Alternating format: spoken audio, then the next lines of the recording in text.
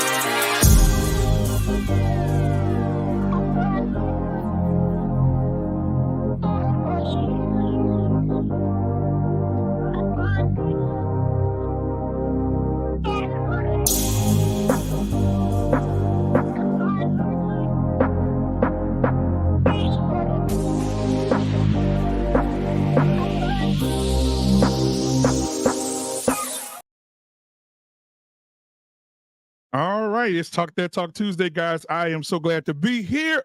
Hey, listen, I'm so excited, man. I'm peacock proud, honeymoon happy that we got some people in here tonight.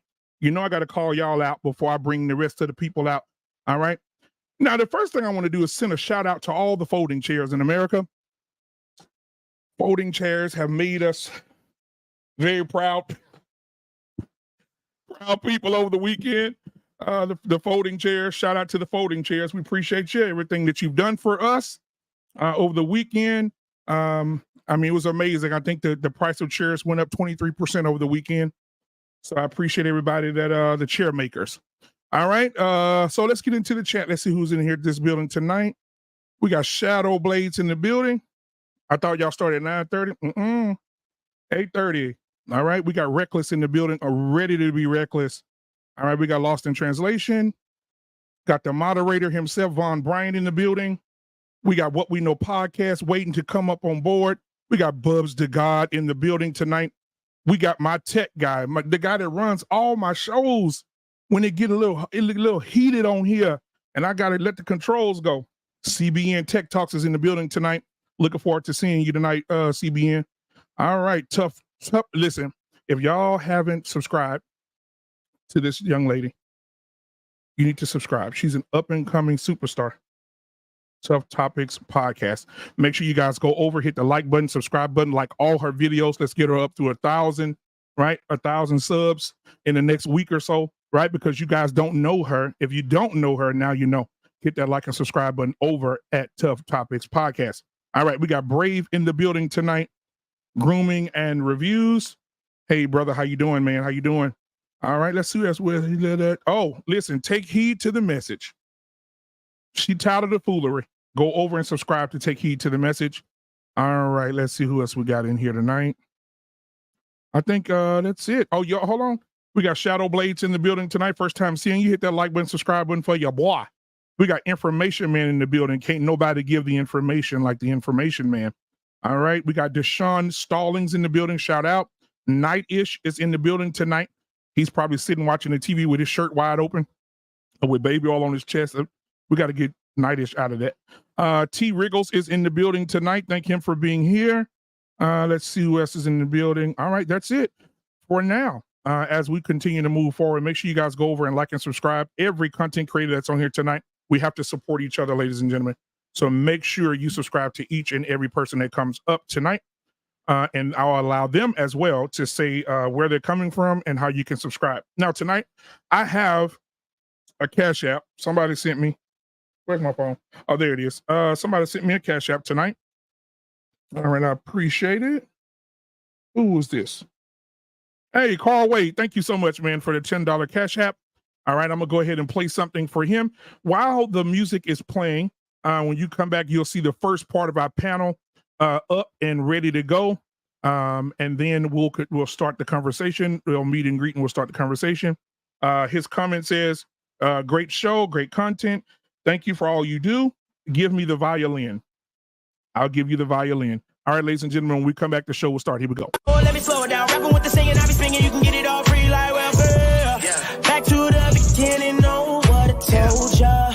I got 2 degrees, now I'm dumb rich. This sound like some 718 shit. The living weirdo on the same shit. Gave me in, let's go violinist.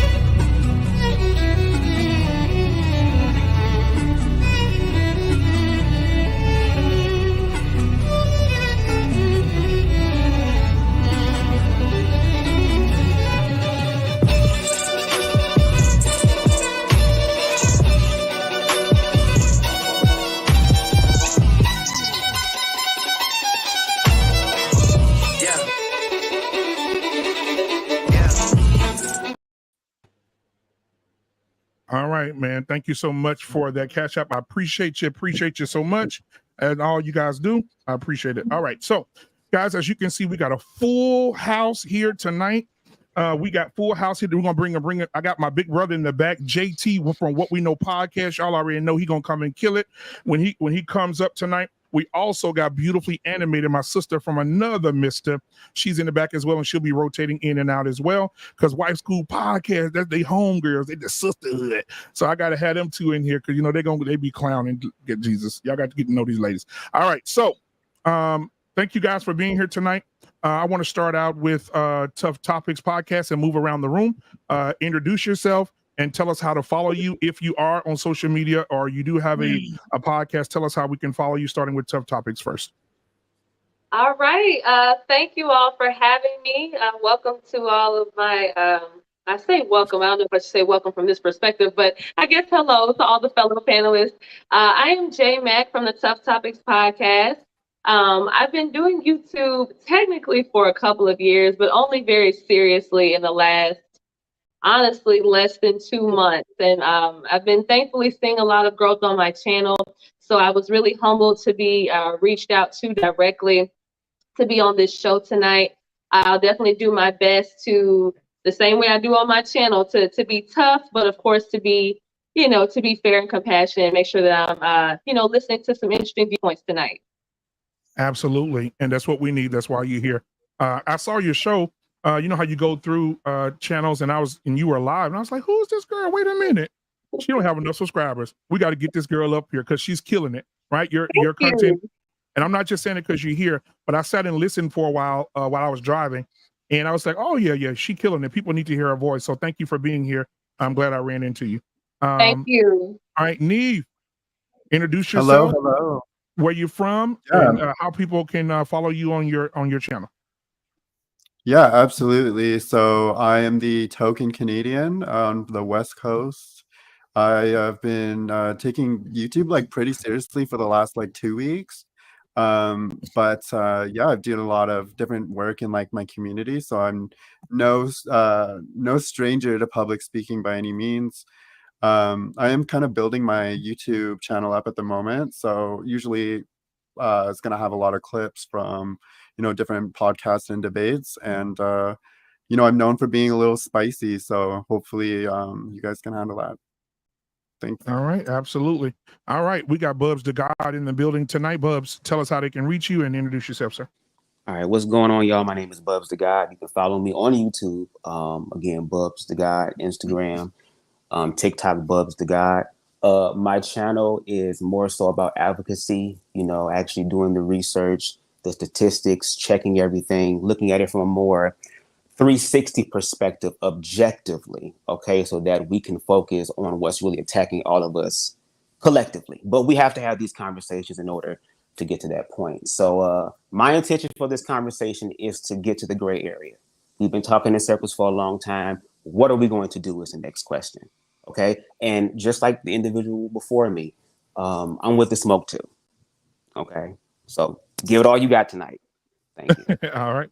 All right. Kev Dub is in the building tonight, man. Kevin, we did a show a long time ago. I'll get you to tell your story in a little bit, but introduce yourself and tell us a little bit about yourself, man. You're muted. You're muted.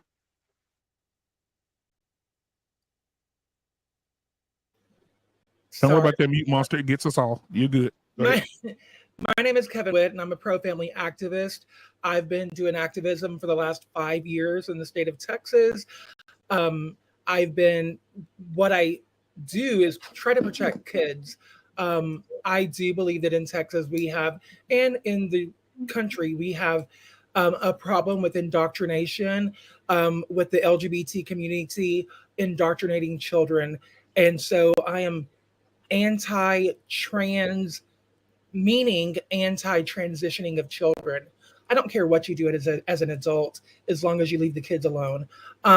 I myself used to be trans for 20 years. So that is one reason why I do what I do. I travel the country speaking about this subject, and yeah, so we'll get into it. And hey, I don't mind bringing the spice and the smoke as well.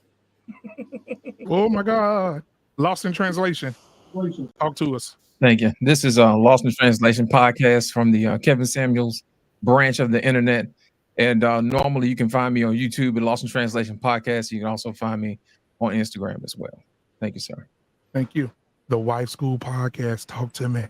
Hello, good evening, everyone. I am the Wife School Podcast. I'm on YouTube, Instagram, and TikTok. Basically, I'm the femininity advocate that I believe that the world of the modern woman, they have the lost art of being feminine women. And I'm just the advocate to try to push them in that direction of being more traditional and decent, respectable women. All right. Thank you so much. Mm-hmm. Illuminated Revelation. Talk to us tonight. What's going on? Illuminated Revelation podcast is not up yet, but you can follow me on Instagram at Illuminated Revelation and on Telegram, where I post a lot of research data and information of what's going on in reference to what the agenda is. And tonight is just not even the tip of the iceberg. When we talk about agenda, there's many more, but well, that's another topic for another time. This is only part one. All right. Well, we got the old school with the research, and we got Bubs the God with the new school with the research. This is gonna be an interesting conversation tonight.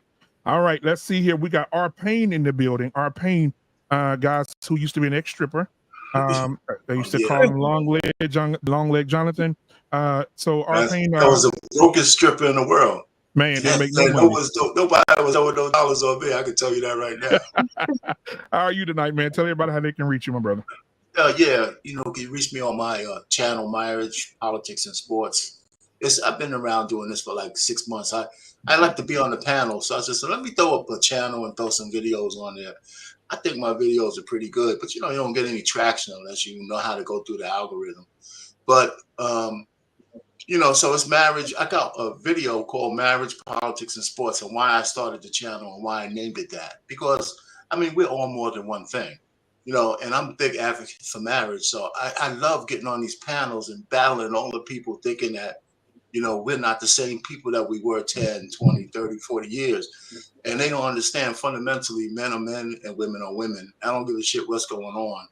If you understand the nature of people, you can navigate all the waters. So, and this should be an interesting conversation because I'm like a fundamentalist constitutionalist.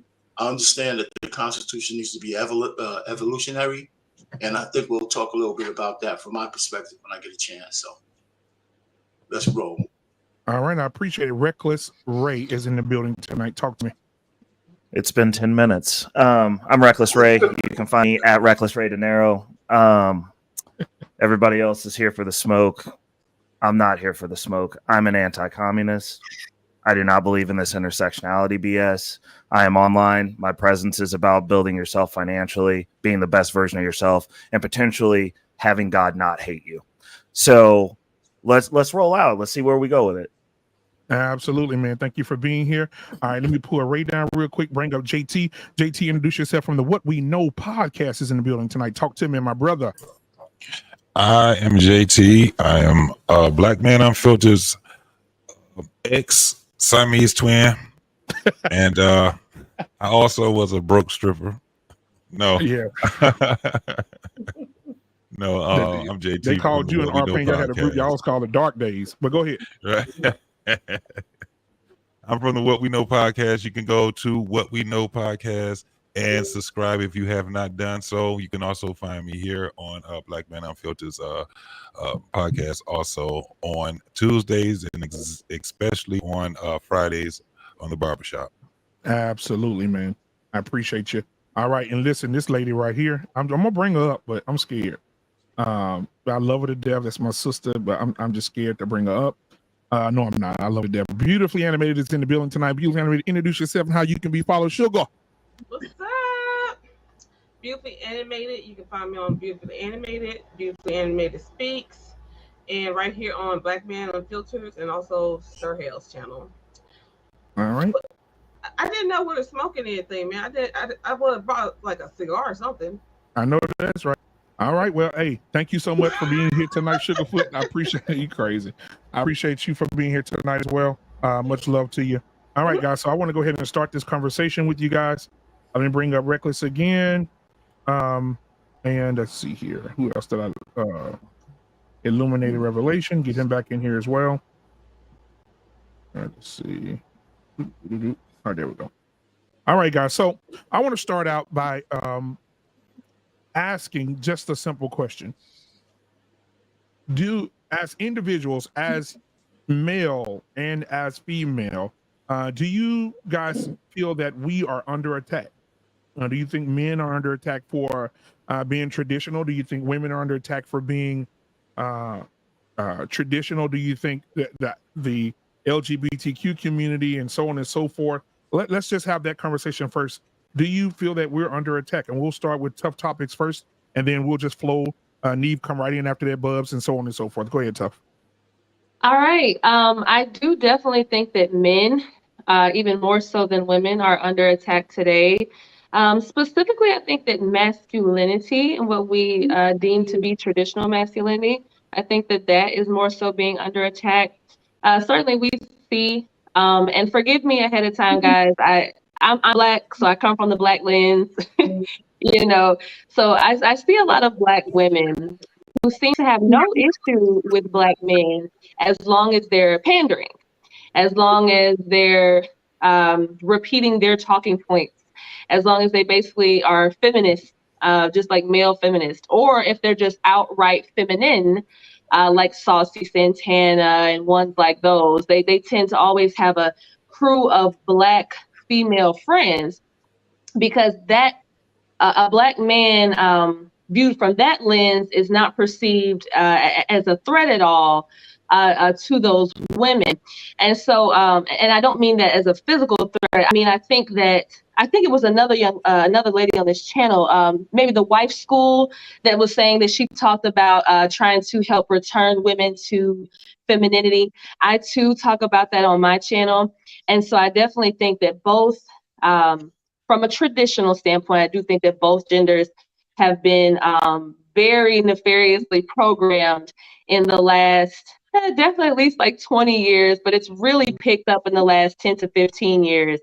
So yeah, if you're asking my honest opinion, yes, I do think it's an attack.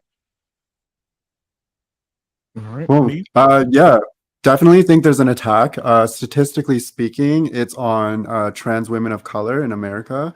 Their quality of life is continually diminished by, this alarmist attitude for the smallest population in the United States. A lot of people on here are conservatives. They're going to tell you that, the trans community is running rampant. They're destroying statues. They're in our schools. But the fact of the matter is that trans women of color are getting murdered at ridiculous rates, and it's because there are communities in the United States of America who turn a blind eye to all of this, and they're okay with queer people getting thrown under the bus as long as it means that they can preach their religious values, or try and look morally great in front of the Lord of the God, or whatever you guys say.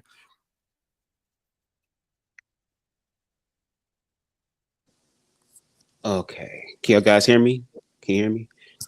Do I believe there's an attack on male and female? Yes, in the sense of humanity and the different variations and expressions of humanity. I want us to get to the point to where we get past all of the talking points we've been saying since the 60s and 70s and actually do something about it, because at the end of the day, and just like what was shared earlier as far as the statistics, oppressed people, Black, women, and queer, are all oppressed. And the fact that we keep fighting with each other is falling into the hands of the oppressor who wants us to do their bidding. So is there an attack on humanity? Yes. And we need to participate in being aware that we're all doing it and actually make a fucking change. I'm done. All right, Kevin. Oh, absolutely. I think that what we have in America right now, we have female erasure. We have the trans community that are, trans ideology is rooted in misogyny, misandry. And these transsexual women are going around and trying to parade around as women, and they're not. I'm sorry. I used to be trans for 20 years. There is nothing you can do, no matter how many hormones you take, how many surgeries you have, you will always be a man or a woman. You were born either one or the other, and you will always be that. You cannot change your physical appearance, which in return is just living a life of fantasy, honestly. And so I think that there are these trans women trying to cancel women. They're trying to use their restrooms. They're in women's sports, men are trying to compete with women. We all know that men are stronger and faster than women. Why is a man trying to compete against a woman, especially a man that's placed last in whatever sport he's tried to excel in as a man? So now he's going to be a woman, and now he's going to win. No, that's bullshit. And so, and the same with these trans men that try to erase men. I'm sorry, but you can't never be a man. As long as you got a badge between your legs, you will always be a woman. Period. All right, Kevin came in with the heat. Illuminated Revelation. Give me something. Are we under attack? Yes, we are. From a human genome perspective, male and female, and as been stated earlier, I do believe that from that perspective, it is a attack on procreation. It is a misgendering and an ideology of propaganda that has been perpetuated long before there's nothing new under the sun. There's research that shows this has been going on for over 100 years, decades. It goes back centuries. So for me, for us to be in 2023, to be discussing what is a woman, what is a man, and that is something that we as gender Homo sapiens have to stand on our square, because what you're dealing with is, as a subtitle or subtopic will be, transhumanism. You're changing one gender to another. That's the word trans. You're transitioning to something you're not. You know, we all created in the we're created in the image of God, whether you believe in him or not. That's the bottom line. And you cannot alter, you cannot bow the knee, you cannot defer from that. Now, if that means you get canceled or what have you, then so be it. Stand on your square, because if you don't stand for something, you're bound to fall for this agenda.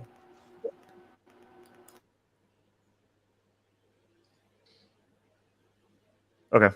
Am I good to go? To the question, thank you, Blake BMU. Are we under attack? Yes. Yes, we sure as hell are. Men are under attack. Women are under attack, except for they're just now realizing and acknowledging it. Some of them. I don't believe that the letter mafia is under attack. They're the only people who are getting anything accomplished because they are walking in lockstep. And those who are not speaking out are benefiting from that. So I've seen some stuff in the chat talking about we can't generalize.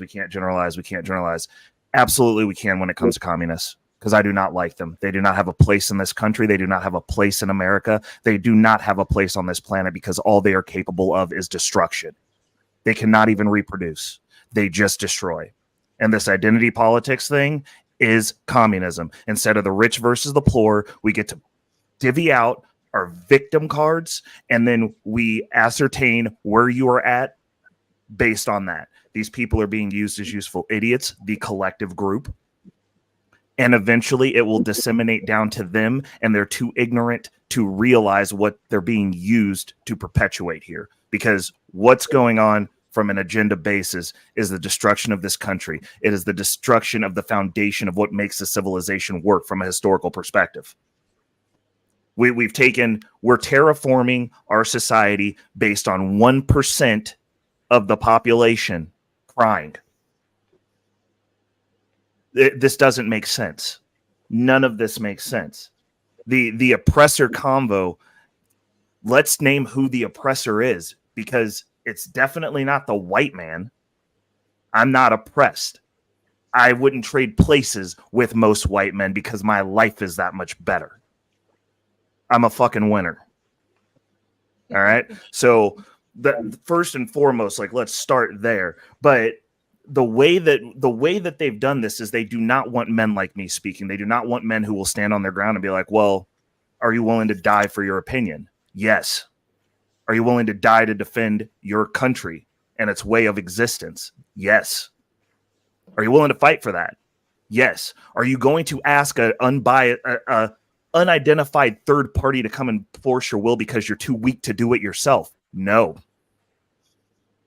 These are the things that they do not want men doing. This is what men have done historically. You draw a line in the sand and you be like, look, you can do whatever you want over there. But if you are coming to terraform my country, my family, my household, there is a line. There will be a consequence for crossing that threshold.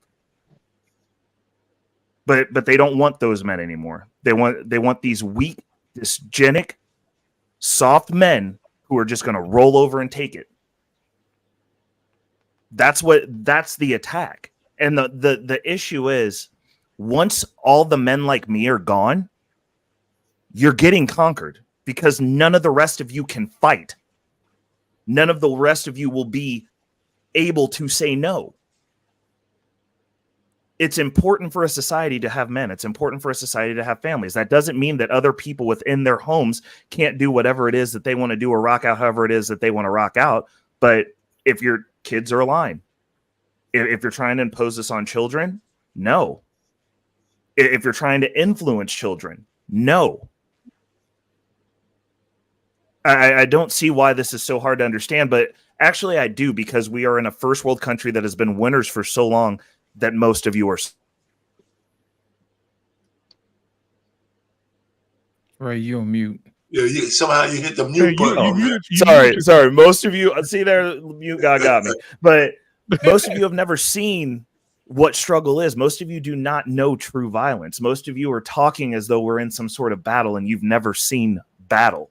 You've never seen blood. You've never seen gore. You've never seen people do horrible things or see what happens when civilization devolves to a point to where there is actual lawlessness. You don't know these things. So you talk about stuff that you have no experience with. not understanding the consequences of your actions, because there is a consequence.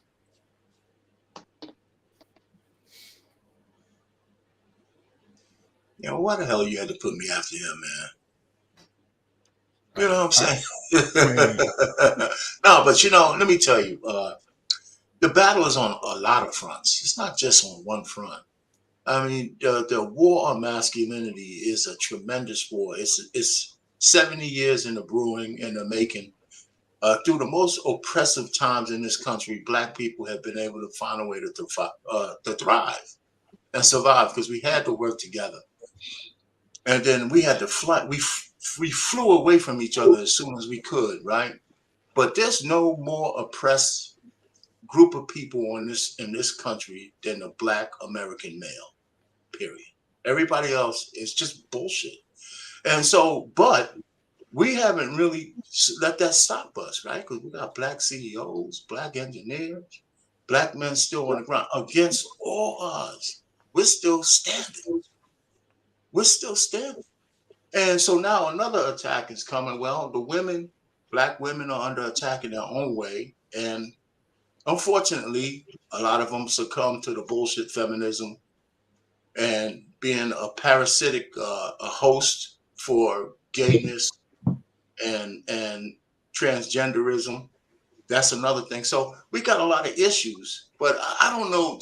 My problem is this. I'm trying to articulate so many different things in my head, because going back to the Constitution, I believe in that first article when they say the most fundamental thing that everybody in this country has a right to life, liberty, and the pursuit of happiness. And it's key that happiness is tied to pursuit of happiness. You're not owed any happiness. You're owed the pursuit. And we all know the Constitution was written by white men for white people, but somehow something divine touched that collective, because the Constitution can fit all of us. So if you're transgender and all this other kind of stuff, cool, but keep that in your bedroom. But the transgenders have pushed the envelope to where their happiness is infringing upon the rest of society. And we can't let that stand. It's just getting ready to try to pass laws where they could put parents in jail if you don't let your kid get his balls cut off or your daughter's tits cut off. If this should never even get into legislation, how can that be? I mean, how can that be? You know, your kid comes up, he's 4 years old, and he says, I want to be a girl or a boy, and you got to acquiesce to some bullshit like that. You know, so I'm saying, what the hell are we talking about? That's why everybody here who can need to stand with Neo. And I don't even know his music, I tell you the truth. Because we finally had a man who didn't care about the bag and said, fuck you. This is my opinion. And if I have my 5 sons and one of them come to me and say, hey, Dad, I want my dick cut off. Hell no, you ain't doing it. At 18, whatever. But at 5, no, we're not even talking about it. And besides, I'm going to kick your ass first and then tell you why we're not talking about it. Anyway, that's enough for me. I know we'll be back, so. All right. I see a few people taking notes. We're about to get into this full conversation in just a second. Wife School Podcast. Talk to me. Hey, everybody. I'm going to try to sound like a C student. I think humanity is under attack.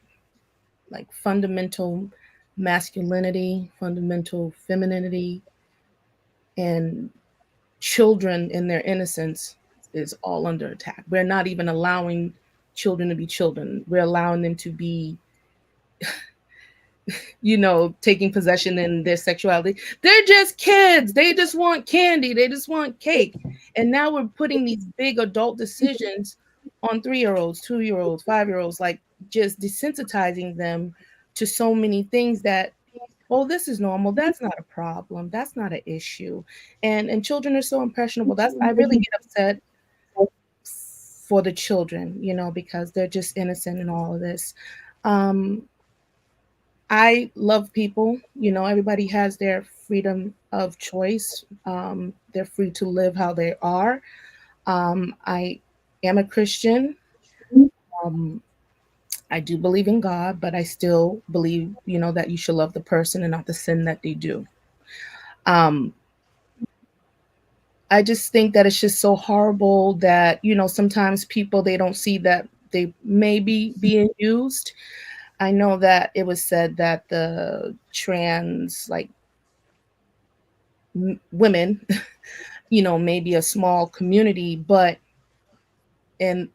opposed to the big scheme of things, but how can you be such a small part of a community when big corporations are attaching themselves to you? So now you're not just a small community. You have multi-billion people that want to get in on this thing. It's not small anymore.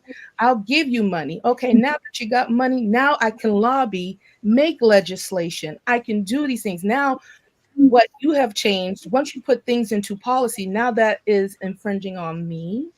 I have to accept certain things, and it's just not seen like that, up front. But changing policy is a very powerful thing. Changing legislation is a very powerful thing. And to, like, I say, go ahead and live how you want, that's your right. But you can't defame a person and say that they're saying hate speech just because now I feel like you're imposing that onto me and my children and things like that, when I'm trying to teach them how to love the person but hate the sin, you know what I'm saying? So it's just a very crazy time, but we all know that it's a bigger scheme, it's a bigger thing to normalize, and there's no delineation of who's who. It's all fluid. So now we can't really, pinpoint, oh, what's a man, what's a woman, what's a child. It's delineation is trying to be like swept over and meshed up. So that's when I have a problem with that. And but I love you guys. All right, Lit. Here's my thing. We have an attack on intelligence, and I'll explain to you why. First, they come for the books, then they come for the kids. And what happens is, any civilization that you see they've taken down, they've always come for the books first. And then once they do that, then they can reprogram the kids, which is the next generation of people. My whole thing is this: intelligence is something that's frowned upon in this country because we don't celebrate it. You know what I mean? We're not taught to think outside of the box. We're not taught to think without bias. We're not taught to think and have multiple solutions to a problem. We're not taught to look without our own rose-colored glasses so we can see past things and see what the actual problem is. So my whole thing is this: whenever you have a system in place that thrives off division, then that's the ultimate problem. It's not the people that's in the system.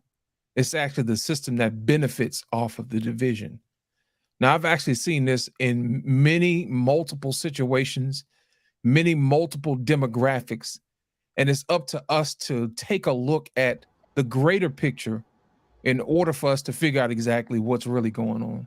You know what I mean? I really don't think that there is an agenda on a specific group of subset of people. I think people use that as a method to gain an extra measure of favor. You see what I'm saying? They want to gain an extra piece of notoriety because they couldn't cut it somewhere else. So I'm going to change and do something else.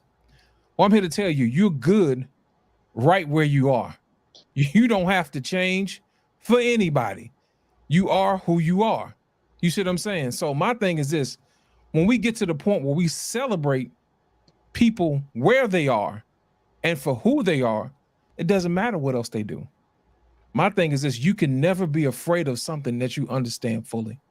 And that's my message. All right, JT, and then Beautifully Animated. Get in there, but JT first. Yeah, so I'm gonna give you a short answer because a lot of the people already said what I was going to say. You kind of all stepped on my fire. You know what? Damn all y'all. No. But short answer is that of course there's an attack on both masculinity and femininity, and it's a huge attack right now on the children, and it's for a higher gain than what we all can even think of right now. It's a slow process, but it's a deadly process. So I'm gonna land that right there because I know we got a lot more to talk about. I want to get us to push this conversation a little further along, so I'm going to keep it very short. Absolutely. Thank you for that, man. Beautifully animated. What you got for me? What do y'all see? I see a dot. A dot. Dot. Oh, period. White school. White Dot. school. That's your small group that's getting the attention. Y'all forgot about this whole white spot, just the white right there. This whole space.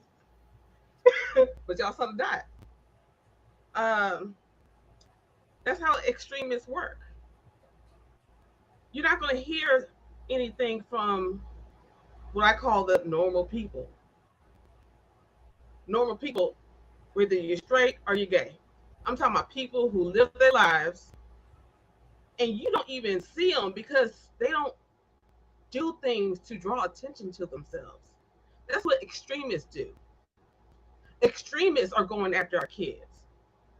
Extremists are hitting up the women in jails and impregnating them. Okay?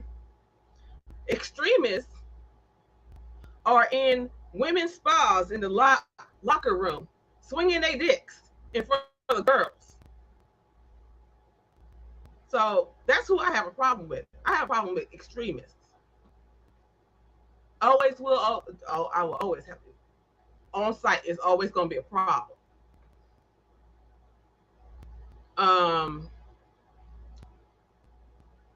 Yeah, the thing with the kids right now, and this dot to what white school was saying. This dot is even smaller than what you said. You said the trans community is small, right? Within that community, the extremists, the group of them is even smaller. Because not every trans is thinking that same thing. Not every trans is trying to get to kids. Not every trans is thinking that some kid who orders chicken nuggets from McDonald's is old enough to be cutting themselves up. You know what I'm saying? They're not old enough to dice themselves up. Because I bet you give them the option to cut themselves or get chicken nuggets. They're going to want the McDonald's, okay? With their toy. So, yeah, everybody's being attacked. No people are being attacked by extremists. Extremists of whatever battle you're in, whatever war you're in, that's your problem. All right. So I want to open the floor up for the conversation. There was a lot said amongst all of us. And I know some people heard some things, and thank you guys for being respectful and letting everybody get theirs out. That's amazing. Thank you so much, because we're not over here to fuss and cuss at each other, but be respectful to each other. So thank you guys for that early. So we heard a lot of everybody's perspectives. And so does anybody want to address any perspective that they heard that they want to address, that they agree with or disagree with? Go ahead. Tough, you raise your hand first. Go ahead. Okay, so I figured I would get a lot of perspectives. First of all, I have to give a disclaimer. This is my first time ever being on a panel this size, so this is a really interesting experience for me. Yeah, it's pretty cool. Great. Thank you. I was about to say I don't want to sound too nervous, but I really did appreciate hearing everyone's takes. Just really quickly, I can appreciate one of the more recent statements that was made, where it's like, we want to make sure we're not focusing on the extremist.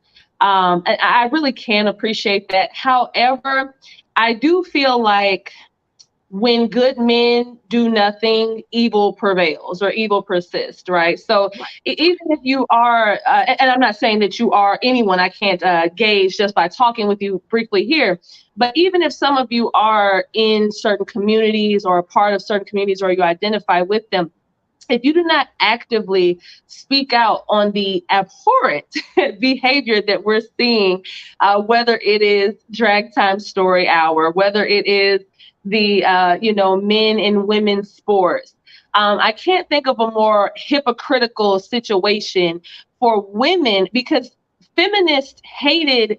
We think of feminism as an utter contempt towards, well, that's misandry, of course, but let's be honest, if you're a feminist, you probably have a little bit of misandry in you, right? This kind of disdain towards men, but I actually think it was a disdain towards masculinity. And they hated masculinity so much that they were willing to accept anything opposite of that, to the point that now it's come full circle. You can't. That's why they call them TERFs, trans extremist radical feminists or something like that, or trans exclusionary radical feminists. Basically, that you're a feminist that is not going along with the trans movement because you recognize that it hinders your own movement. Whereas you even started Title IX and the idea of women in sports because you realized that at every single molecular level, men and women are different, so that we needed different arenas to play sports. Now you have men, because you hated masculinity so much, you hated the idea of just men being men, boys being boys. Well, now boys are being girls, obviously not literally, but they're going to take over. If women don't do anything, if they don't put their pride to the side, they're going to become obsolete. I think it was Kevin that mentioned that earlier, and I definitely think that that's what we're going to see soon. All right, Neve. You're muted. No, we can't hear you. Yeah, you're muted. Yeah, can you hear me now? Yes. Yes. Perfect. No, it's really hard to try and figure out any one point to really go after or to speak on.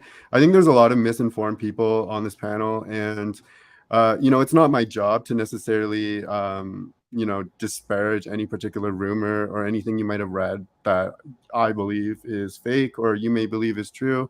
I did have a question for Kevin, and before I say anything, I did want to extend some sympathy towards your circumstance because it seems to me that you have had a trans experience in the past, and that didn't work out for you, and you've moved into a period of your life now where you feel your transness is going to be something that you can use to save kids. So I think part of that is respectable, and so I just wanted to extend that to you. I think that in a lot of the word vomit and things that you said,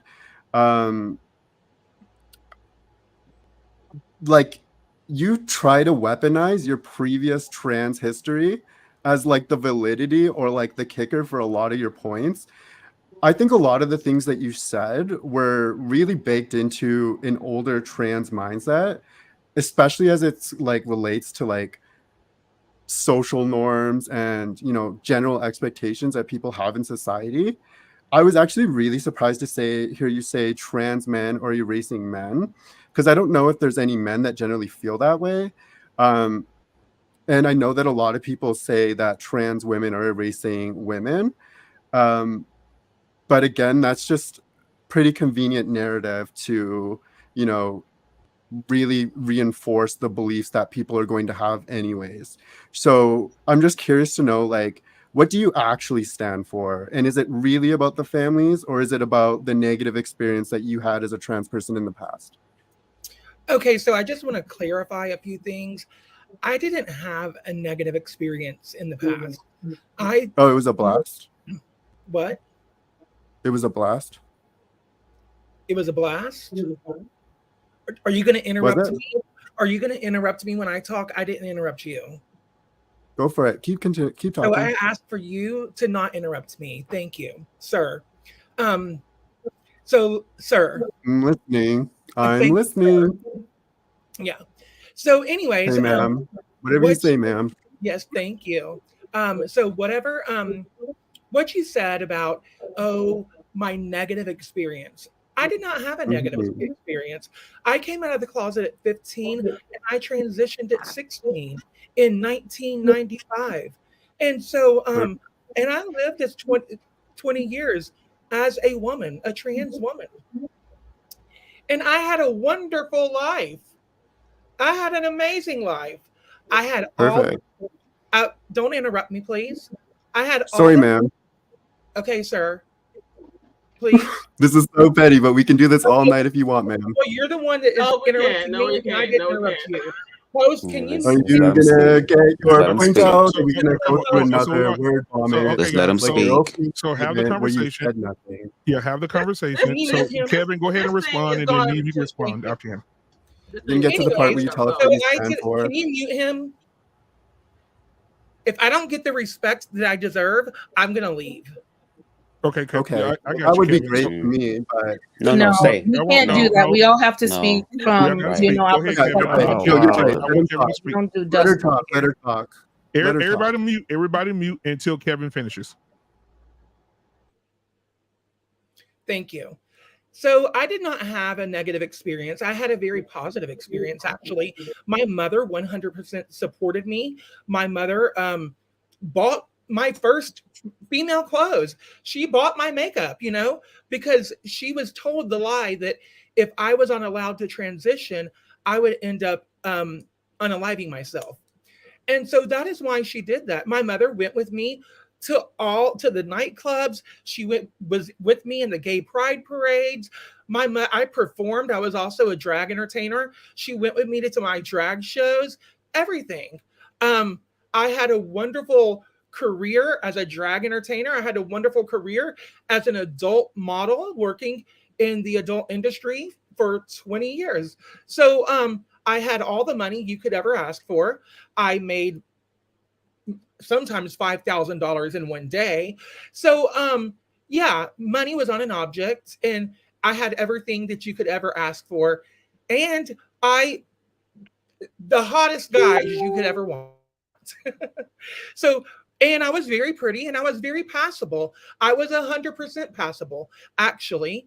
I was not clockable. I could go to Walmart and go shopping and nobody batted an eye or looked twice.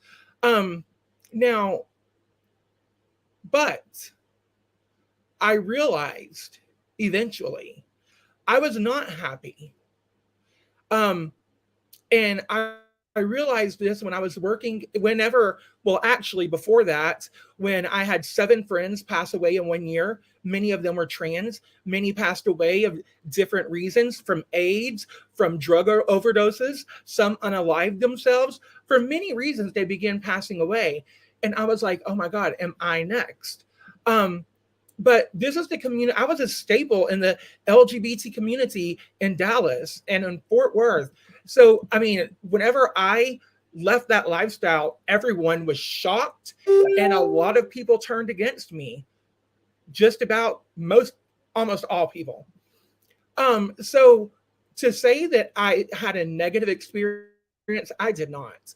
Now, whenever I did move to Florida after all my friends were passing away, and I was just at the nightclub. I worked as a dance manager and I performed 2 numbers throughout the night and became friends with all of these strippers. And one of the little stripper boys, we were getting a drink and he was like, you want to go to church with me tomorrow? And I was never thought about going to church, but I was like, sure, I'll go. Thought it was drunk talk. Didn't think he was going to pick me up. Didn't think we would actually go. The next morning he showed up and there I went to church as Dominique, as a female. And that planted a seed in my heart. And so after that, I began to, every time I was depressed or sad or lonely, I just said, I'm going to give this God thing a try. And I started praying. And every time I prayed, God would answer my prayers. And he would answer my prayers like immediately almost. And so, and I began seeing that there was more to life than me pretending to be a woman.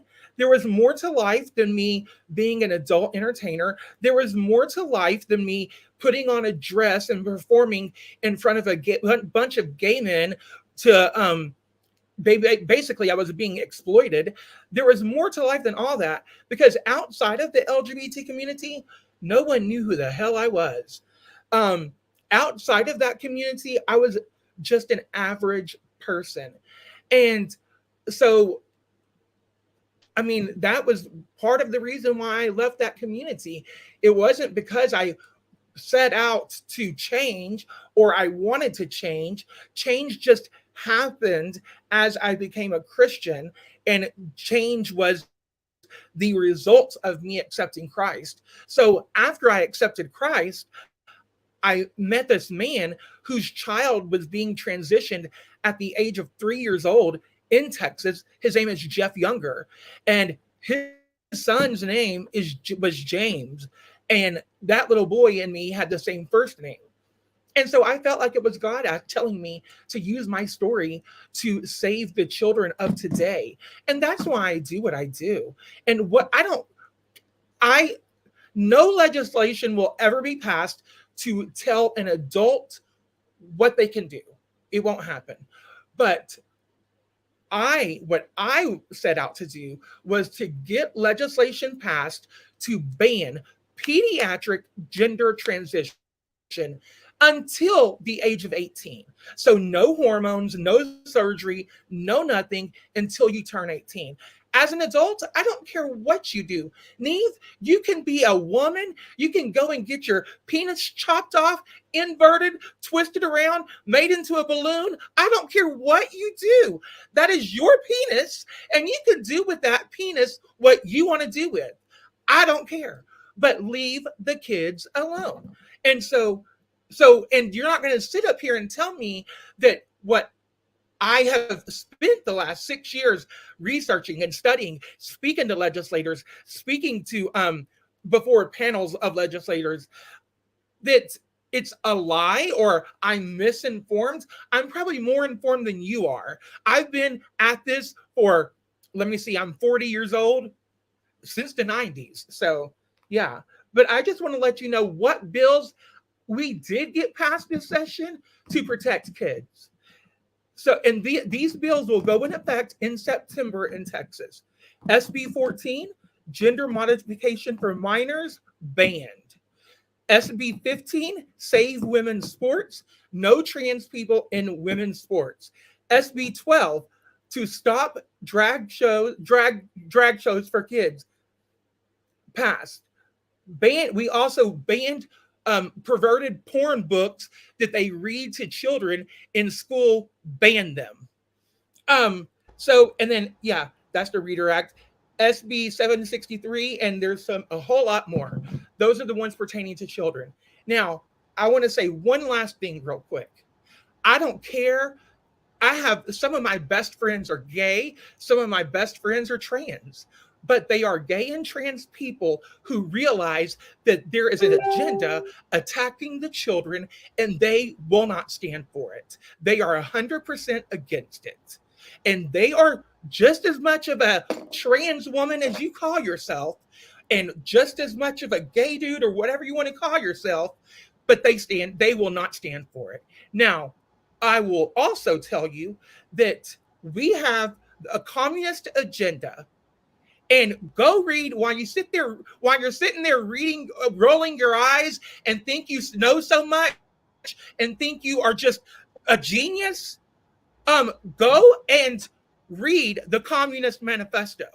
Go read it. Go read the 45 points of the communist agenda in America to take over this country. Because let me tell you, they are using the LGBT community. They are using. Can I speak yet? And once they are done with you, this has been a crazy monologue. It's been nice and all, but I would love to speak on maybe the first two things you said, not the whole monologue that you said. I'm not finished. Okay, but you brought up so many different things that I haven't even gotten an opportunity to address. I'm not finished. Okay, calm down, ma'am. Calm down, ma'am. Ma'am, please. Okay. Can you rest in your feminine energy for a second and let him finish? There's more people on the panel.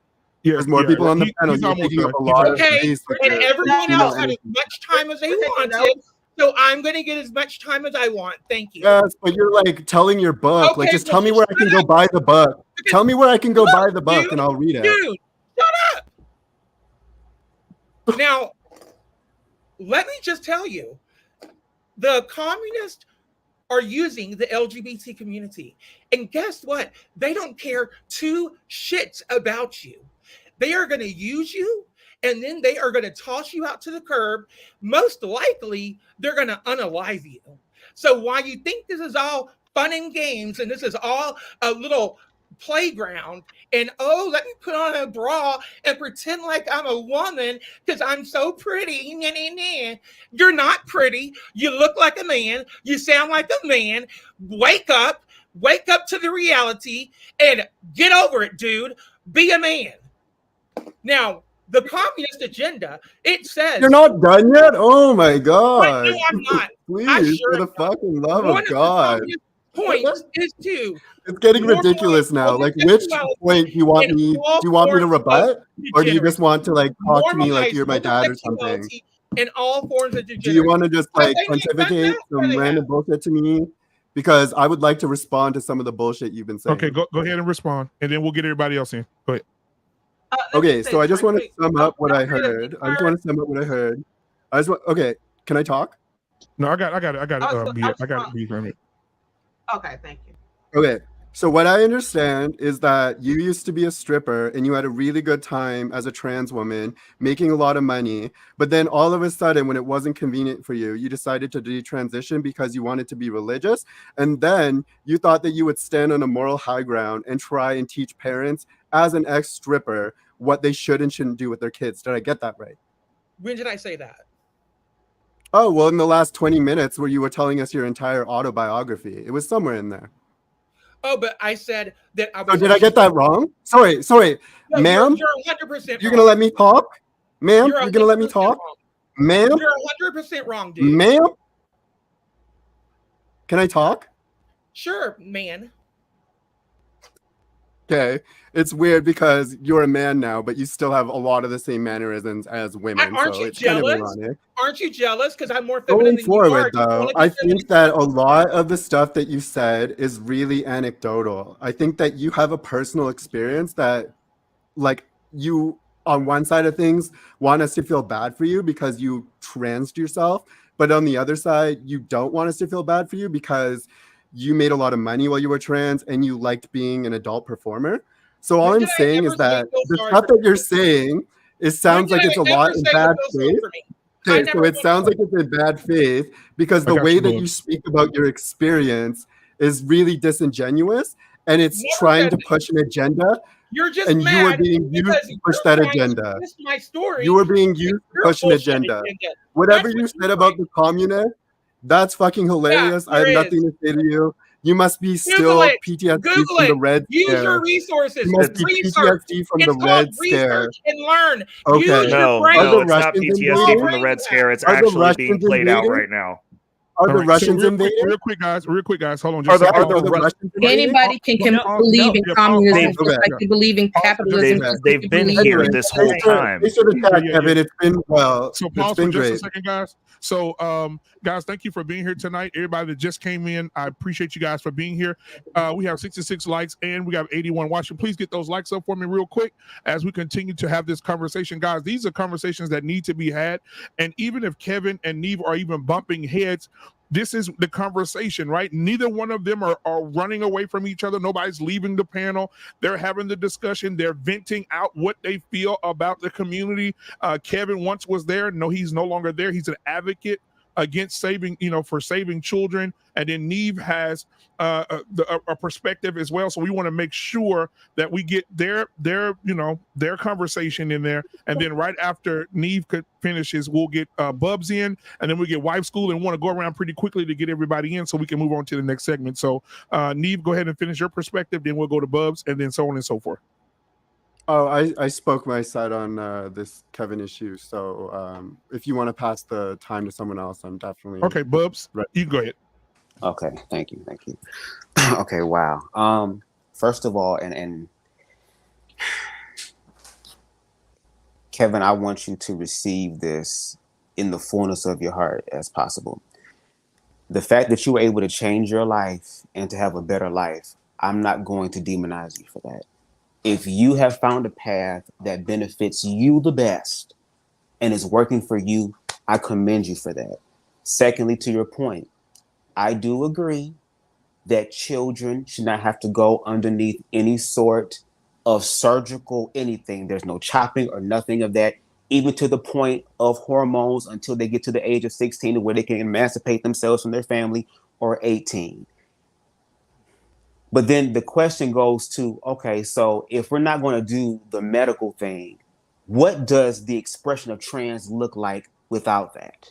Because to your point, you did say that you have queer people, whether it be gay, whether it be trans, who are falling under victimhood of drug abuse, of alcoholism, of unaliving themselves. And there's a reason for that. Your story is very important because there might be people in the world who are going through similar things as you and want to find some sort of healing. But I think the issue comes into part when we start to apply this broad generalization over the different variations of humanity. That's the issue. Because contrary to what people believe or want to believe, queer people, especially queer people of color, we just had somebody be murdered a few days ago for voguing at the gas station. For what? Where was the touching of the children? Where was the pulling down of the children? Where was the sexualization overtly to the children? He was simply enjoying himself in his freedom, and people took their life. And you said it very perfectly. There's going to come a point to where they want to unalive us because we're already part of the 1%. So let's get rid of the fucking 1%. But what they don't understand, even with these laws that are happening, yes, laws are now being reversed in reference to trans people. And guess what? It's not just trans people. It's black people too. You know, slavery was beneficial for black people. Like I said earlier. Which laws? Which laws as far as what? Which laws are getting reversed against black people, since you're trying to make this inclusive? Let's have this conversation. Okay, Florida, like I said, slavery was beneficial for black people. Is that a law, or is that words that hurt your feelings? No, that is an ideology that can become law. Because once again, they're reversing everything. That's the thing. So wait a second. So you're saying that because that was said, that they're gonna make people slaves again because it was good? No, is that what you're saying in 2023? No. Okay, what I'm saying is that white supremacy is under the lens, even with critical race theory. And of course, toxic patriarchy and masculinity, toxic, not divine, not aligned, not holistic, but toxic masculinity is now facing accountability, and they can't handle that. That is the issue that I'm talking about. What? Oh my goodness, that's wild. Like white supremacy in 2023. What can't you do, my brother? What can't you do? First of all, what can't you do? Somebody said something on the lines of benefiting from being queer. So please explain to me, how do I get discounts at a store or something for being queer? Do I have a queer card that I slide and get 20% off? No. But if you talk reckless and I slap you up, it's a hate crime. So yeah, I mean, you do get that. Okay, because you're gonna call somebody else to come handle your problem. So you do have the ability to invoke that. That is a benefit. I don't get to do that. Well, let me explain something to you. When you do your research, especially in the black community, I know y'all probably think queer people are weak as hell, but there are videos of queer niggas, feminine as hell, getting in the field with you niggas and whooping y'all niggas' asses. That's fair. To the point, that's fair. That's what you should do. I'm with that. Exactly. So my thing is, your ideologies about queer people are farce. You cannot sit up here and tell me, as a queer person, that you know more about queerness than I do. No. I would never say that. I simply asked you, what can't we do as black people in 2023 that makes white people so much better than us? Because I be kicking white people's asses all the time, like at life and physically. So like, I'm confused where white supremacy comes in, because I don't view them as anything but other motherfuckers that are out there, bro. The reason why white men can run their ass up on January 6th and take their motherfucking country back, and black men can't. There were black people there too. Oh, let's not talk. There were black people there too. Are we going? Going back? No, we can go there. Going around and burning down buildings. Yeah, are you serious? We did that for a whole year. We set the country on fire for a year. Like what? And yet we're still where we're at. And yet we're still where we're at. So, but Mike, but Bubs. Listen. Yes. You're right. But you know who else is still where they're at? The white dudes that went up to January 6th too. They're still losers, just like you. are But still they being have- losers. You're putting yourself in that position. You want to have a victim card. I'm gonna give it to you, but they're still losing as well. They're sitting in prison. Where is No, BLM at? it's the fact. Freedom It's on the the street. okay. Wait. Okay. So no, Buzz. Kevin has a point. If you were in the vicinity of January 6th right now, you have to have a pass to get on a plane. People who are at work at coffee shops, they pinged the phones, pulled all the cell data. If your cell pinged in that area, you have to get a letter from the government that says, okay, you're good. You can get on planes. And you have to present that every time you get on a plane to this day. So the white men that went up there had their cars to get there? No, in the last, I think it was the last live that that black men did, where they were speaking about the twinkle farts or something along the lines of that Facebook group. Historically speaking, when white men want shit done, they fucking do it. There was a sprinkle. They fucking do it. They fucking do it. So what's happening is that in the black community, and I can understand, first, it's Black Men Unfiltered, so I'm having black conversations. No shade. Yeah. No shade to anybody fair else, but I'm just saying. On Black Men Unfiltered, right?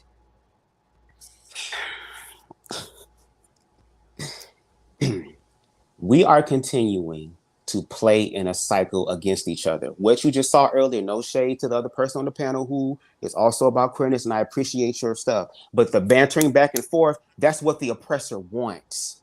And if you do your research, in the 1970s, the original members of the Black Panther Party, Huey P. Newton, I believe, and Fred Hampton, they were very diverse and inclusive in their mind.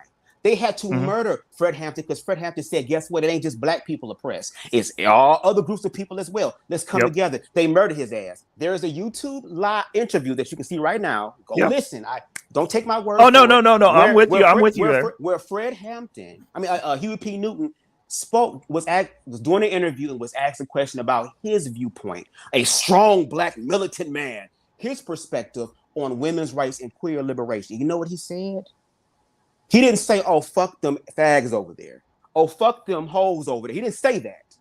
He said, I want to work with the politically minded individuals that want to come together because, once again, we're under attack. If we can do that in the 70s and we still having these bullshit ass conversations in 2023, there's something wrong with us. So again, I'm not here to argue anybody else stuff. The cost. Queer people. It's the cost. Okay. Marsha P. Johnson, a black trans woman, put her life on the line for queerness and died. Let's talk about putting their lives on the line and cost. Bayard Rustin gave service to the black community. Okay, James Baldwin to the black community. And guess what the black community told him? Just like the church, you can bring your talents in, believe your humanity at the fucking door.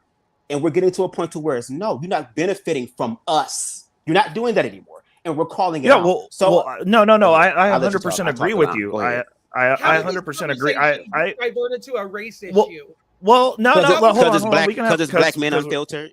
Because it's Black Men Unfiltered. Because it's Black Men Unfiltered. Talk about trans people and queer. You can, but the conversation I'm having is about black people. That's all I'm saying. I'm not just scared. I'm not. Well, what he's trying to do is he's trying to draw a bigger circle to include it in, so he can go we all. And I'm like, there is no we all. The fact which God's is fine. Universe has allowed queer people to walk on her back for centuries, and y'all still gagging about our 100%. No, we're not. No one's upset about your experience. That's the issue. And like, this is where you take it to this point where it's very insular, and you're going, oh well, I want to do what I want to do. I want you to do everything that you want to do. I want you to be happy. I want you to have the same pursuits. I want you to be out here grinding just like me, bro.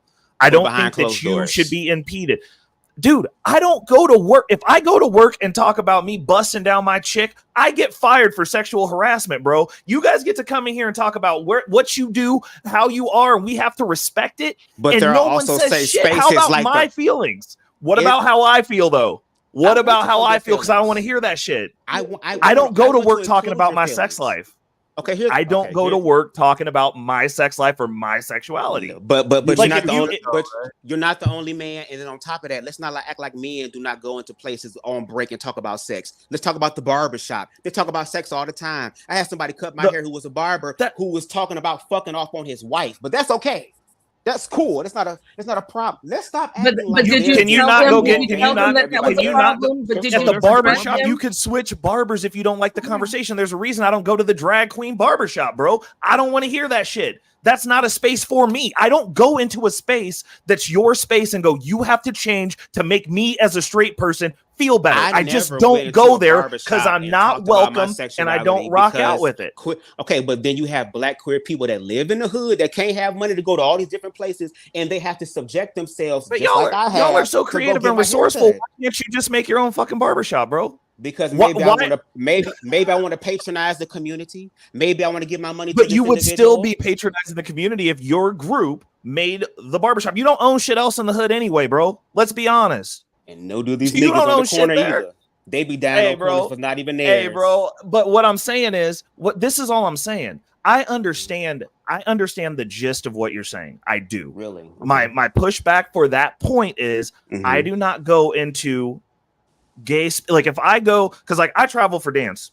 So like when Okay. we travel, everybody knows best clubs for music are the gay clubs. So like if we're going out and we're gonna go out dancing, we go in those spaces. I do not go in that space and be like, y'all better act straight because I'm fucking here.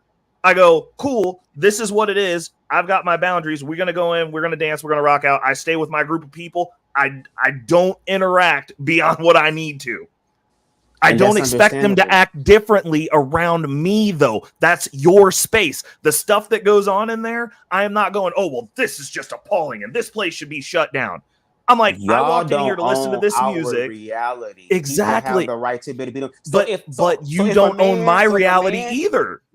Who You is just made my denying your point for reality? me. You're right. I don't own your reality. I don't. But you don't own mine. So it's no more right for me to walk into a gay bar to listen to some dope music and go, you guys need to act straight for me because I don't feel comfortable with this shit you're doing, than it is for But then you to walk again, into a it's the point- space where the majority of people are straight and go, you guys need to accept me doing whatever the fuck it is that I want to do. That's none of your business unless you were to go in a place where we're interacting. Okay, so I have a question for the panel, and then we can move on because I want other people to speak, and I want to hear their perspective. And thank you for that. Again, I appreciate that. But this is my question to somebody who wants to take it next. Okay, so let's talk about.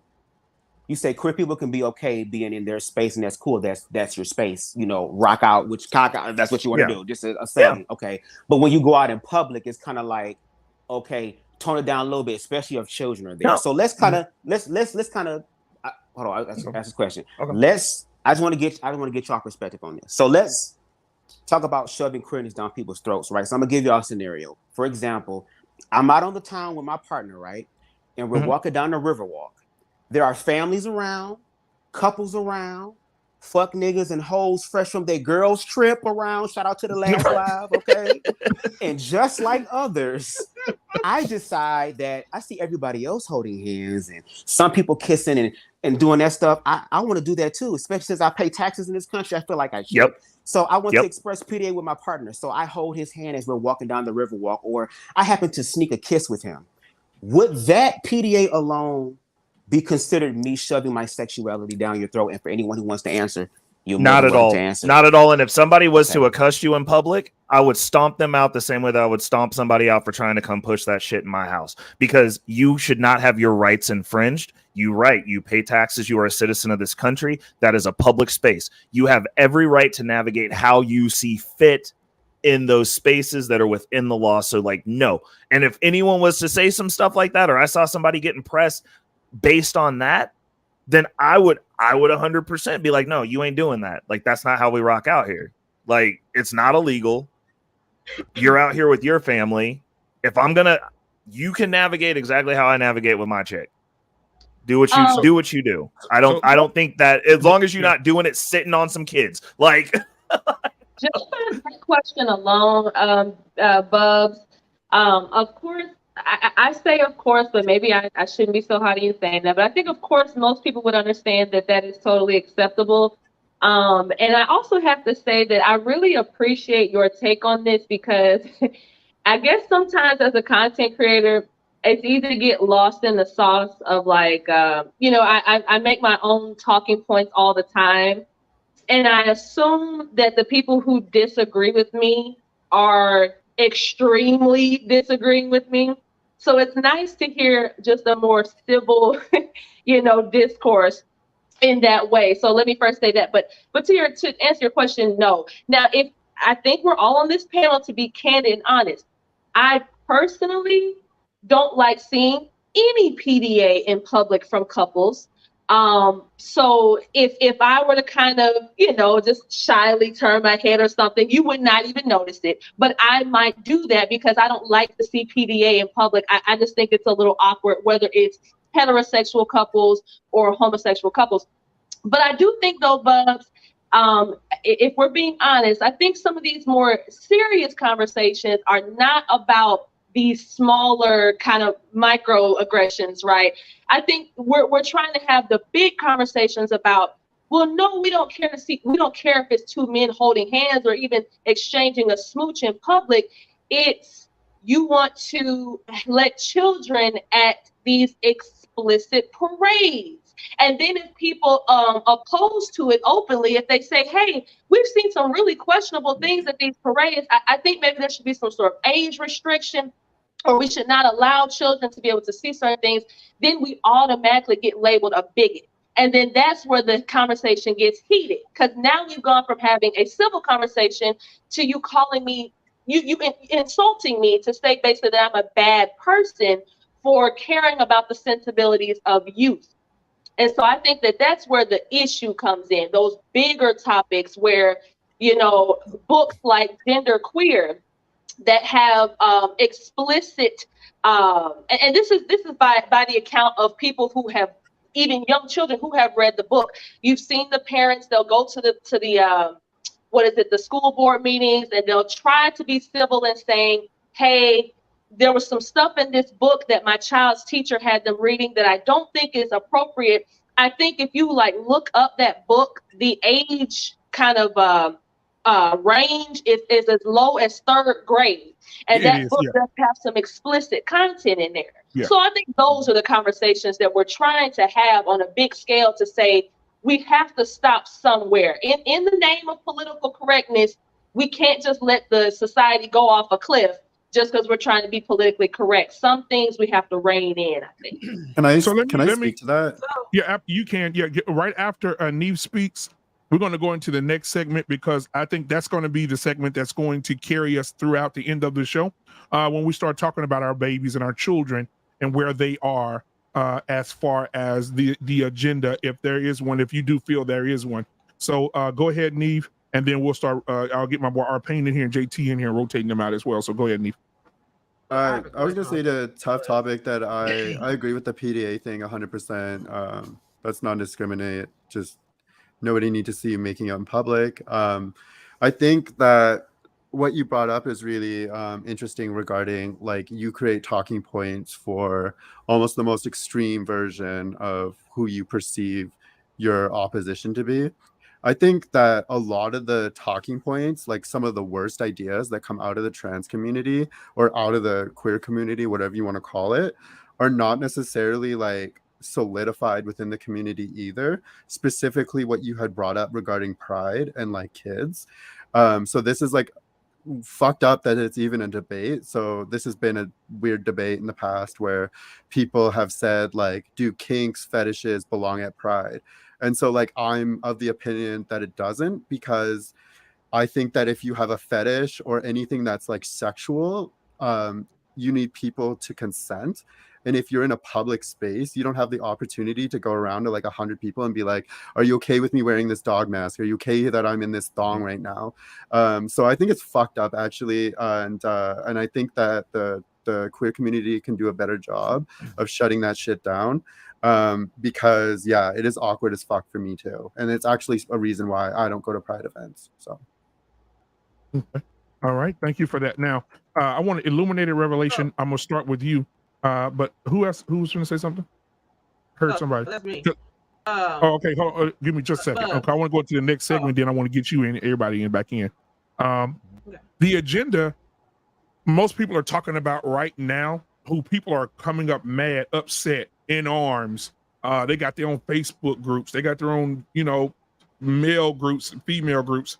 They're talking about their children. They're talking about the bathroom situation, right? We know in Chicago, their school district was given $23 million. In one of the worst communities in Chicago was given $23 million. And they used that money to change the bathrooms and to change the school to suffice both sides of the spectrum. So the trans men and the trans women. And now that they put tampon, receptacles in the bathroom for the boy, in the boys' bathroom, they painted them, put boys plus, girls plus, right? They made rooms for them to have meetings and where they can go sit and talk with each other. And they're taking the money to take them to pay for their therapy and things of that nature. In one of the worst neighborhoods, and a lot of parents were upset because they felt like that money could have went to more security, because a lot of children, little babies, have been shot up over there. It could have went to something else, and so they were upset. So the attack, when I say attack amongst the children, this is a big conversation. So I know it's going to be a lot of perspectives. What is the state of our children when it comes to the LGBTQAI plus community? What is really going on? And how do you guys feel? Do you guys feel our kids? Now we talked about the adults, but our kids are under attack. And is there agenda to get our babies? So we'll start with Illuminated Revelation if he's ready. Illuminated, we'll start with you, and then we'll go around the horn, and we'll get our pain in here as well as JT in the back. Go ahead. All right. Well, for me, like I said, I have to stand on my square. Let me read something to the panel from a legal perspective as far as the law. And it's coming from Black's Law Dictionary, the 11th edition. Sodomy, oral or anal copulation between humans, especially those of the same sex. Oral or anal copulation between human and animal, which is bestiality. Also termed as baggery, crime against nature, offense against nature, abnormal, detestable crimes against nature, unnatural offense, unnatural crime, unspeakable crime, sodometry, and things of that nature. Sodometry is a carnal copulation against nature, to wit, of a man or a woman is in the same sex or either of them with beasts. Okay, so when we look at this, an aggravated sodomy is, some laws provide that sodomy involving minor is automatically aggravated sodomy. So what we got here is, from a legal definition, not from a moral, but just from a legal perspective, there's a thing called aggravated sodomy. So that's against children. So when we look at the agenda, I'm gonna let someone else speak because I've got some other receipts that I would like to read into the record for this show. But when we talk about this agenda, we read it last week, the militant gay agenda. I sent that to Black BMU. He hopefully he'll post it in the chat and you guys can read it, because they have this agenda. Okay, and this was written and read from the congressional record, so it's for the record. So when we talk about an agenda, we're talking about, and I used to say when I come in these YouTube streets and these YouTube spaces, you cannot legislate morality, but you can legislate immorality. You can legislate lawlessness. Okay, so now what's going on is, when we look at it from a legal, spiritual, biological perspective, all those things are being put into place. We're redefining what biology is. What is a woman? We're taking away the spiritual, or I don't like saying the religious, but a biblical perspective, which is procreation. That community cannot procreate no matter what you do, no matter what you try to do. You can adopt all day long, but you cannot procreate. And I believe Reckless was talking about this. If you look at a society, the Greeks, the Romans, the first thing that happened is when they begin to go down this road, that society collapses. So what they did was they killed off the elderly with the pandemic. Research it. I'm not going to get into that. Now they're going at the youth. Now you're misgendering them. They can't procreate. And there's a documentary on Epoch Times. It only costs $4. And it talks about what Kevin was talking about as far as those who have detransitioned. See, that's the space that no one wants to talk about. When we talk about transgender, Nerd Said talk about talking points. They bring that up, but they don't never show the other side of the people who are mentally are going through this psychological thing. And just to give you a heads up, in the psychiatric community, in the psychology community, it was deemed a mental illness in 1974 until the community came up. And I believe, to someone else's point, that small dot, like Beautifully Animated says, is one that's getting all the legislation passed. They're the one that hijack the civil rights community. And I say this all the time when I come in these spaces. We didn't have no choice as to our color. We didn't. We were born this way. Jim Crow laws and all those things. So what they did was they hijacked the civil rights movement and talked about discrimination as far as my sexual orientation. The people that have come out of that community, to Kevin's point, has said it is a choice. It is a choice. And then there's other articles that I emailed Black Man Unfiltered that the quote unquote gay gene, it suddenly disappeared. It just vanished.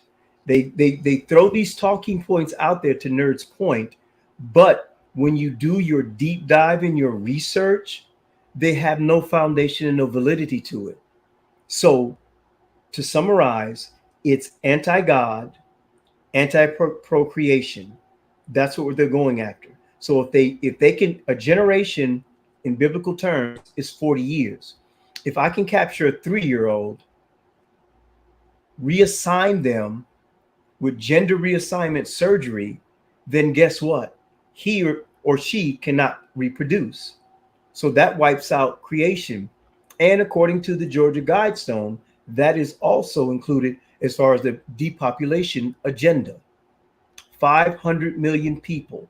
There's 8 billion people on this earth. This is their plan, and this is only part of their agenda. And I digress, and my mic is muted. Can I speak on this? Yeah, let Beautifully Animated go first, because she hadn't spoken in a while. And then after Beautifully Animated, I'll bring up JT and then Mr. Payne as well. Go ahead. And then we'll get you in, Neve. I got you. So, firstly, let's get rid of this myth that certain people cannot have children. Because as long as you're not sterile, they're egg donors, they're sperm donors, and they're surrogates. I don't know why this keeps being said. Like somebody can't have a kid of their own. Yes, the couple cannot have a 50-50 with themselves, right? But they can still have a baby. One of them is going to be the mother or the daddy. It's just depends on if the eggs are good or if the sperm is good.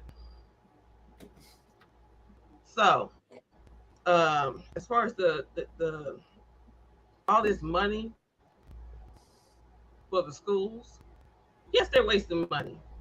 Now, I can see the restroom thing, right? But if the kids are this that, then we only need 2-3 bathrooms. Because it's not a big enough issue to be remodeling the whole school. Get a closet, put some toilets in there. I mean, really, they're not going to be using it at the same time. I doubt it.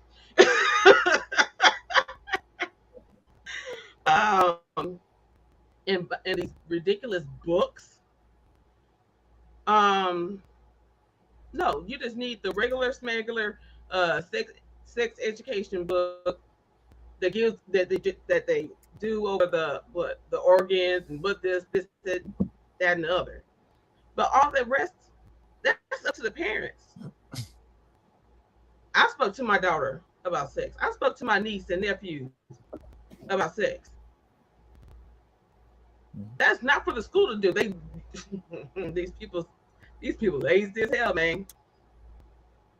They want the schools to teach their kids and raise them.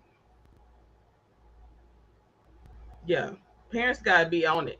Parents gotta be in these meetings and doing what they do best, like getting on their ass about how they treating the kids. Um, you being you brought up the fact that they got the kids change their clothes at the school Mm-hmm. behind teachers, behind the parents' backs and stuff like that. No. And to Bubs, was your earlier question, was that based on what I had said in one of the previous videos? Oh no, that was one of the questions I already asked because I just wanted to get the other side's perspective of what they would consider too much in reference to PDA. And the reason why I said it, I'm gonna say this and we can go forward, just an example. I remember I was it's always at the damn Riverwalk. I don't know why it's the damn Riverwalk, but Riverwalks are awesome. They're the best. Okay. Especially I the one in remember Alabama. the first time I went to Pride was in 2012, right? And I went with my friend. His name was William, and William is very flamboyant, had the glittery purse, and we thinking like, okay, just to a point earlier, the safe space. Okay, we have a safe space. Like you have to pay to get into Pride. That's why I say it's capitalistic and it's oppression. They're gonna want their cut of the thing. They'll let you be as long as you give unto thee. You know what I'm saying? So I went there and I was seeing everything, and I'm like, okay, it feels good to be in a place where there's other people like me, and we really don't have that community like that. For real, we're trying to build that. That's why we're doing it publicly so that people can walk in their truth. So anyway, we leave I think it was Hart Plaza where Pride was. And then we went to the Riverwalk. And I'm thinking, okay, there's gay people here at the Hart Plaza. Let's go down the Riverwalk. And me, my friend William, and his boyfriend at the time were walking. We saw these group of dudes standing there. We didn't do nothing. We didn't walk up to them. Oh, hey, that. We didn't do nothing of the sort. We were walking. They made the choice to come up to us. Oh, I ain't with that fast. Oh, wait, I ain't with that. Hell no, I ain't with that. I ain't with that. They were following us. We didn't do anything to entice them. Right. You get what I'm saying? So I asked that question in reference to what do y'all feel is safe enough for queer people to exist, according to y'all? I want to hear y'all perspective. That's what it was. Okay, I'm done. No, I was just asking because like the video you did, I think you was wondering what I meant by that mess, and what I meant was the extremists. I'm not. Me and my family, we're not big on a whole bunch of PDA.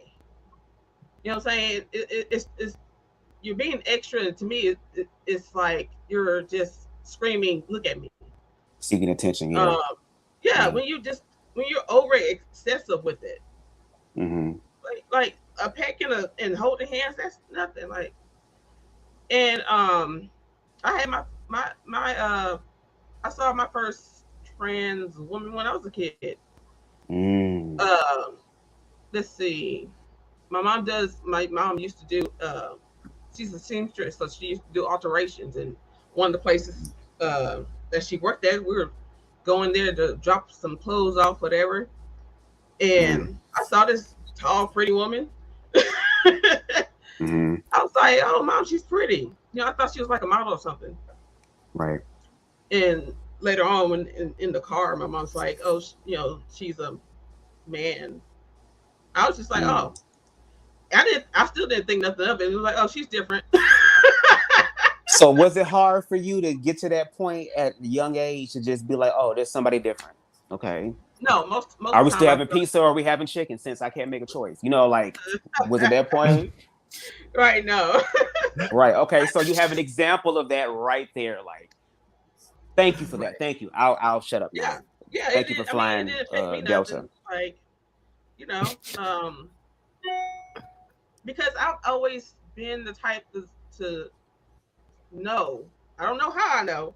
I just know that everybody's individuals.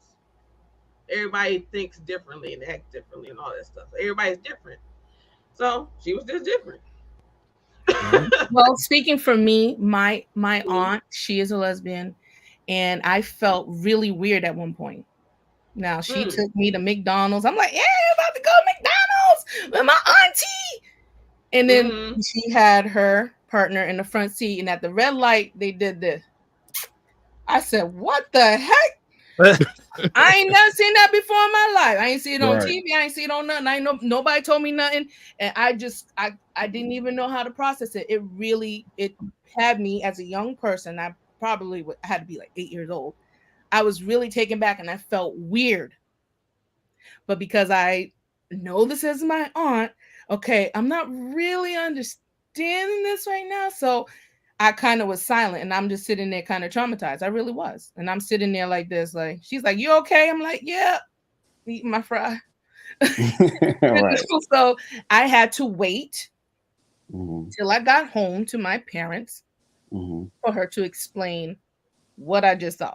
Because I already know that she was different. I know that she dressed different. I know that she had masculine characteristics. Right. So I had to have an understanding from that. I didn't seek it from her because I already was like, I don't know what to do. I didn't know what to say. So I just had to wait to the people that were over me, which were my parents, to have an understanding of it. I don't treat her any different or wrong. She actually texted me a couple years ago. She's like, Stephanie, you never looked at me. You always loved me. You never treated me any type of way. And even though I still have what I believe, and I will always come from those beliefs, but that's what God says, you know what I'm saying? But I will still continue to love her, right, my auntie. But I will have to draw the line when I would have to remove myself from certain things where I feel uncomfortable. So that's respecting my boundaries. Correct.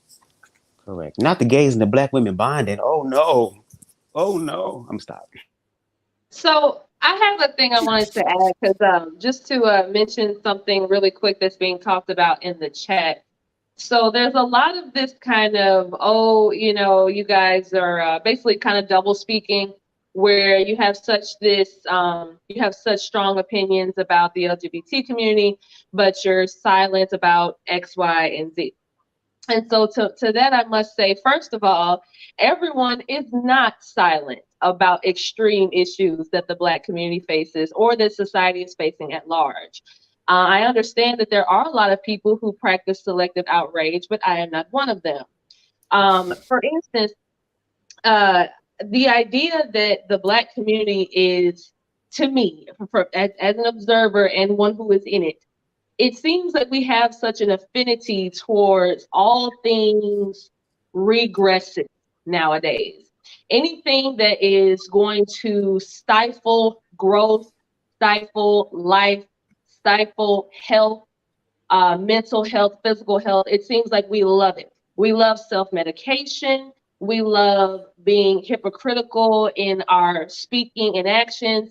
And I just feel like I just want to let it be known that just because someone like myself or whoever is vocal about one thing does not mean that we can only think about one thing at a time. You know what I'm saying? I have never been an apologist for any degeneracy in the Black community. Certainly, if you've ever watched a single video on my podcast, you would know that.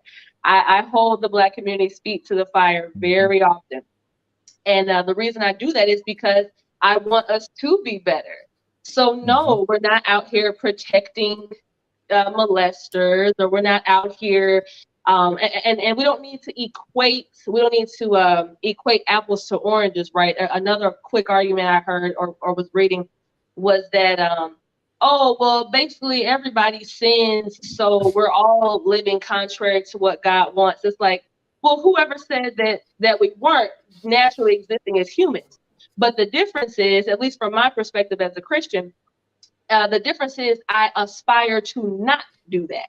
I don't relish in my sin against God. I don't brag about it. I don't basically mock God with it to say, well, I'm going to do what I want, to hell with what God is saying.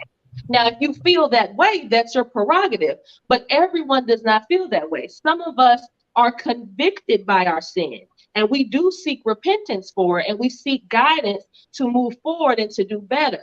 So I just wanted to address, like I said, some of the stuff we were talking about in the comments. All right. So anybody else want to address the kids in the community and what what the kids are facing? Yeah, I do. I do as well. Go ahead, Arpane, though. You've been waiting. We just have the flow of the conversation, guys. So let me just be quick. It's just said above me.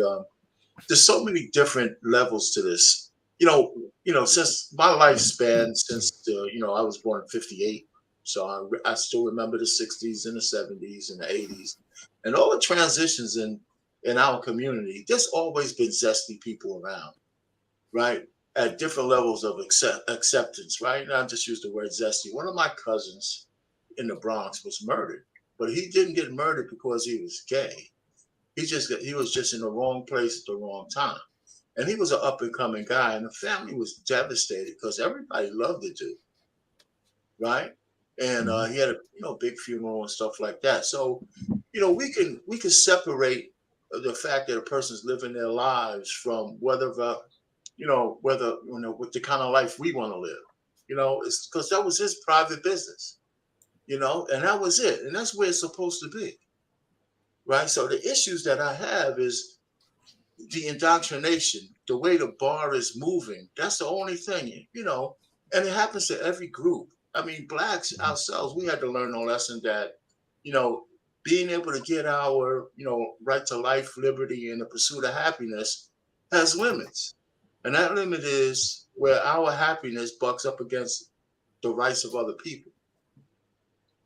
So, and we learned that lesson, and we learned to live. Matter of fact, and this is just a side note, black people in America are the only people who give a shit about integration, by the way. Nobody cares about that but us. So, so that makes us kind of get the heart of the city. But here's where I want to land. I think one of our biggest issues is that we are beholden to one political party and one ideology.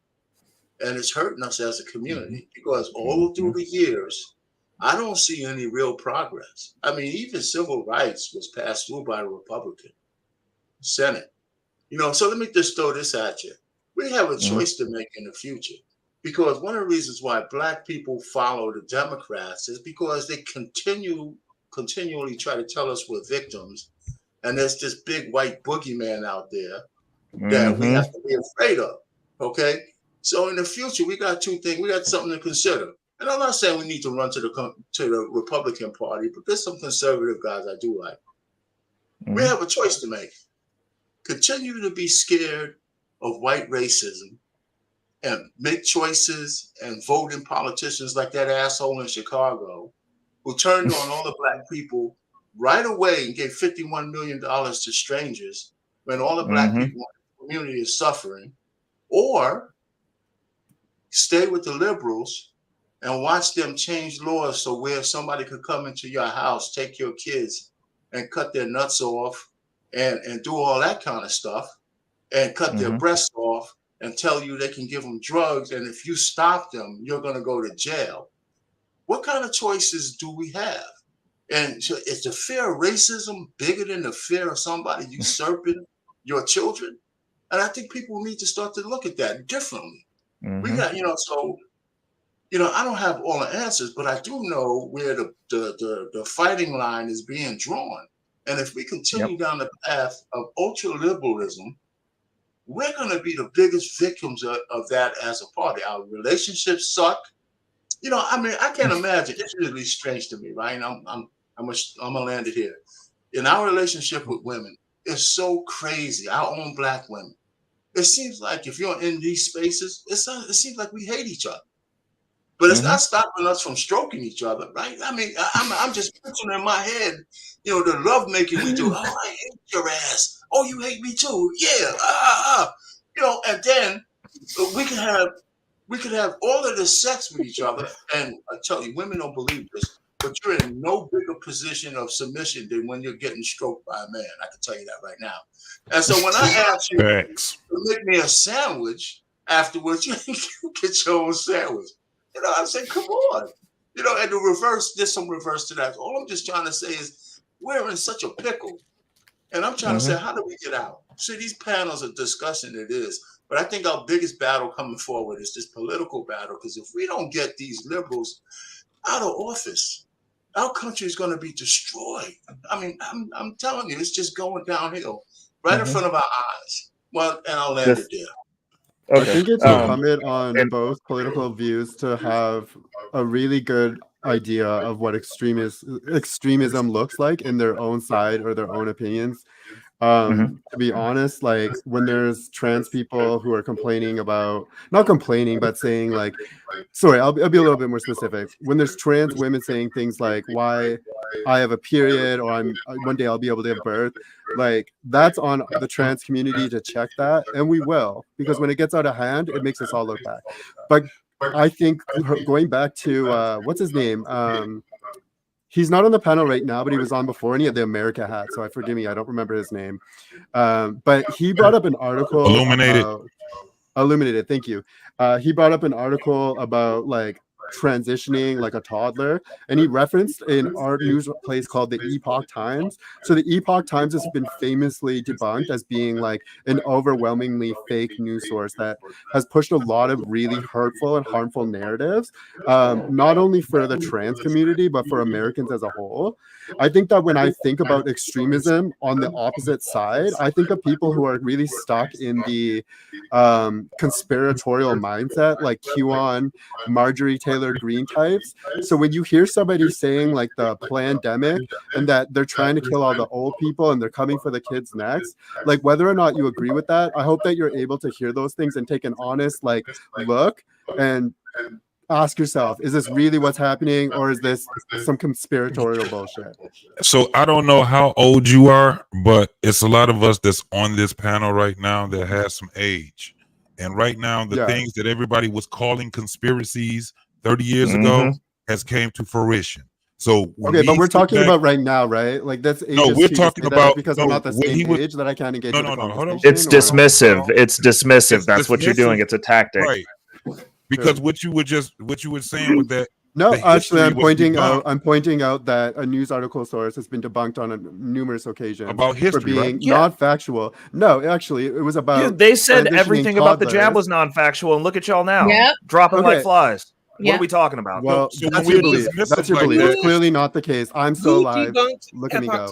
So far. So you can try and dismiss that as whatever sort of partisan bullshit that you wanna believe. But the fact of the matter is, when we allow people in our communities to spew conspiratorial nonsense, we get farther and farther away from the actual issues, and then we start talking about some dumb bullshit that isn't even happening. Whose community? Whose community? Whose community are you talking about? Communities. Can you use your winner ears, Ray? One mic, yo. Winner ears. I like it. Okay. Excuse me, ladies and gentlemen. You're a winner, Ray. I really can't stay. I just wanted to come up and say this really quickly. Hello to everybody on the panel, first and foremost. Now, hey, what I've been listening to in this conversation has been attack on the community from the male to female transition. And it's a lot of assumptions because not all males actually have post-op surgery to actually go the whole distance to make themselves a physical woman.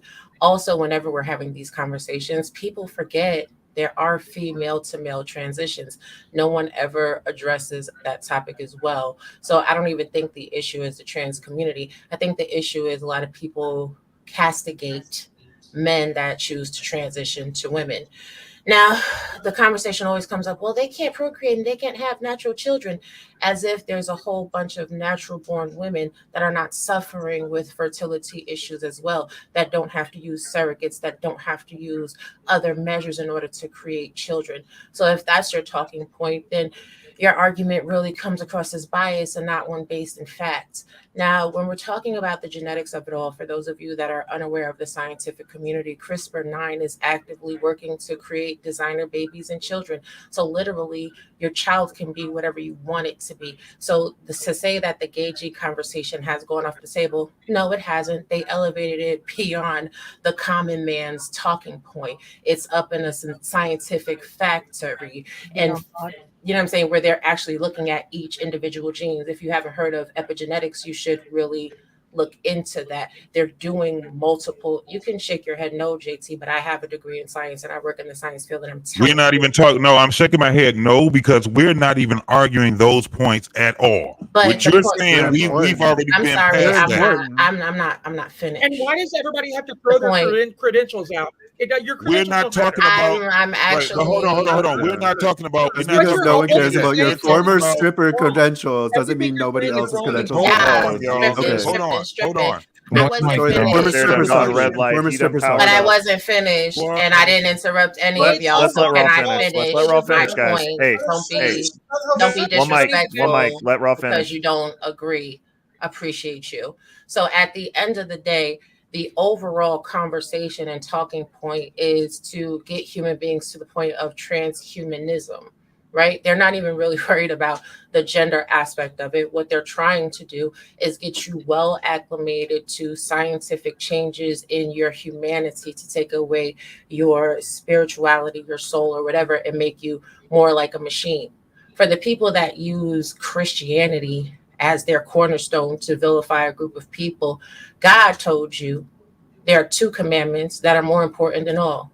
Love no other God other than him, and love your neighbor as yourself. Who are you to judge when the Bible? Oh my God, please don't interrupt me. I hate it whenever atheists use a Bible. Don't use the Bible if you're not Christian. I'm sorry. Who are you talking to, ma'am, sir? I'm having a conversation and I did interrupt you. You're not talking to me because I actually am Christian. I actually okay. Well, I understand you're emotional and you can't hold your mule. You are because I'm speaking. I'm speaking. I'm speaking, and I did. Actually, I'm not. Would you care for me to pull up the scripture? Would you care for me to pull up the scripture? Black man, you better tell her. I know Black man, you better tell her. Black man, you better tell her. But still, Black man, Black you better Dahlia, tell I her. want to say, even in love, you still have to. Oh my God! But I'm not even finished I'm not making talking my about point. that, but I'm saying, like, yes, I'm not even finished Let Rob be finished. making my point. everybody, yeah, And everybody- y'all Let are Rob be so finished. up in One mic, guys. arms. One mic, Y'all one are mic. so up. Y'all are so One up mic. in arms One mic. for Go ahead, go somebody ahead. that Go- has a different perspective than you. You cannot even. You cannot be a listen. Christian and also accept LGBT community. It don't mix. It doesn't mix for you. Maybe No, you it doesn't are mix still. for anybody. Read the Bible. Maybe you're still a babe in Read Christ. the Bible. It doesn't mix for Maybe A anyone. babe in Maybe Christ you're of still a a babe fallen in religion. Christ. This is why Christianity is fallen in Maybe the you're West, still man. a babe in Christ. Absolutely. know that Because when at you the do end, Right here. Right here. Oh They'll my burn this God, planet. please. They'll burn this Black planet to man, be right. Black One man mic, one mic. unfiltered. This One is mic. why it's hard to come up on your panel because all these people Yeah, so it should be. educated and they can't be quiet when there's a point that you're is the in scientist. opposition to them. So one mic. So when she finishes, then we'll let Wife School Podcast respond as well as Kevin. We'll allow her to finish, and then we'll get you guys in with your perspective. Because all these people know the scripture, but they don't know the scripture that says, judge not, lest you be judged by the same measure that you judge others. Like at the end of the day, What about the you scripture that should says know. judge righteously? Judge You righteously. should know. You Sure should does. know. And yet it was You God. should know. It was God. It was God and God Talk about alone. God if It you was don't know God. God. It was God and God alone that got rid of sin. Or did you forget that God had his disciples Okay, we be don't need church. murderers, I know liars, the Bible. adulterers, and everything else? I Clearly know you don't. the Bible. I don't Clearly need you church. don't. Man, Go we were on, really moving scientists. this conversation along. If you knew the Bible, then you would know how to Give me hold some your mule. science. I don't If need you church. if you knew the Bible, you would know how to Give hold me your some mule. science. You would know how to Your hold your theology mule. is a You false obviously don't like theology. religion. You would And I know how to don't hold your mule. You would know how to hold your mule. Okay. Okay. So, You so see how you're a Kevin, Christian. let her You finish. see Kevin, how and you're I'll let you respond. claiming Christ, but you're angry. No, and I am a you are Christian claiming and Christ, I'm calm. but you are coming into agreement with sin. Oh, I'm coming into agreement with sin. Yes, No, you I are. know No, you that are. vengeance and judgment belongs to Homosexuality God. is a sin. Hey, It's an Can you mute his abomination mic? to God. Yes, can you mute I'm him? trying to listen to Robbie. I'm All right, so How Kevin, much does let it Rob cost get- to? Rob- How Kevin, much I know does you're it on cost fire. to Let Robbie bump finish, okay? Kevin from the panel while I'm up here? How much will it cost? How much does it cost Not to this bump bigo. Not this Dahlia? bigo. What is it gonna cost? What is it gonna cost, Black man? Let me Hey, know. I got the money. How much is it going to cost to bump Dahlia? Why is you riding on my coattail, honey? Because you've been sitting up No, because here. I don't want to. You've been I sitting don't up want to here listen very to you. loud. Institute the bounty system. I know, because you Let's real do it. mad. Let's You go. real mad. Look at you They now, both- so They mad. both instituted the bounty Aw, system. Kevin, how much stripper money do you lindo. have to kick You're her off? mad. You're Use some of that mad. stripper money. All right, gang. Let's So get mad. Robbie Anyway, her- back to what I was Let's get saying. Robbie her Kevin, mic Kevin, back. let her Come on, finish, y'all. okay? One Kevin, let mic. her Back finish. to what I was Robbie. saying, Kenny, sister girl. But at the end of the day, when you're raising your children, you're raising your children. If you about your family, stop being a lazy parent. In the Bible, it says we're going to come into the times of the mark of the beast. So therefore, y'all see what it's given and what it's hitting for with global currency. You see what it's hitting for with them putting RDIF chips in your hand. This is the natural order of things as per the book of Revelations for all the Christians that know the Bible so well. So see, I don't have to worry about nobody else's sin. I don't have to worry about nobody else's life because I'm too busy worried about myself. I don't know about y'all, but I would much rather my works produce gems in the fire rather than ashes. Be very mindful of what you say. Be very mindful of how you judge people, especially when you're being biased. It's crazy. Like, everybody has their own children and everybody has to raise their own children. Y'all send y'all kids to school and y'all let teachers raise them. Do you think the school is the only place that your children are going to be exposed to ideologies and theories that don't support your religion or don't support your morality? Of course it's not. So what are you pouring into your children before you send them out the door? That way. I was off for a second. So if I'm repeating a point that was already made, I do apologize. But to your point, Black Dahlia, so do you just not feel that we have an obligation, like if we're going to use words like community, is that not the cornerstone of it? The idea that we try to affect institutions in ways that would benefit the community. So it's like, yes, of course, parents have an obligation, and I'm a school teacher, so I know all about how parents send me their kids and expect me to wave a magic wand. And then, of course, everything I taught them in 7 hours is undone when they get home. But I also can still recognize that some things have no place being taught in school or being encouraged in school because young people have impressionable minds. So do you not, make that correlation? Okay. So do you believe that sex education at all should be taught? Or is your issue only things that are taught for LGBTQIA? I definitely do feel like sex education should be taught in the way of, alerting children to safe sexual practices. And of course, in the realm of health, to know how reproduction works and this kind of thing. But from there, beyond there, whether it's in a heterosexual lens or an LGBT lens, no, I don't think it has place in public schools. Right, but this is the thing. None of that actually has a place in public institutions of formalized learning. If we're going to talk about sex from a health aspect, then guess what? Whether you like it or not, LGBTQIA children have sex and they need to know how to protect themselves as well. They have a higher instance of actually passing STDs amongst each other because their education to know how to protect themselves, to know how to use condoms, to know how to use dental dams is minimized at best, right? So when Jesus came and Jesus taught out of love, right? He converted a lot of people from sin out of love. When you sit there and you listen to people that speak to, not speak with, but speak to people in the LGBTQI community, they don't speak to them from love. You are supposed to hate the sin and not hate the sinner. And what I hear from a lot of alleged supposed Christians is a lot of hate. And that's not what God said to do. How do you propose? So what is that conversation? And I get it. We're all human. At the end of the day, we don't have every answer just at the tip of our heads. But I'm curious because I hear this argument a lot. I hear that people say that most Christians are condescending and we're unaccepting, and X, Y, and Z fill in the blank. Which I'm sure there are people that is very true for. But what does that conversation look like? How do I hate the sin and love the sinner, but not alert the sinner of the consequences of sin? Well, first of all, you can't live in hypocrisy. So if you're a heterosexual person and you're having any sexual relationships outside of marriage, you can't tell somebody else that any sex that they're having outside of a marriage union is sinful. That's first and foremost. But like, take for instance with Neve. If I didn't want Neve to engage in sex that was of, the LGBTQA persuasion, what I would do is I would just love on Neve. I would be there for Neve. I would have conversations with Neve.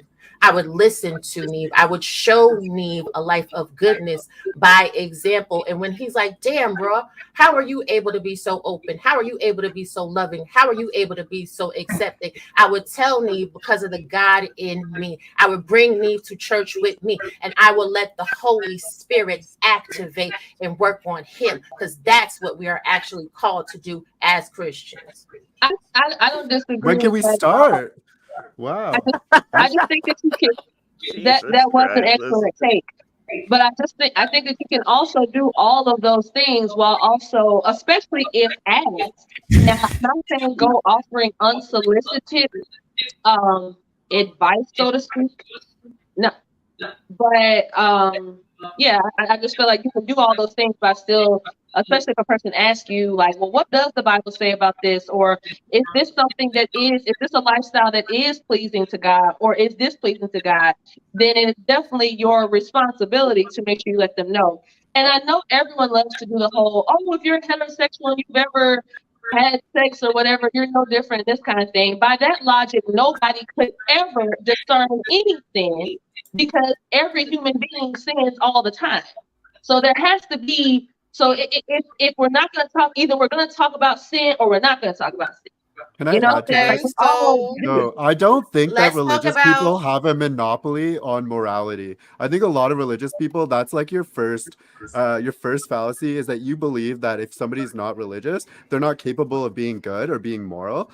I think it's very possible, and people do this all the time, by the way, to establish core tenets to your life, things that you believe by, convictions and values that have nothing to do with religion, that are specific to your experience and to things that you can build on in your life.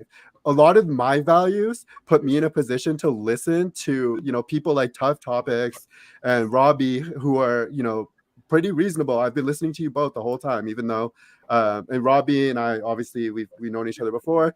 Tough, I thought I was going to disagree with you more, but a lot of the shit you're saying I think is interesting, because it seems like you're interested in finding some sort of middle ground, even if it's weighted in religion. That's fine for me. The point that I'm trying to make, though, is like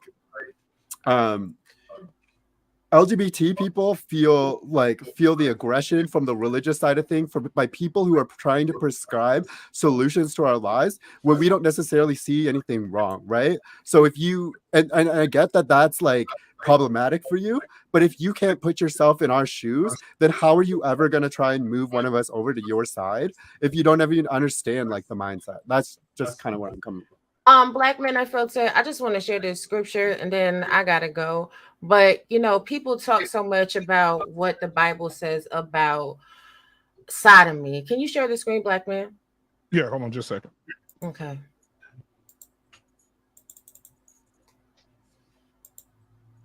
Do you not know that the wicked will not inherit the kingdom of God? Do not be deceived.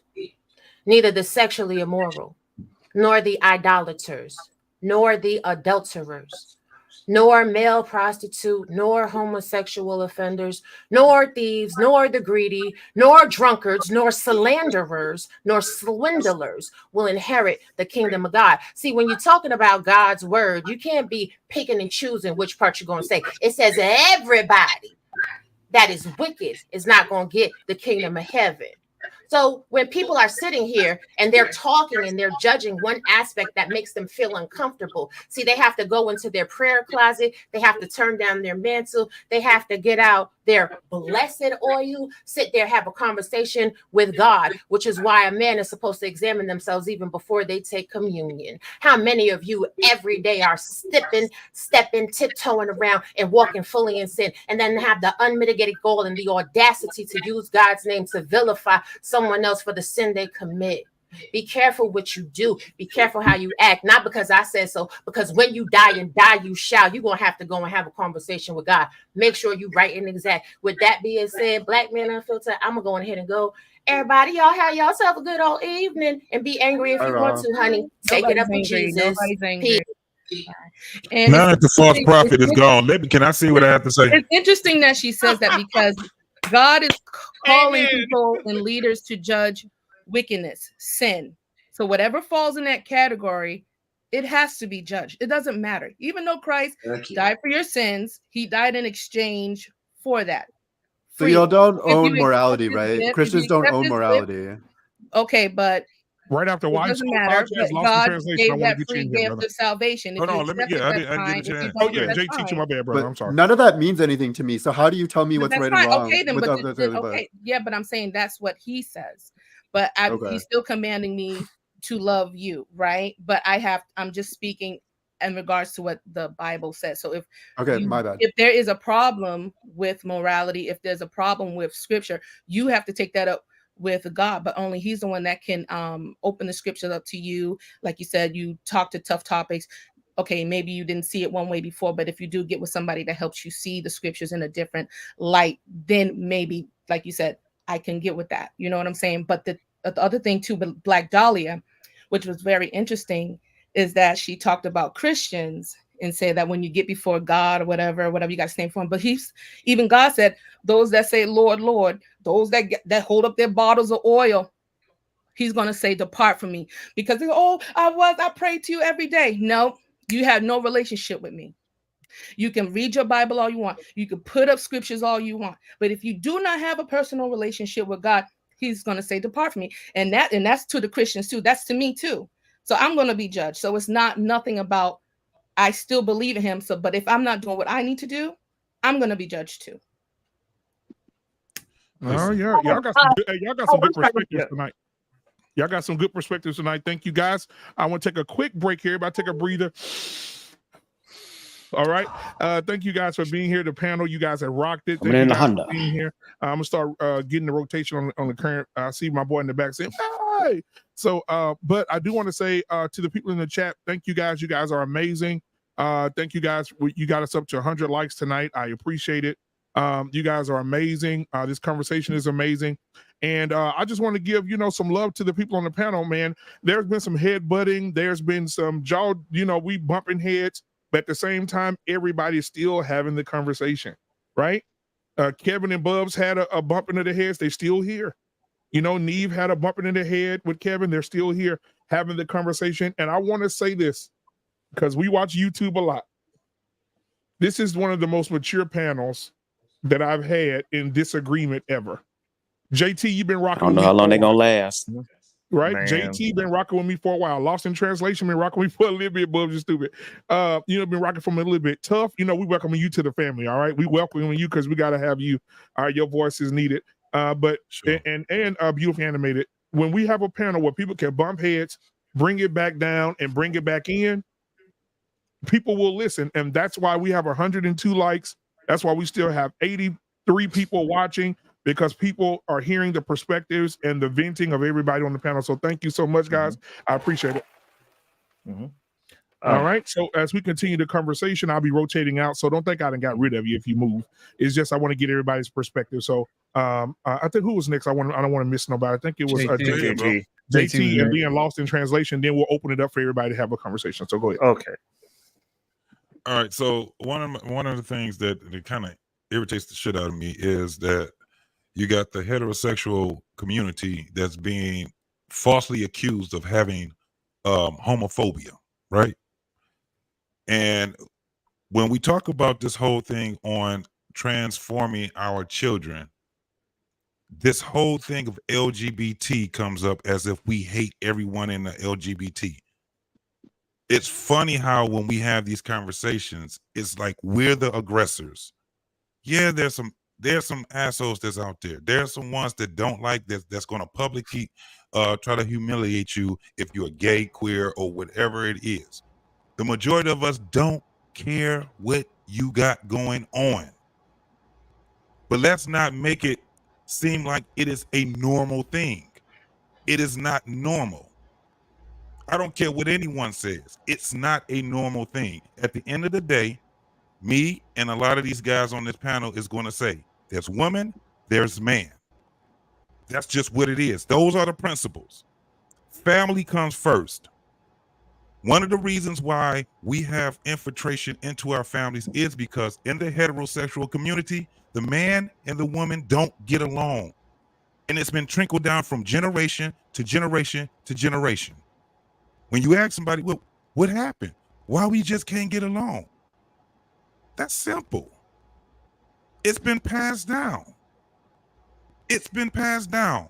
These are things that get us to a point where we're conditioned to be who we are.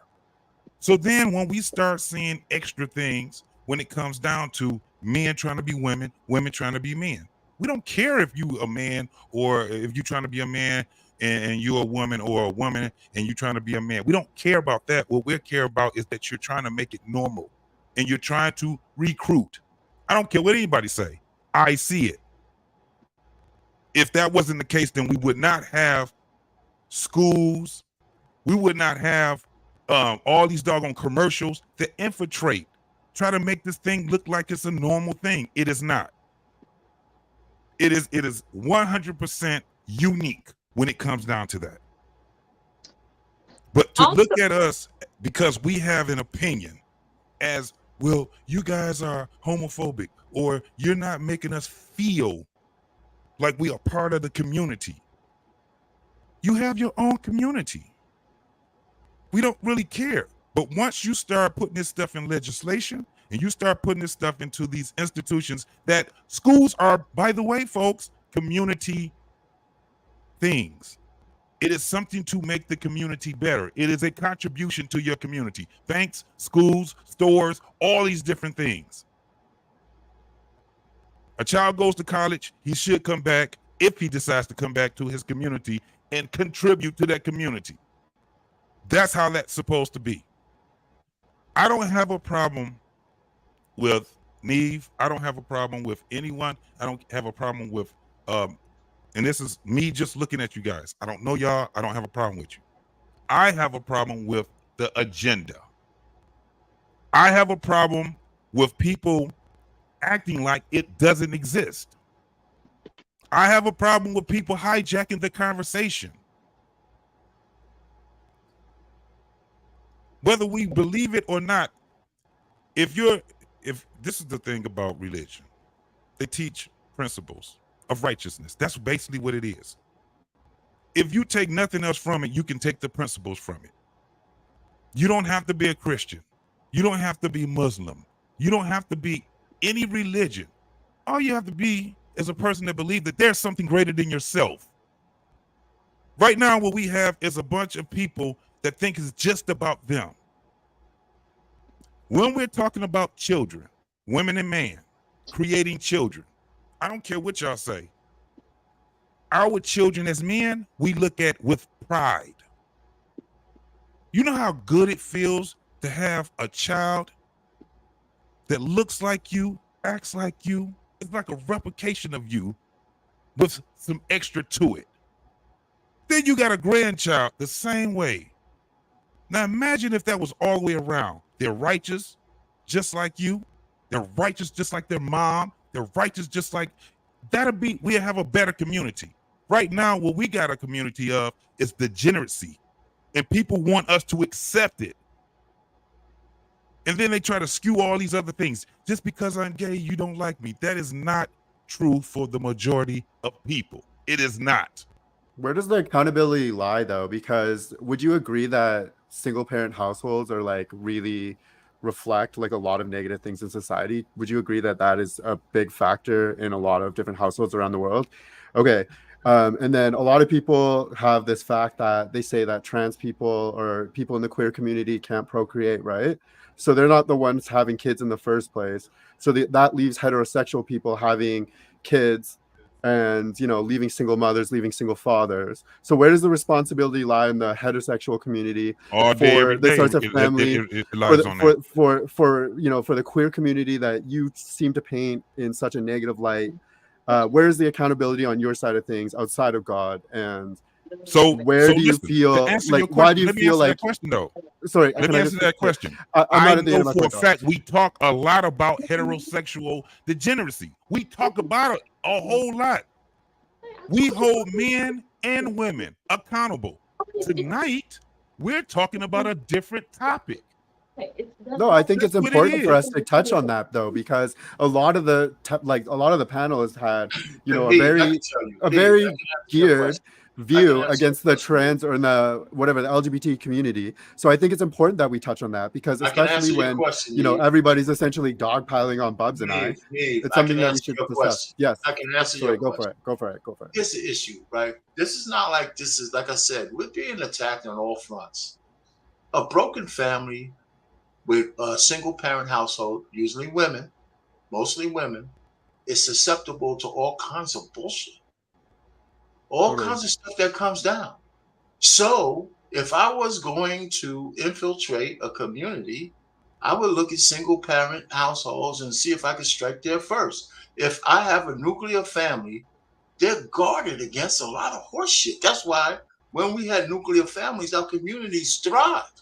Not just black, white, and everything else. So once the powers that be started to, for whatever reason, separate man from woman, feminism, commercialism, whatever it is, and we started having these single family households where the man and the woman are pitted against each other and fighting each other for stupid reasons, the kids suffer and they are susceptible to be influenced by a lot of shit. But you think this tiny community is destroying the nuclear family? The honest biggest barrier towards the nuclear family right now is the opportunity. It's money. The money is preventing the nuclear family. It has nothing to do with the trans community. That's commercialism. And I didn't say the trans community did it, but the infiltrators, and not even you, Neve. It's not a discussion against you. It's okay. I'm attacking the point. You can't deny the fact that there is a cabal of people trying to influence the minds of the community. I mean, they putting laws on the books, trying to take innocent people and make them criminals if they don't let their kids transition. This is not us making that shit up here, right? There's if I'm a heterosexual, let me put it to you this way: there's no heterosexual law on the books that says if a gay person wants to be gay and they have a same-sex marriage, but if they don't allow their kids to be straight, they're not going to jail. Nobody's going to stop them from doing that. So all I'm just trying to say is it's not just a one thing. It's a complete annihilation of the way we live. And that's how civilizations fall. That's how we fall from the inside. Nobody's kicking America's ass from the outside. We can blow up the world 1,000 times over. Our destruction is going to come from inside. I'll land it there. Bad. Neve, to your point about the, you were saying the accountability of the heterosexual community. Once again, just as you probably already heard me say earlier, because you were saying you agree with some of my points, I always hold everyone's feet to the fire. So like Mr. R. Payne was just saying, in the Black community specifically, a huge problem we have is with single parent households. We're up to nearly 80% single parent household. And of course, we know that the majority of those are single mother led. Now, this is not an indictment on women, period. Women have a divine role in the world. But the issue is that we are always operating outside of that role. And you mentioned earlier, well, hey, guys, some of these conversations you're having don't really relate, or they're not resonating with me because I'm not a religious person. And I'm not sure who it was that rebutted that by saying, well, you can just be based and principled, and it doesn't necessarily have to do with religion at all. Well, I said that, so. Oh, okay. Well, yes. So I'm saying, but the issue with that becomes, though, is if everybody, let's say there's upwards of 300, maybe nearly 300 million people in the United States. Yeah. Are we going to think, we're going to take the moral, basically the thoughts of 300 million people? You can't run a society that way. You know what I'm saying? There has to be some baseline of something. And this country, I think in a democracy you can. Well, but the thing is, though, this country is actually not a democracy; it's a republic, and that's a fallacy. And but another thing is too, though, is if we have this country is a Judeo-Christian based nation. I'm kind of on the camp of if you're in this country, you kind of have to accept that some of our basic laws are based in that. They are based in Judaism and Christianity. And I think that's a fallacy as well, but well, can you quit interrupting? I mean, just roll up into Afghanistan and see how that works out for you, bro. Right, that's a country that actually follows their principles. 1 second, guys. Let's get Lost in Translation first. Okay, Ray. Lost in Ray, Translation. go comb your hair, please. Go ahead, Lost in Translation. Thank you, sir.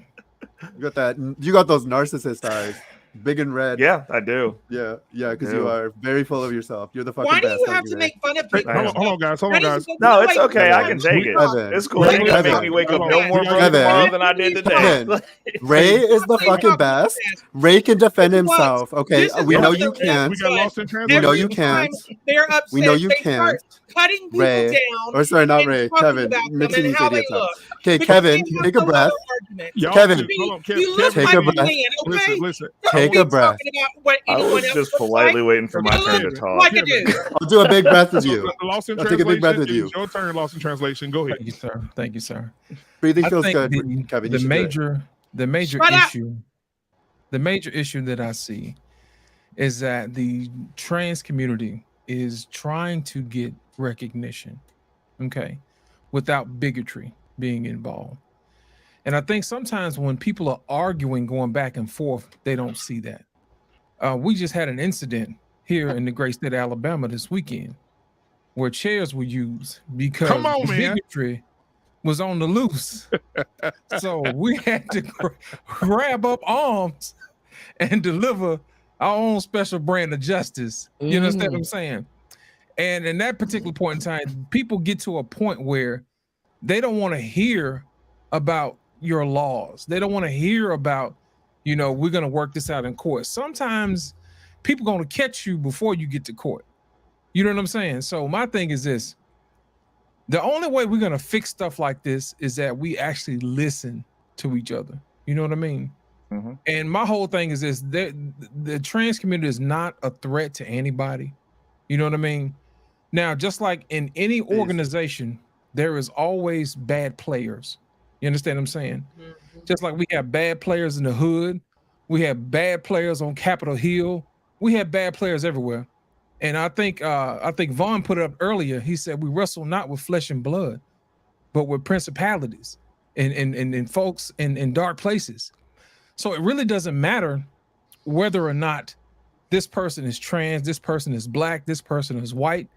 It's about ideals and those particular people who are trying to perpetuate foolishness. You know what I mean? I'm pretty sure these panelists up here are not going down to somebody's school and saying, hey, do this, that, and the other. That is actually supposed to be an issue that the parents teach their children, because the parents actually are the ones who teach your kids, hey, this is how we operate and this is what we do. We don't treat people different just because they're different, because you wouldn't want anybody else to treat you different because you're different. You see what I'm saying? So my whole thing is this: you have to make sure that you figure out exactly what's going on without trying to condemn other people. Let people be. You know what I'm saying? Don't worry about what they're doing. You know what I mean? Do what they got to do. But at the same time, you still have to be vigilant. You know what I mean? And make sure that people aren't trying to shoehorn in certain things when you're not looking. You know what I mean? They'll pass bills when you're not looking. Those things are real. And if we can get past the arguing with each other, we can actually see exactly what's going on. And if you think about it, it costs money to put in special bathrooms. Who's getting paid from that? Contractors and constructors. They don't care if these people are gay or bi. They're going to put them bathrooms in and they're going to get paid and they're going to go feed their family. They don't care. You know what I'm saying? And then on top of that, when they say, hey, we're going to bring up the new education and this, that, and the other in the school systems, we're going to need new books. Well, guess who's benefiting from the books? Those people never get talked about. Those people who have the contracts for the new books, those are the people you need to think about. You see what I'm saying? Yeah. Follow the money. Yeah. You know what I'm saying? That's all you have to do. Follow the money and you'll find out where the BS is. So I'll say this to say this, and I'll wrap it up and I'll land the plane. Y'all, we got to do better. You know what I mean? As a people, we really do. You know what I mean? We shouldn't be beating each other up because we're different, because I wouldn't want anybody else to do me like that as well. And that's all I got to say. All right. Appreciate that. Lost in translation. Appreciate that. Appreciate you, brother. All right. And so I just want to, Kevin wanted to say something. Yeah. Kevin wanted to say something. So I want Kevin to speak. The token white person, the only white person on the panel, I wanted to speak. Thank you. Go ahead. So I have a lot to say. Now, I would appreciate no one interrupt me And I would appreciate that the host would mute Neve or whatever that person's name is, because I Just know don't say anything dumb and we'll hear you I out. know it's going to interrupt me. It is going to interrupt me, and so I would just rather not even have to All deal right, with so it. we can get to You know the what? I can mute listen, I can this mute what we'll do. myself. I can This mute what we'll myself. do. Thank you. So we can get to the last part of the show, so we can get all you guys out of here. Okay. We'll all mute while you say what you have to Hey, say. I have and then stayed we'll here. go. I've stayed here I was not planning on staying here for the whole show, first of all. Okay, thank you. I appreciate it. I typically get paid to do this. So Okay. I'm just saying, I'm doing it for free Right. because you invited me here. Absolutely. So, to the boss girl, sperm donors can definitely donate sperm, whatever, artificial insemination, but that's playing God, and we ain't gonna play God whenever with two men or two women wanting to have a child. Two men and two women cannot properly raise a child. A child has to have a mother and a father, period. I don't think that we need to teach any sex education in the school system. Sex education needs to be taught by the parents in the home. No one else needs to talk to your children, especially young children, about sex. That's just gross and perverted. So, and also to Neve, I wanted to know, you can answer this question. Please tell me who debunked Epoch Times, because I've been in actually what the man was talking about the detransitioner stories. I'm in that, and I know very well many of the writers from Epoch Times. They are a great source. Now, what their source is they are against China. That's why everybody says, oh, they're debunked, because they're anti-China and anti-communist. And then I want to educate people on a few things. Now, let's repeat, I do not hate gay people or trans people. I love gay people and trans people. Some of my very best friends that I've been friends with for 20 years are gay and trans. And I will say this, no one chooses to be gay. Nobody chose to be gay. No one chooses to be straight. Homosexuality is the direct manifestation of neglect and abuse as a child. Now, within my 20 years of living in the community, I had many friends, and I want to tell you that I don't know many people who came from a two-parent home. Most came from a single-parent home, and most of the gay men had a separation from their father. Gender dysphoria is a real mental illness. It is in the DSM-5, in fact. Now, when we treat mental illnesses, we don't give someone or restrict food, for example, from someone who is anorexic, or tell a bulimic person, go and eat a whole pizza, drink a whole 2-liter Coke, and throw up. That's not what we do. That is not normal thinking. So we try to fix that by that person undergoing true and real psychological therapy.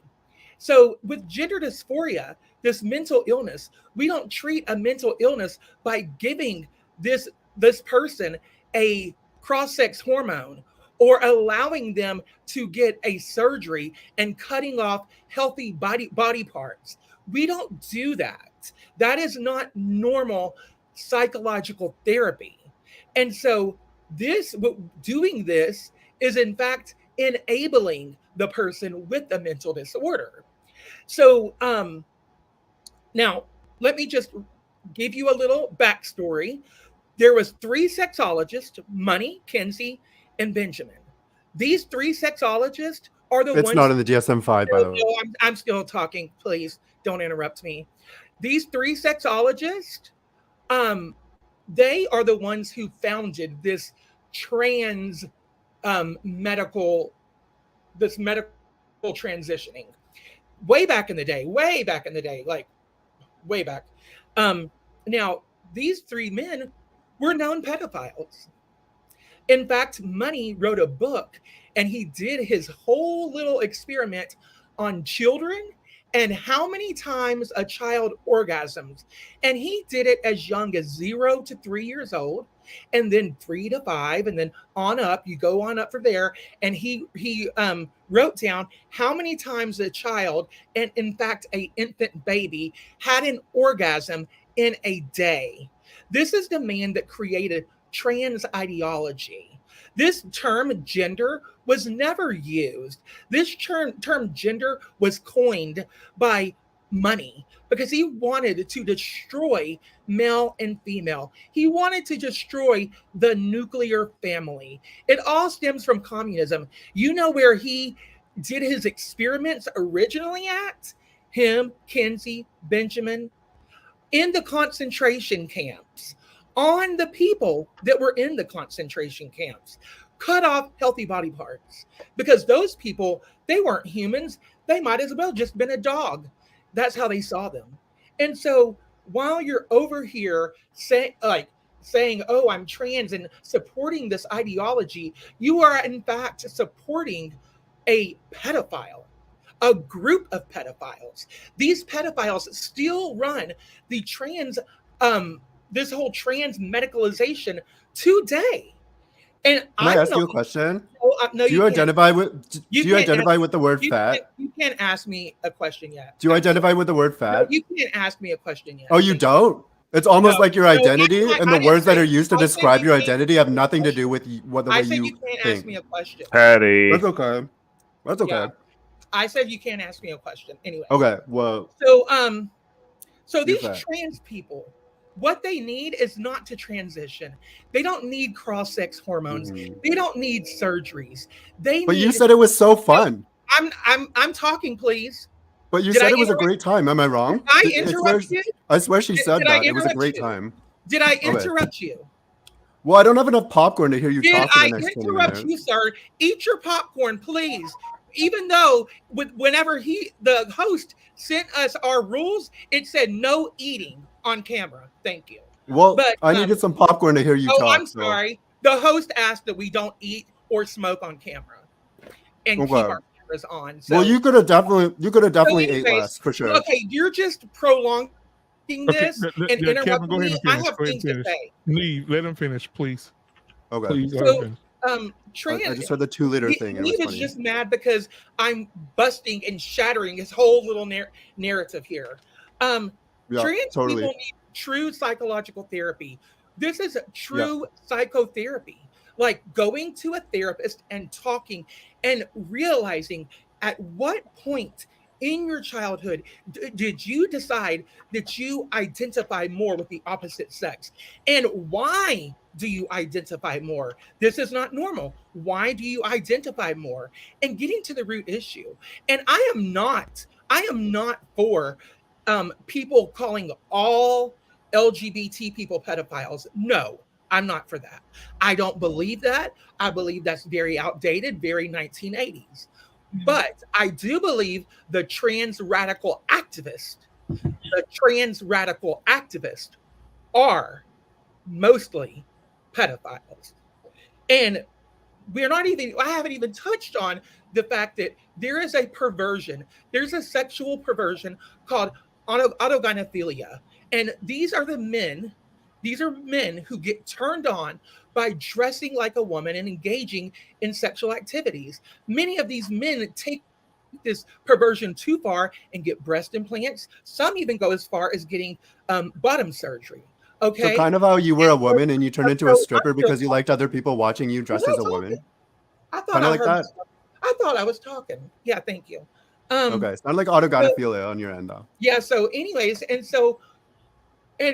but my last thing I want to say is when it comes to the Bible, we have a scripture that says, and this is what I live my life by. This is why I do what I do. It's Ephesians 5:11. Take no part in the worthless deeds of evil. and darkness. Instead, expose them. That is straight from the Bible. The Bible does not say not to judge. It says to judge righteously. It calls us to judge righteously. What does that mean? I cannot It means you're judge. wrong. I cannot judge. Look, you are very rude and disingenuous. You So are are a you. horrible person. You're a terrible Yeah. individual. You think that, Kevin. You think you that. really I think any No, I you think need to any sort of prescription that you But make is anyways, coming I'm from a gonna place talk- of mental illness Can I please because you're finish clearly what- mentally ill. Can I So You've please stood up here finish? for the last hour projecting can your I 2 please liters finish? and your pop. Can I No, please okay, finish? Neve, let him finish. So Kevin, because Kevin was getting to his final point he said. So go ahead, Yes, Kevin. I was. The Bible says to judge righteously, and that's what I do. The Bible also says to Okay. not to come into agreement with sin. And so I cannot sit up here as a man of God and say that homosexuality is right and that it's ordained by God and that transsexuality is right. I cannot say that. Does it mean that I don't love you? Absolutely not. I do love you. I love you so much that I'm sharing what I'm sharing. I wouldn't. Don't you have a boyfriend? Why else would I waste my time? I am not. I don't identify as gay. I do not. I have been celibate. Okay, for but 8 you have a boyfriend. It's in your So- profile picture. Just No, pointing that that is out. my. Actually, that's my best friend that just passed away yesterday. Thank you. Due to stage 4 Oh. stomach cancer. Yeah, I Well, saw I'm that. sorry to Yeah. hear about that. That doesn't So that yeah, doesn't but Let's you're put the, your you are quiet. the humanity, evil though. person. That's being You're the rude. evil person that assumed. You're Yeah. still a shitty person, Yeah, Kevin. hey, sorry for your No, loss, Kevin, on you that are too. really a really horrible individual. And guess what, Perfect. Neve? Guess what, Neve? I have your social media, and I'm coming for you. Okay, and it's not going to Mhm. be fun. I am coming for you because I expose evil. So you're going to Yeah. have your social. Well, then you should get a mirror. your You should get a social mirror, media Kevin. will be flooded with conservatives. Love Exposing. that. Love And it. so, anyways, Bring it on. but back to what I was saying really quick. I just want to read one last thing to you, and then I am done, and y'all can have it. Because honestly, look, and I'm just going to tell you this. I speak on panels like this, but I will tell you, I have no sympathy. I have very much of a dislike toward liberals. I do. So, and that is You might not say a bias. Oh, I am biased. I'm very biased. Oh, I at don't least you like acknowledge it. I don't like liberals who come into agreement with communism. So Okay. in the Communist Manifesto that was Everything you written, don't like is that, communism. that Got was it. written and read into Congress in 1967, the 45 points of communists, number 26 of the 45 points says. Now, this, mind you, this was in 1967, read into Congress.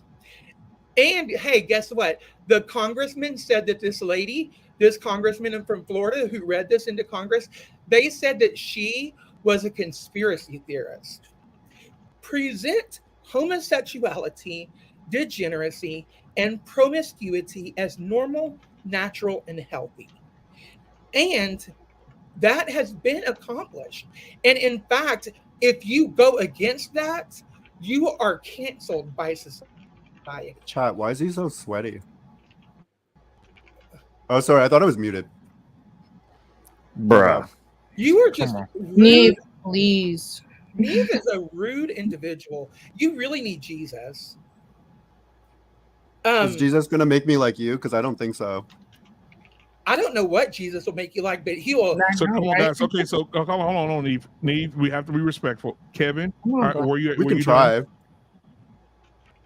No, He said he wanted to smoke. Yes, At the yes. very beginning of the conversation, he said he And wanted the to smoke. last point, break down cultural standards of morality by promoting pornography and obscenity in books. They've accomplished that in our school system, magazines and motion pictures, radio and TV. Now, there's 45 points. You can go and read the book, The Naked Communist. There's 45 points of the communist agenda, what they were going to do to overthrow America. And it's already been happening. It's almost completed. So, yeah, what I'm saying is true. It is real. And I just, before I leave, I want to say I will be having a straight pride parade and event, so everybody stay tuned. I will let you know when it is. I really would appreciate if all heterosexual people, in fact, some of my gay friends are going to be there because they also think that straight people deserve to have a pride parade as well. So I will be. Are you gay though? In Dallas. Excuse me? I thought you're gay. Oh, you thought wrong, didn't you? You sound pretty gay. Okay. Oh, wait. Now I want to address that. So the LGBT community does not want to be judged. But the LGBT... I don't give a fuck. I'm judging you right now. You deserve to be judged. Okay, but the LGBT... I'm flat out judging you. Okay, I'm flat out judging you. Kevin. Will somebody let me know when Reckless Ray can talk? Please let Ray Jesus talk. Christ. Yeah. Wait, So Kevin, hold your on. own show, Ray. Somebody with Hold money. Your on. own show. I'm going to Ray. Listen, I do have my own I show. will Thanks. finish I said talking on your and own then I will show. leave. Because, hey, and I just want to You just leave now. I was Neve, you gotta let him finish. You are so fucking rude. And yes, I'm sorry, I'm a Christian and I do cuss. But Black Man Unfiltered invited me here. Yeah, I did. And he put me in a lion's den, basically, as being the only white person. Now, I am not racist. I've never been racist. I don't have a racist bone in my body. Half my family's Black. But when I'm put on a panel with all Black people and the majority of the conversation is about everybody being Black and they're trashing white people, I'm sorry, that's not cool. That is not cool. I would never invite a whole panel of Black people on my show and trash Black people. Now, I will say this, Kevin, before you That's do so that. dumb. Now he's in the chat right now. A couple of them. I had a very balanced panel for tonight. I had Angry Snowman, but he got busy because he's normally on the show. He's white, right? And I also have Grooming and Reviews. He's white as well. So they were supposed to be here tonight, but there's something came up. Well, white people, you suck. Okay. But I thought you were just saying that about Black people, though. Yo, hey Kev, though, it's not fair for you to say you've been attacked here because we weren't talking about white people. I didn't say you attacked me. He did not say he was attacked. He said he is not even racist. I said I have felt attacked by some people, mainly Neve, who is, I don't know if it's Black or what it is. I don't even know what it is. I'm purple. Can't you use your eyes? I'm from the purple community. Kevin, see what you made me do? I said he was white, and he's in the chat right now. He says, "Hey, I'm Greek." Yeah, because people. He's Greek. So hey, my bad, Grooming. I'm sorry. I'm sorry, brother. But anyways, yes, and also really quick before I leave, real quick before I leave, on August the 12th, coming up in Austin, Texas, we will be having a Let Women Speak rally. Me and the TERFs are getting together and having this rally. TERF actually stands for Trans Radical Exclusionary Feminist. So they just believe in we got that backwards. They believe no, I didn't. They believe that you said trans radical exclusionary feminist. The word is TERF, right? TERF. Okay, yeah. No, do you know that alphabet works? Hey, you got something right the whole night. Okay. Yeah, but you said it wrong. That's why I pointed it out. Well, right? okay, great. Well, come to Austin with us. We would love to. That'd be a good time. We would love to see you. But only if you agree to save me food, okay? And I'm gonna be speaking. Save me some food, Kevin. And we'll have a lot of the TERFs from across America there. Actually, one's flying in from London, and it's just because women feel like they're canceled and erased in America, and it's to give women their voice back. I will be speaking. Sounds like a real hoot. Transitioners. So thank you guys for having me. Thank you, Kevin. Appreciate you, man. If anybody would like to ask a question, I'll stay here for a couple of minutes. If not, I will be seeing my way out the door because Neve is very rude and has been rude this whole time. I have set up here. Fuck you too, Kevin. Brush your teeth, okay? Go brush your teeth. Sit up here and try to be very Go nice. brush your teeth.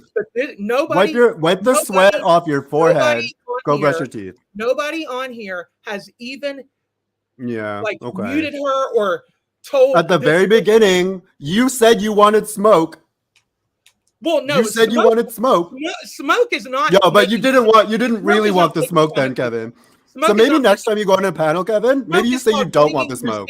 Maybe you say you really don't want the weak. smoke In because I fact, clearly is don't want smoke. the smoke. Smoke is not making fun of people with your big beak, Smoke is not dude. making fun of Yeah, I think you opened up the conversation deliberately trying to misgender me, but you can try and be the victim Oh, here. you are. You're a man. I'm not going to play into your Well, delusion. here we go. You are. Here a we dude. go.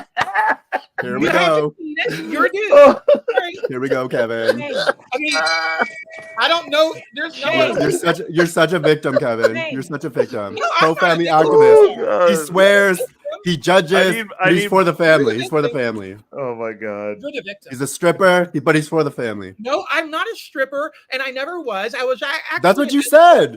Oh I was yeah, an so you an escort. adult. I was Okay, an that's escort. Was. Do you understand the past tense word was? Obviously. Before Jesus. It's still on you. It's still on you though. I can smell it from here. It's still on me?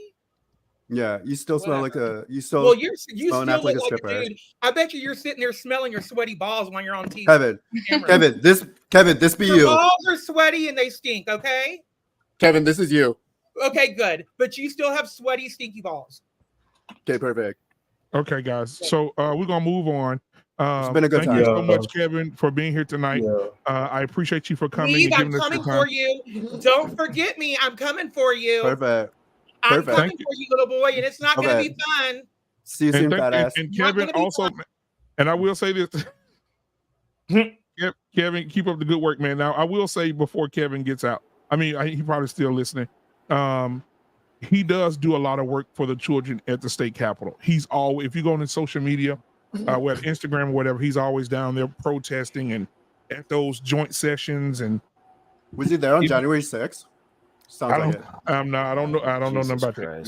Yeah. He probably I was don't know though. about that. Oh my God, it's not even here, still talking. But again, I will say this. All right, guys, because Oh my God. yeah, illuminated revelation. Can you please give us some of your words? And I want everybody to have a moment to speak.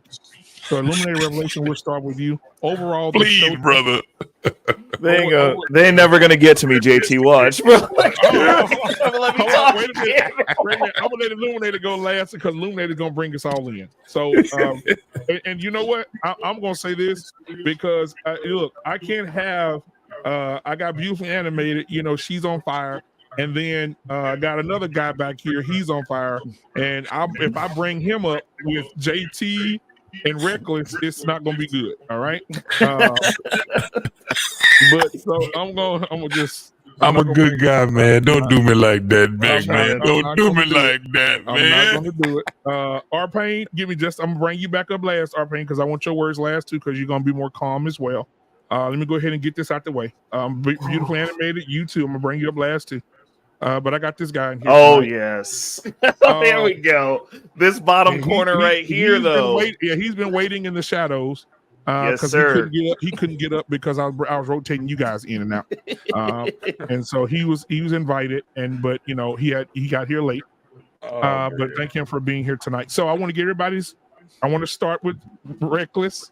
Oh Lord, I want to say a prayer before we start. Okay, Reckless, go ahead and go.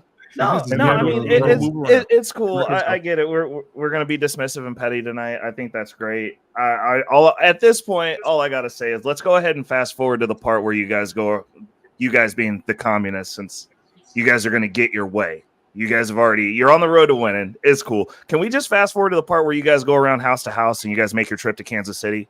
Like, that's all I'm saying. Like, let's go ahead and fast forward to that part, because like obviously we're not going to have the conversation. Like we're not going to respect each other's humanity, which is fine. That's fine. Some of us are built for that. That's cool. So like, let's just fast forward to the good stuff. Like, let's go ahead and turn the lights off. Let's see who's left around, because this started 25, 30 years ago because of the people who are teaching our kids. They are grooming these kids. They are indoctrinating these kids into this lifestyle. There's historically 100%. There's been all sorts of people that have existed historically throughout history. You can find the historical reference points, but they were never actively recruiting to try to change said society. They were never, it's always been 1%. And like, we keep throwing out this 1%, but you got to understand that children function on a pain and reward system in adolescence. So if you're getting bullied in school now, and somebody tells you, well, if you put this dress on and tell everybody you're going to cut your junk off, no one can say anything to you. They're going to do that. If you join this community, no one can say anything to you. They're the protected class in the school. They're going to do that because no one wants to get picked on. This happens. This is just from a mental health perspective, having worked in these fields specifically. Like, behavior modification is a thing. When you give a reward, you're incentivizing a behavior. The behavior is being incentivized because of who we have teaching. We have an overrepresentation of a certain aspect of society and an underrepresentation of another aspect of society because they made it to where the pay is so crappy that only that specific element is going to be in there. Like, you basically got to be a communist to go take a job where you know you're going to get paid garbage forever. They set it up. It's game, set, match. This is not going to be fixed tomorrow, people. We're not going to pray this away tomorrow. The reason that they targeted the kids was because now you're just producing more people that are either lenient to your cause or a part of your community. And there's no counter to that. And then anyone who says anything different is now a bad person. Well, I'll tell you, I am the worst person. I told you what today I am. Make your phone calls. Send your people. Send expendable ones, though. So I'm going to have my fun. Thank you so much, Reckless, for being here tonight. You my guy. And I appreciate you for being here tonight, man. We'll see you on Friday because it's going down at the barbershop on Friday. We're talking about fathers who can't discipline their children. Oof. So we'll be talking about that on Friday. Get ready for another powerful conversation with all the fellas on Friday. So I appreciate you for being here, Reckless, man. Man, much love to you, my brother. Always, I'll see you in a brother. bit. All right. Appreciate it. All right. So now we're going to move on to tough topics. Now, tough topics. I did not know that you had a degree in psychology. Is that correct? You're muted, sweetheart. I'm sorry. Hold on. Is that me or you? Let's see. Oh, that's you. No, I forgot I was muted from before. I muted my mic when I did as I was asked earlier when Kevin had the floor. I had the mic muted. All right. But you do have a degree in psychology. Is that correct? Yes. So I have it is just a bachelor's degree. So that's why I try to tread lightly when offering any sort of, first of all, I never, of course, diagnose people with anything or anything like that. But I do just try to let people know that whenever those kind of psych conversations are having, I do have a little bit of a background with it. But I got my master's degree in teaching. Okay. I actually wanted to, if I may really quick, I wanted to piggyback on something that Reckless said before he left off. When he was talking about incentivizing behavior. And I think Neve had asked me a question earlier about, or maybe he wasn't, she maybe wasn't asking me directly, but was saying like, the single motherhood, isn't that such a bad thing as well? And of course it is. And we see that the government incentivizes that through family courts. And because women are always, they're always given like preference in family courts when it comes to alimony and child support. In addition to, of course, we know things like SNAP, food stamps, Section 8, HUD, all these types of things that incentivize women to have children without being married. If you really think that inner city, because when we say inner city kids, I think typically we always think of the guys, like we always think of the boys running around, with their hats tilted and running amok or something, but there's girls too. And if you don't believe that girls who grew up impoverished, girls who grew up disadvantaged or without, you don't think that they are going to go to desperate lengths to try to just survive to an extent. They're going to make sure they always have a roof over their head, always have food in their kids' mouths. Now, of course, we know there are people, and unfortunately, a lot of them who abuse those resources. But I just mean that to say that the government definitely incentivizes that degenerate behavior of literally at this point just being baby making machines. So much so that there has to be, I haven't looked up the exact numbers, but I would bet my life on it, because there's apparently a decline in live births here in the United States. And I'm sure if they broke that down by race classification, I am sure that Black women are not making up those numbers. There is no way we are lessening how many babies we're having. there, every time I turn around, people are having illegitimate children. So yeah, I just wanted to say that the government incentivizes that type of behavior through family courts and through social welfare programs.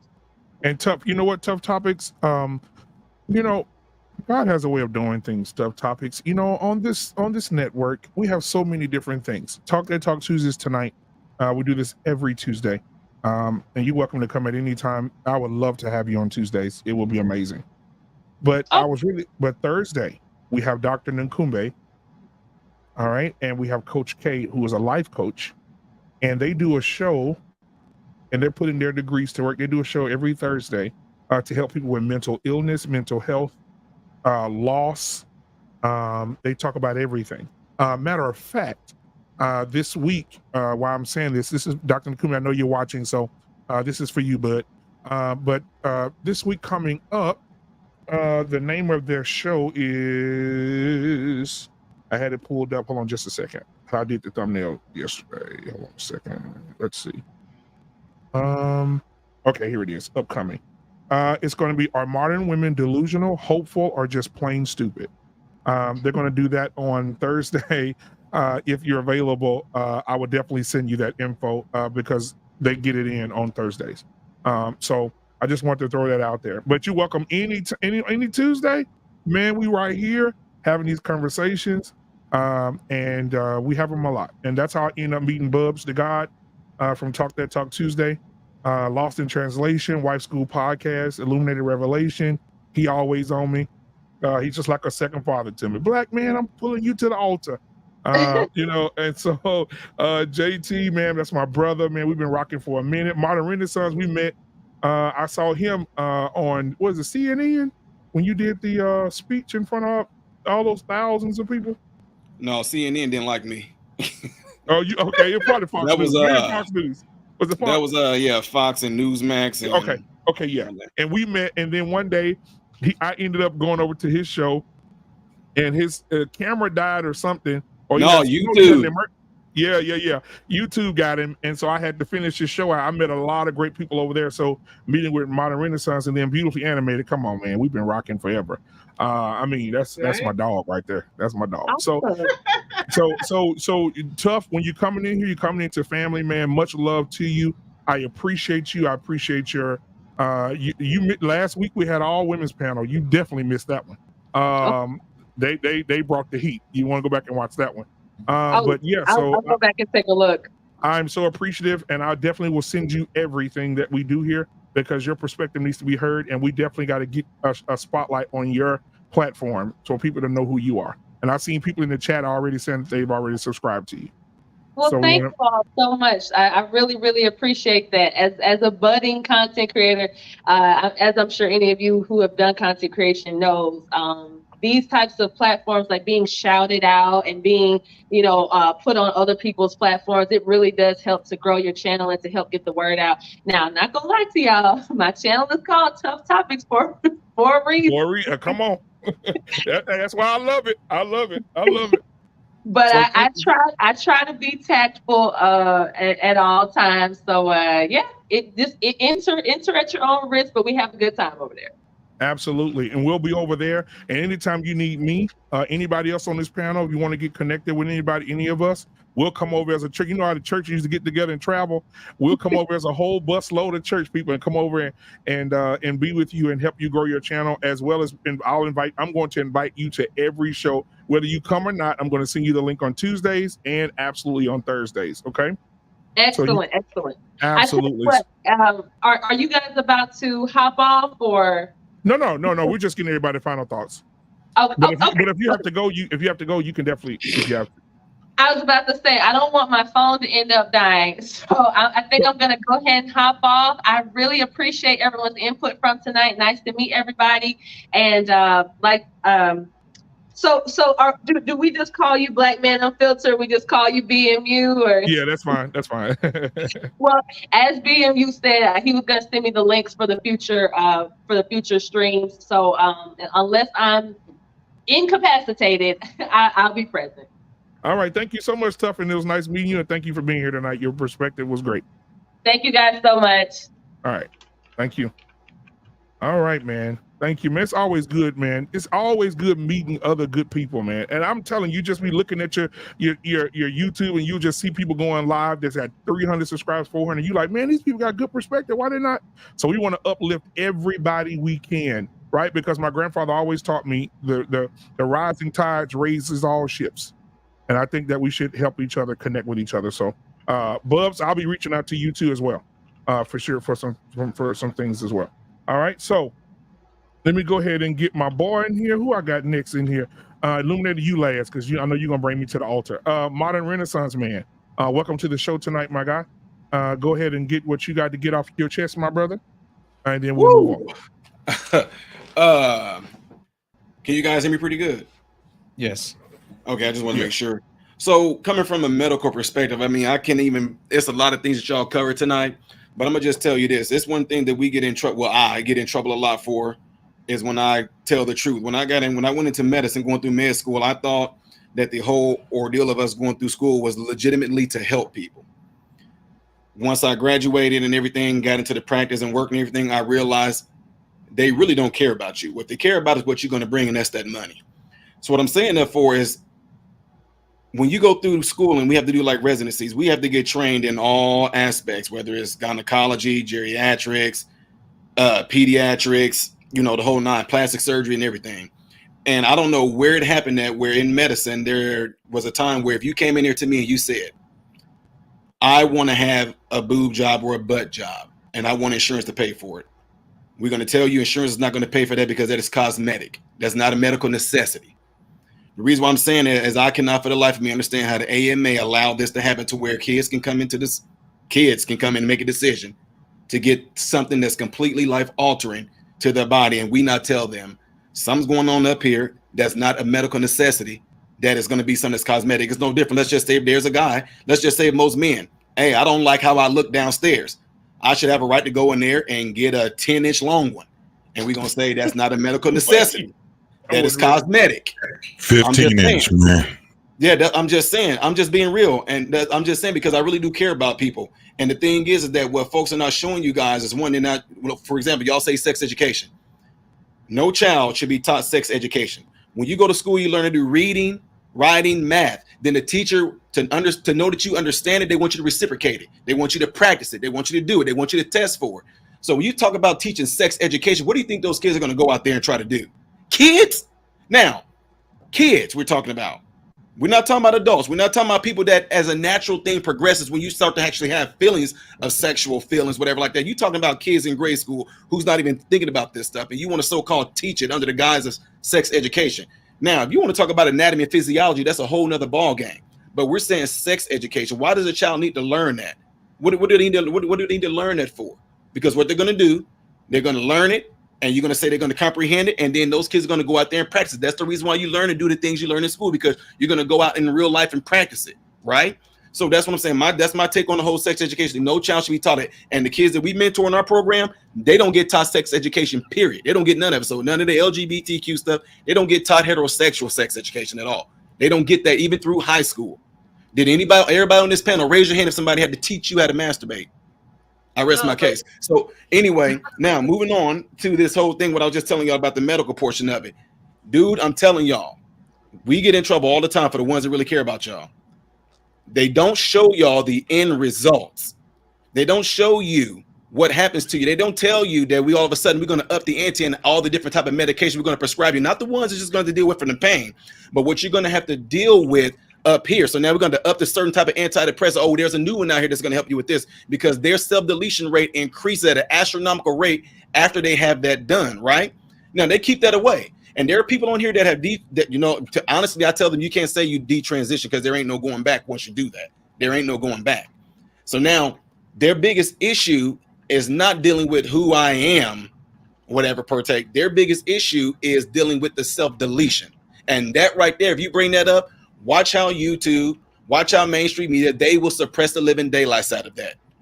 So that's all I'm saying. It doesn't matter what it is, ladies and gentlemen. It doesn't have to necessarily be what dealing with LGBTQ stuff or people that want to trans or anything on a mental level. We're talking people with even obesity and all that. They do them the same exact way. Now, because in medicine, what they don't tell y'all, if we can classify something as a disease and get it passed through legislation, that means we can treat it medicinally. And when we treat it medicinally, that means we're going to be getting money from the pharmaceuticals. It's all about getting money from it, and we don't care about you. You're going to be nothing more to us than a lifelong crackhead. We're going to continue to give you medication until the day that you die, because what you're going to take is going to mess up your dopamine levels. Then we're going to give you something for that. You're going to give you something else that's going to deal with how it's tearing up your liver. Now we're going to give you something for that. The whole end goal is to keep you completely medicated and keeping us charging your insurance company, because we really don't care about you. Right. Not me per se, but the medical community as a whole. I'm telling you, that's exactly what it is.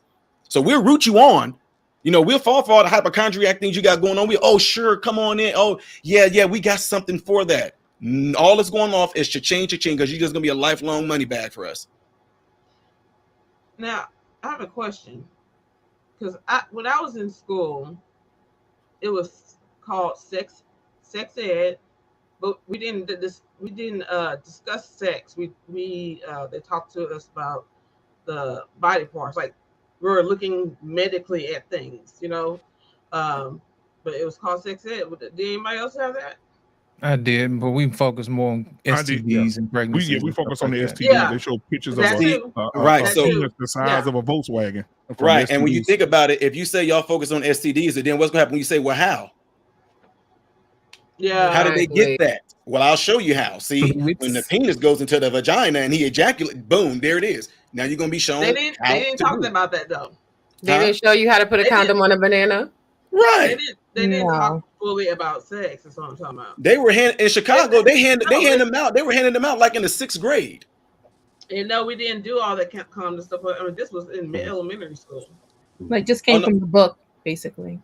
Right. Yeah. And I think somebody said on the, again, shout out to the live with all of the biological women on there, and I'm going to use that word to be respectful. Someone said that at this point, we're living in an age where we have basically a supercomputer in our hand. There's no reason for anybody to be ignorant about anything. So children are going to figure things out. And can we be honest? Right. How many of y'all have played house growing up? How many of y'all have hunched on people growing up? Can we be honest? So children are naturally going to explore certain things. The education when it comes down to queerness, and I can get it because I'll be honest with y'all. There is a gay agenda. There's two.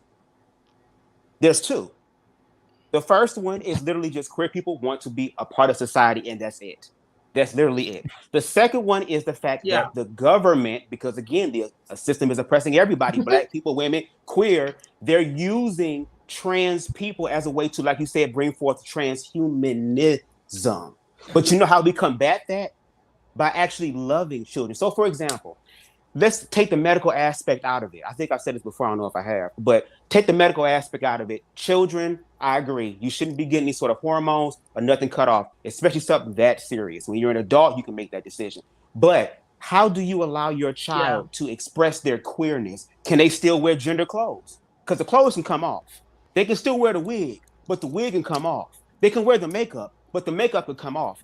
Are you going to be willing to face your fear with your child to even see if that's the case? Because there are some people, like you said, it becomes a fad. So people do it to be cool and then they grow out of it. But what happens is that the people who are really queer end up being collateral. And I want to say this real quick. Somebody brought up aggravated sodomy, and I can understand that. But when that type of terminology, if you do your research, there's a bill in Uganda right now that's being enacted called the Kill the Gays bill. And I sat on my YouTube channel, okay, for 2 hours and read the entire bill. A lot of the verbiage, aggravated sodomy, all that type of stuff sounds very familiar to that bill. And guess who brought that bill to an all-Black continent? Christianity did that. So a lot of queer people like myself, when you hear this jargon and these words and these trigger words, they become scary because in Africa, they're actually manifesting that. And I will be a fool to say that it's not going to happen here. And then they're also reversing laws, and not only queer marriage, but also interracial marriage. They want to go back in time on everybody's ass. So I appreciate the fact that we can sit here and talk about our issues, but we have to talk about the bigger issues. To your point, you're absolutely right. I don't believe the medical thing. You're too young for that. But are you going to be, and I'm going to ask the parents and the Christians on the platform, if your child, hypothetically, because I'm sure nobody's children on the panel are queer. So hypothetically speaking, if your child came to you and said, Mom, Dad, I feel trans, or Mom, Dad, I feel gay, Are you going to be willing to go down that journey just to see what it is? You better get that feeling out your goddamn system. Wait. Okay, so here, a couple of things. How Get that feeling out of there. how is a child gonna know what some trans stuff is? How are they gonna know that? See, I do get what you're saying. I completely understand this. Again, this is stuff that I personally work with. Okay. Right. So the thing is this: usually when you find kids, like you said, playing house, like for example, in the hood, we played a game called High Go Get It. The girls go high, we ran, and if we found one, we pants rubbed them. But the thing is, I gotta look, I'm keeping it real. Where did we get that from? Who do we see that was doing those motions like that? Who might have touched us and told us you a big boy because they grinded on us like that for that to even be triggered to open us up to that, to go and actually reciprocate that? Because again, what this is the thing. There's a biological natural progression that will happen in you if you are not exposed to those things. When you go through adolescence, all of a sudden, like I said, it's a thing where kids can play with boys and girls can play, they hit each other, but then one day the way she touched me kind of is different now. It's something. Whoa, hold on now. Why am I standing tall down there? So what I'm saying, that can be like a natural progression thing that can happen. But when you got little kids going out there, pants rubbing and doing things of the sort, it's a 99.9% chance that somebody has touched on that kid has done something, that kid seen something on TV that was done, that kid might have walked in on a parent, or they might have just seen something while mama, if she's a single mama, while she gone out to the club, your uncle gonna babysit you, but your uncle friend is over there and he didn't did, it's all types of scenarios that plays out when these patients come in and they let us know.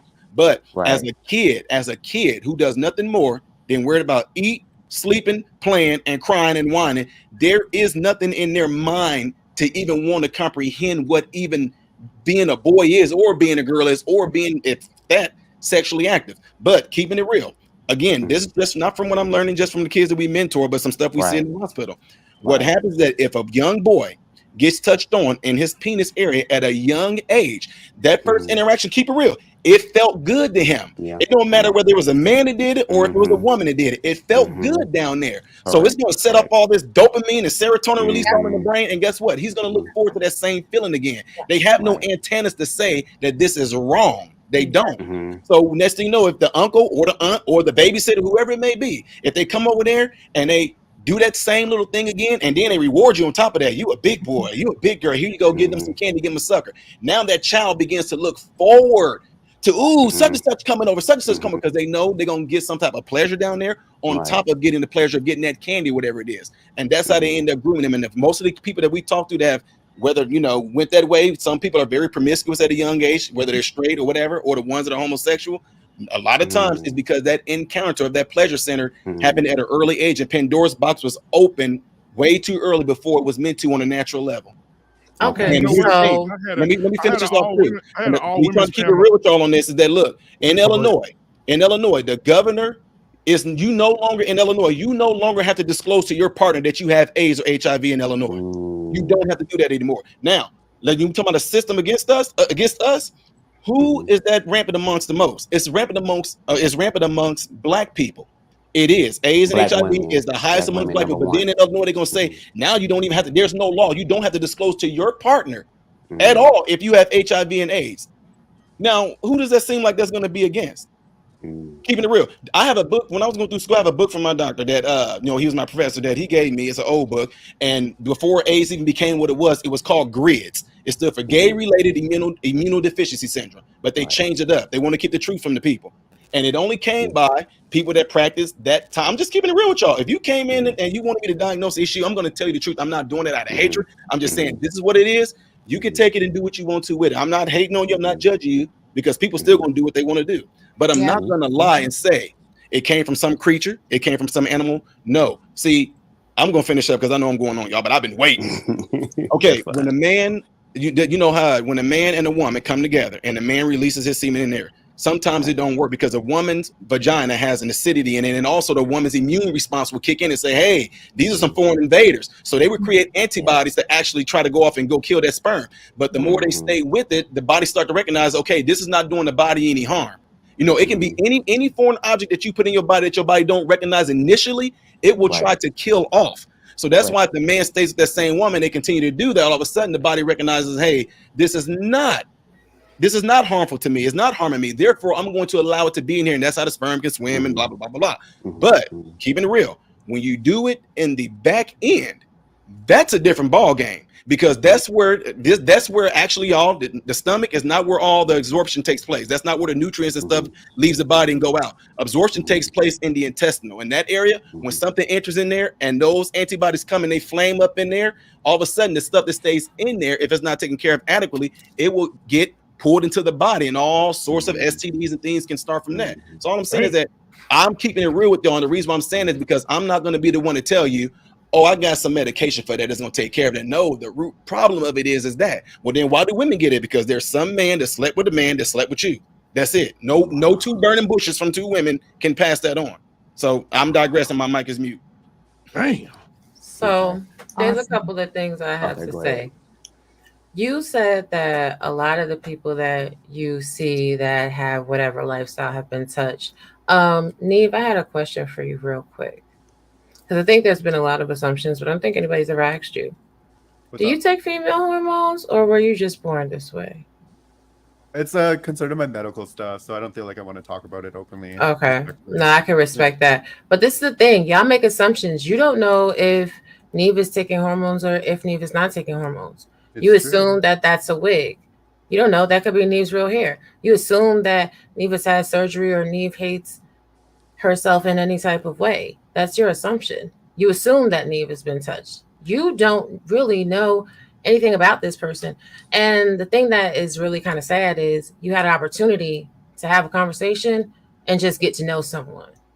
See, when we have these biases and we take the extremes of every situation and assume that that is everybody's story, you miss the opportunity to learn something new. And it's kind of really actually sad. When you're sitting here and, you know, y'all really have done a lot. Like, take, for instance, the situation with Kevin. When I came up here, while I was speaking, he was interrupting me and then turned around and told none of y'all to interrupt him. And y'all sat there and just let that rock, but then called Neve evil. See, it's things like that. And I'm not judging y'all. Y'all do what you want to do. But if you're going to look at a situation, look at it honestly. Critique it honestly. Look at yourself and how you acted and responded in a situation. Think about the assumptions that you're making every single day when you're having conversations with people. And then have the audacity to say, well, this is Christianity. If I was a non-Christian and I was watching the way some of these exchanges happen, I can't say I would be inspired to become a Christian. I can't say that the presence of the Holy Spirit is in the atmosphere and it's love and it's an embrace. I mean, my God, today, if you know who you are and you believe what you believe, how hard is it to really have conversations with other people? This is a situation about the children, but guess what? What's being taught in school is being taught in school because somebody lobbied, they rallied, and they petitioned to have a law be passed. All these conversations we have, all these educated people, lawyers and what have you, where's the lobby to pass a law to protect your children? Are you actually going to act, or is it just going to be, let me talk down on you, let me talk at you, let me tell you how horrible your life is while I am sitting here and allowing things that I don't like to happen in the world around me? Y'all want children to be suppressed, right? Children are supposed to live in their imagination. If you feel that they are misled, well, they're misled because you're not raising them. If that's how you feel. If that's how you feel, then who is their influence? Is it the music that you don't pay attention to that they listen to? Is it the shows that they watch on TV and YouTube that you don't double check to see if they watch? Is it how you interact with people around you that they absolutely listen to? While you just do whatever because you're the adult and they got to do what you say to do. Yes, no children should take hormones. No children should be able to make a surgery. But why can't children just express themselves? And if you feel it's wrong, then you guide them. You actually do the freaking work and guide them toward the path that you feel is right, toward the path that you feel is in their best interest. It's like a lot of conversations that I had in these spaces. Everybody got the answer for everybody else. Yet nobody takes the mirror and turns it on themselves and makes better decisions and makes wiser decisions, but they always want to tell somebody else what to do, how to live, and how to be. I know it's not what you want to hear. It's not, oh, F men, oh, F the gays, oh, F women, blah, blah, blah. No, it's reality. The reality is you have the power every day to make a choice. You control your destiny. You control what your kids are exposed to. You control the type of people you date. You control how it is that you interact with other people, and you control what it is that you do. Every time we sit there and try to point the blame and say how horrible or how bad this, that, or the third is every other time that we got 4 fingers pointing back at us and we not paying attention to what it is that we do. So how can you judge someone when you're not even looking at yourself? I'm gonna be quiet though. I think those are really interesting points. To be completely honest with everyone, I think I spent a lot of time this panel, like obviously fucking with Kevin. I'm not even gonna lie. But apart from that, like, really like attacking positions rather than like speaking my own. And I don't really necessarily feel like I need to, but it's like a lot of the stuff that you say, like, there's some of it that I agree with, even some of the trans-specific stuff. Like, I think that people shouldn't be able to transition before the age of 18. That's what I believe based on my own experience. But I think that, and Tough Girl actually said a really good point of this, is like you guys construct like a version of like the radical liberal who thinks that we should teach this and this and this in school and like all that shit. I think before I even really speak on any of my stuff, like, you guys will paint me that way or paint Bubs that way or whatever. And yeah, I just, I agree with the kind of like with the sentiment that Rob was saying with just getting to know a person. But unfortunately, I am pretty tired and I'm not really following the conversation as much as I was earlier. So if anyone wants to have a more in-depth conversation, feel free to reach out. If you want to argue, that's cool with me too. Anyways, thanks so much for having me on. You was going crazy on Anton. You had me cracking up. I'm not gonna lie. And it's not my intention to be. It's never my intention to be disrespectful. I think that I do my best to match energy. I think you guys have to understand that coming from where I'm at, where I live, like 90% of the opinions I hear in this community are minority opinions. Like no pun intended, but like nobody, like we don't lead our society. Like our society is like secular. It's not informed by religious values. Like nobody has an issue with trans people. Like, and that's crazy for you guys to think about. You can make your judgments on that society and say it's bad or whatever, but it's pretty, just like put yourself in my shoes for a second. Like, what if you lived in my community and everyone was like getting pissed at you for saying that kids shouldn't transition for the 18, or everyone's cool with drag queens or whatever. Like, that's kind of what my experience is like in this space, and I embrace that. So I would implore you to do the same. And thank you so much for having me on this. Can I ask you one before you get up out of here? Can I ask one before you get up out of here? No clap. Yeah. How do you ask us to do something that you didn't even do? How did you? Can you be more specific? You sat there and you gingered shamed Kevin when Kevin was on here. You were so rude to Kevin. I stand on that. Kevin is disingenuous. Kevin is a grifter. I'm not talking. We just had a gay man. We just had a gay man promote a straight pride parade. Is that genuine to you? To do something that you're not capable. JT, you don't have to do anything you don't want to. I said I would implore you to. The information is there for you to make a decision. And I will implore you to take a look at yourself. You are deciding right now not to implore that, and that's on you. You are talking to us. But I'm not about to get into another argument when I'm literally about to go to bed. Okay. You were judging someone else. This shit is cool. it's a, and I'm gonna tell you, I'm perfect. If ain't nobody else gonna tell you. That's fine. That's fine. I match the energy that Kevin was bringing up. Representations of perfect the LGBT community. I'm a representation of myself and my beliefs. You are constructing. You're constructing. You are constructing a person for an entire cause. I am myself. You are constructing me as an entire cause. Okay, that's fine. I'm not saying that at all. No, I said like we're the bad ones. Okay. Then you're gonna say that's fine. That's what you believe. While you're judging someone. That's what you believe, JT. That's cool. That's cool. That's what you believe. My community is me and myself. My community is me and myself. My community is me and myself. You are a You can pay terrible me. representation You can pay of me. your community. If your Perfect. Great. community act like how you did, Black man Nice. asked you not to eat on the panel. Awesome. You come Are on you? here eating damn popcorn.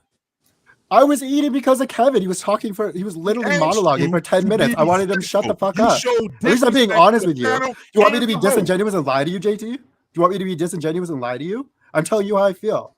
You did lie. You just sat there and lied. You No, are I asking didn't. us to be. You asking us to be respectful to y'all. We've been. Do you want to take a step back here and really think about what I said? What I said, JT, is that when I sit on these podcasts, the things that you say are not commonplace in my community. In my community, if somebody like you starts talking about Jesus, about whatever the fuck crazy shit that comes out of your mouth, honestly, I don't remember any of it because it didn't matter.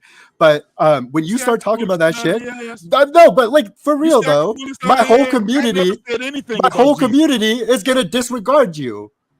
And that's facts. Just the way you sit here, just the way you sit here, just the way you sit here and disregard everything I just said, just the way you sit here and disregard everything I just said, just the way everybody in the chat said they're disregard everything that I say. So you can. So okay, I'm glad you stayed on here so I could have gave it to you. You said here and asked I think you think that's what you're doing. JT, I think that's what you think you're doing, but that's that's cool. Those are your beliefs, right? No, that's what was a fact. You did not. Let me ask you a question. Well, did your you facts not are come your on this facts are a little platform- your facts are a Let me little ask you wild question. side. Your facts are a little wild Did you side. not come on this platform and eat when you were asked for not to eat? I went and got food because I was talking to Kevin. Okay, JT, is your biggest gripe with me right now the fact that I ate on a panel that we've been on for the last 3.5 hours? I already laid Are you out fucking what crazy? what I had a gripe. Are you I fucking laid crazy? it out. I laid the whole list out. Perfect. Well, you tried, and that's great. Anyways, you got the chat snoozing right now. Anyways, so I will say this, Neve, thank you for coming and giving your perspective. All right, I appreciate it for you coming and giving your perspective tonight, as everyone else. So I appreciate the conversation. And sometimes things don't go the way we want them to go. Sometimes, and sometimes they do. That's just all in the game. That's all in the game, all in the conversation, right? So I appreciate it. I know you said you have to go, right? Yeah. Thank you for so keeping your end up. I think everything you said that this panel was going to be, it was for the most part. So I appreciate that. Absolutely. I try to keep my word. So thank you so much, Neve. Have a great night. And if you want to have a deeper conversation, we can definitely do that. Of course. And yeah, so I appreciate it. Thank you so much. Okay. Take care. Have a good night. All right. Thank you. Have a good night. All right. So let me get we already got Reckless. Let me get my girl in here and our pain in here as well. Beautifully animated. Give me your final thoughts for tonight, sweetheart. All right. So Kevin. You say that people who use egg donors and sperm donors are playing God. Are they playing God when they're gay? Or are they, well, if they're playing God, if they're gay, are straight people playing God? When they have to use other people's sperm or someone else's egg to have a baby? Like, I think it go both ways because, but that's just me. I mean, but the thing is, what do you say about straight people, right? Who the woman's having issues or the man's getting issues, so they have to go to the bank and make a withdrawal. Right. I can respect that if a man has low sperm, right? I can respect that. I'm talking about more of the Ebony K. Williams saying, "Hey, listen, black women, get it together. We got to go find some sperm. Matter of fact, get your 2 vials of it." I'm talking about the extremes, like you were alluding to earlier. But what I was saying is, if someone wants to have a baby, they can. It will not be the same as a straight couple where you have the man and the woman. It's gonna be that child's gonna be attached to one of the people, or maybe none of them. But It just takes money and a hospital, some scientists, some doctors, whatever. But it can be done. Um, let's see. I forgot what the hell else I was saying. Shit.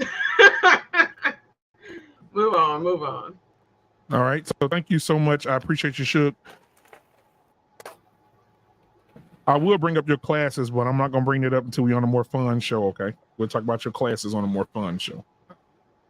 Because you crazy. So thank you so much for being here tonight, sweetheart. I appreciate it. Wife School Podcast, talk to us. What are your final thoughts for the show?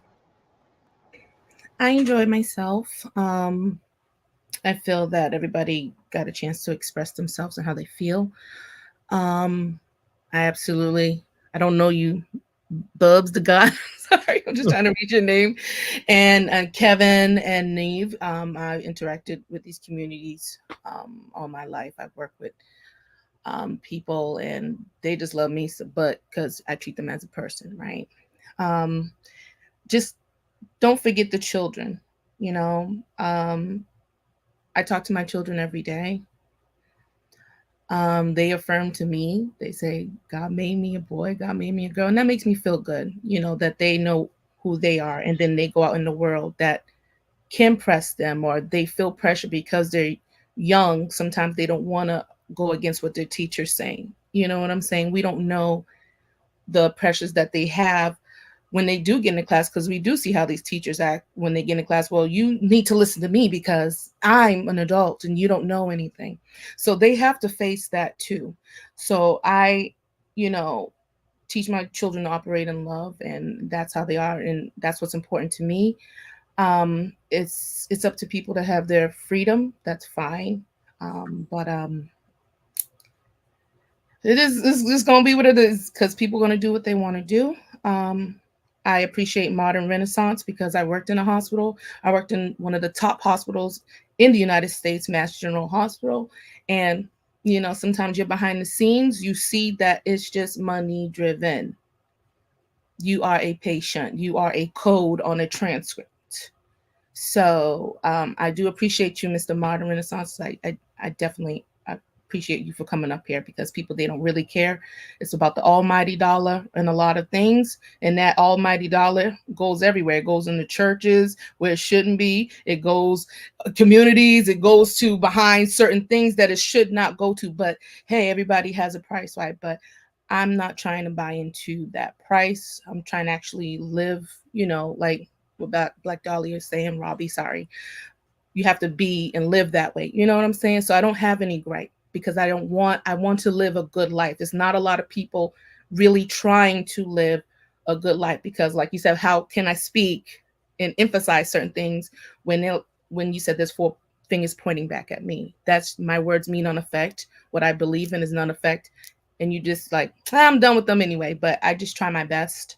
I really appreciate everybody on the panel. This is a discussion that we do need to have, and definitely in the lens of love, you know. But sometimes love is hard, love is tough. We don't want to hear it sometimes, but it's definitely needed. And the more that we do have these conversations, is the more that we'll feel comfortable with each other and trust each other. All right. Thank you so much. The Wife School Podcast.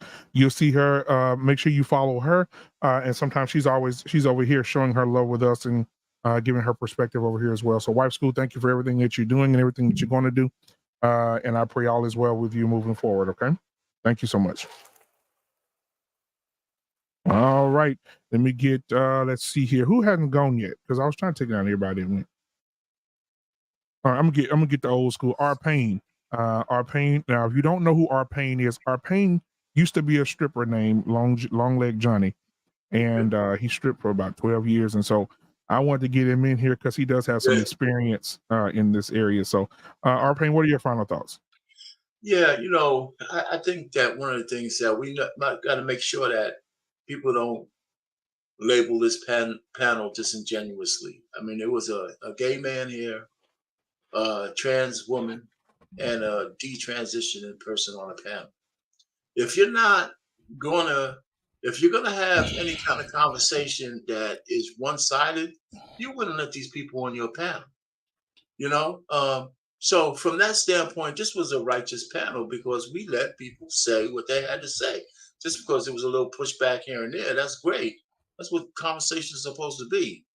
But it was a diverse panel from that, and all of us on the panel don't really think the same either. You know, Robbie came up here. It sounds like she fully supports the alternative life. And she uses whatever, you know, justification that she needs to get that point across. But it ain't about that. It's not about whether a person wants to be gay or transgender or not. That, you know what? None of us have any business in their bedroom. And I'm adamant about this. Is where your rights bump up against the rights of people who don't agree with that shit, right? And then when you start to try to make legislation to propel your rights that will actually impair the way other people's pursuit of happiness is, we should have a problem with that, right? I mean, I'm just thinking about Black people were the ultimate people who had to fight for their rights to live, right? I mean, we got far, but there was a limit to how far we came, and then we had to compete, and we had to compete against everybody else to make it. And that's why I'm against all the victimization talk and all that bullshit. Because as Black people, with all the shit that we had to take, man, we got some pretty successful Black people out there. Mm-hmm. You know, I mean, we got to stop the bullshit, man. In my circle of Black men, every time I hear one of these guys tell me some "oh woe is me" story, I say, man, you make 5 to 10 times more than the average white man. Shut the fuck up. Facts. You know what I'm saying? Mm-hmm. Stop it. You know, so with the transgender and all that other kind of shit, man, listen, I don't care what you do. The issue is it's a battle for the children. There's a battle going on, and some of us don't know we're at war. And we are. And I don't understand how they get a group of people in any legislature, like in Michigan and in California, where there should be diversity on the panels, could vote shit in that says if a kid comes to a parent or goes to a school that says I want to become gay, and the person's like 6 years old, the parent has no power anymore to tell that kid they can't do it, right? And that's the same kid who came to me and said, listen, you got to sign this slip so I can go on a school trip, right? So they could be, you know, so they can get permission to do that. But I can't get permission. I can't even know the fact that you want to start taking hormones in the high school, you know, pharmacy or whatever the hell that shit is. It's the shit's boggling the minds, you know. So that, and I'm gonna end it here. So that brings me to Neo, right? I'm not a big Neo fan or anything. I hear his music; he's pretty good. But it's like the first time I heard somebody say, you know what, fuck the bag. If I have to lose the bag, I'm going to tell everybody I'm not apologizing for not wanting my kids, like unlike D Wade, you know, to be transitioned at 5 to 10 and 6 years old. I don't give a shit what you guys say. You could take it. If I have to be canceled because of that, then so be it. You know, and I don't think he'll be canceled. You know why? Because more men need to start saying that shit. More people. I don't give a shit what you say. You want to start to try to cancel me? Go ahead and do it, because I'm not standing on my square. There's so many more people like us than these guys trying to infiltrate. And it's only because of the bag that they hold over you where we have people acquiescing. Matter of fact, Neo said a couple of things I wish he didn't say. Even the people who said they were a little bit offended, he should have said, fuck you too. You know, he should have just said, I'm not apologizing to nobody. I don't want my kids to be freaks, you know, like that, you know, because they can't come back from that. You just cannot come back. And so you can't make a decision for that. I mean, and there's enough evidence to show that those kind of early risers, those early transitioners have a lot of trouble later in life. No orgasms. No kids, no. If you're a man and you transition to a woman, you're whatever they do to you, you're not gonna have the pleasure centers. You're not gonna have all those kind of things. Same thing around there. I don't know how to make a woman into a Johnson. I don't know. I wish they would show that video in sex education and let's see how many want to go and do it. Man, I've seen it, brother. It's tough. You know, so I'm just It's telling you. tough. I mean, I'm gonna just land it there. It's a sad situation. It seems like the people who are against this hate other people. It's not true. Yeah, I believe in America that if you're a law-abiding citizen and you pay taxes, and if long as you're not crazy, if you like a man, great. If you like a woman, great. That's just your business. But you shouldn't have more rights than anybody else. And this is what white people used to tell black folks. I mean, they don't say it, right? But, you know, I mean, but it makes sense to me now because everybody tries to push that goddamn envelope. You only have life, liberty, and the pursuit of happiness. You're not guaranteed to be happy. And nobody's guaranteed equality of outcomes. Nobody. And let me just land it to you. All right. Thank you so much, man. I appreciate it. Our Pain. Hey, listen, Our Pain is retired. He's a retired stripper. However, he does do bar mitzvahs, baptisms. He's in the business. So if you need him for any of that, he also goes the first week of the month when Social Security hits this the nursing homes. He's there as well. And they call him Baby Oil Jack at the nursing home. So thank you so much, R. Payne, for being here tonight. I appreciate it, my brother. Thanks for letting me up, BMU. Yeah, I'll see you on Friday, my brother. All right, man. All right, so Renaissance Man, you already ran, right? Yeah, you already went. You cooked your ass. You just cooked through the dishes at the back, though. But I appreciate you, Bonnie Renaissance Man. You didn't get a chance to say your channel. Tell everybody how they can reach you before I move on. I am on YouTube as Modern Renaissance Man. I also have an alternate channel in case I'm banned like I am right now until Friday. Yeah, you did get banned for that video, brother. You did. I saw it. Yeah. Yeah, but they come for me anyway. They don't like no logical thinking black person that don't fit the narrative. But I have another alternate channel called Man, Husband, Father on YouTube. I'm on Instagram as Modern Renaissance Man. The O in modern is a 0. I'm on Twitter as The Real Ty Smith. I'm on TikTok as Modern Renaissance Man. The O in modern is a 0. And I'm missing one. I'm on Rumble as Modern Renaissance Man Variety Channel. So appreciate being up here. Just want everybody to be safe, be truthful. These conversations need to be had. I'm glad it's happening because there's no other place that we can do it. And y'all just continue to be safe, man, and always go for the truth. There's my truth, there's your truth, and then there's the truth. Go for the truth. When's the last time you talked to Candace?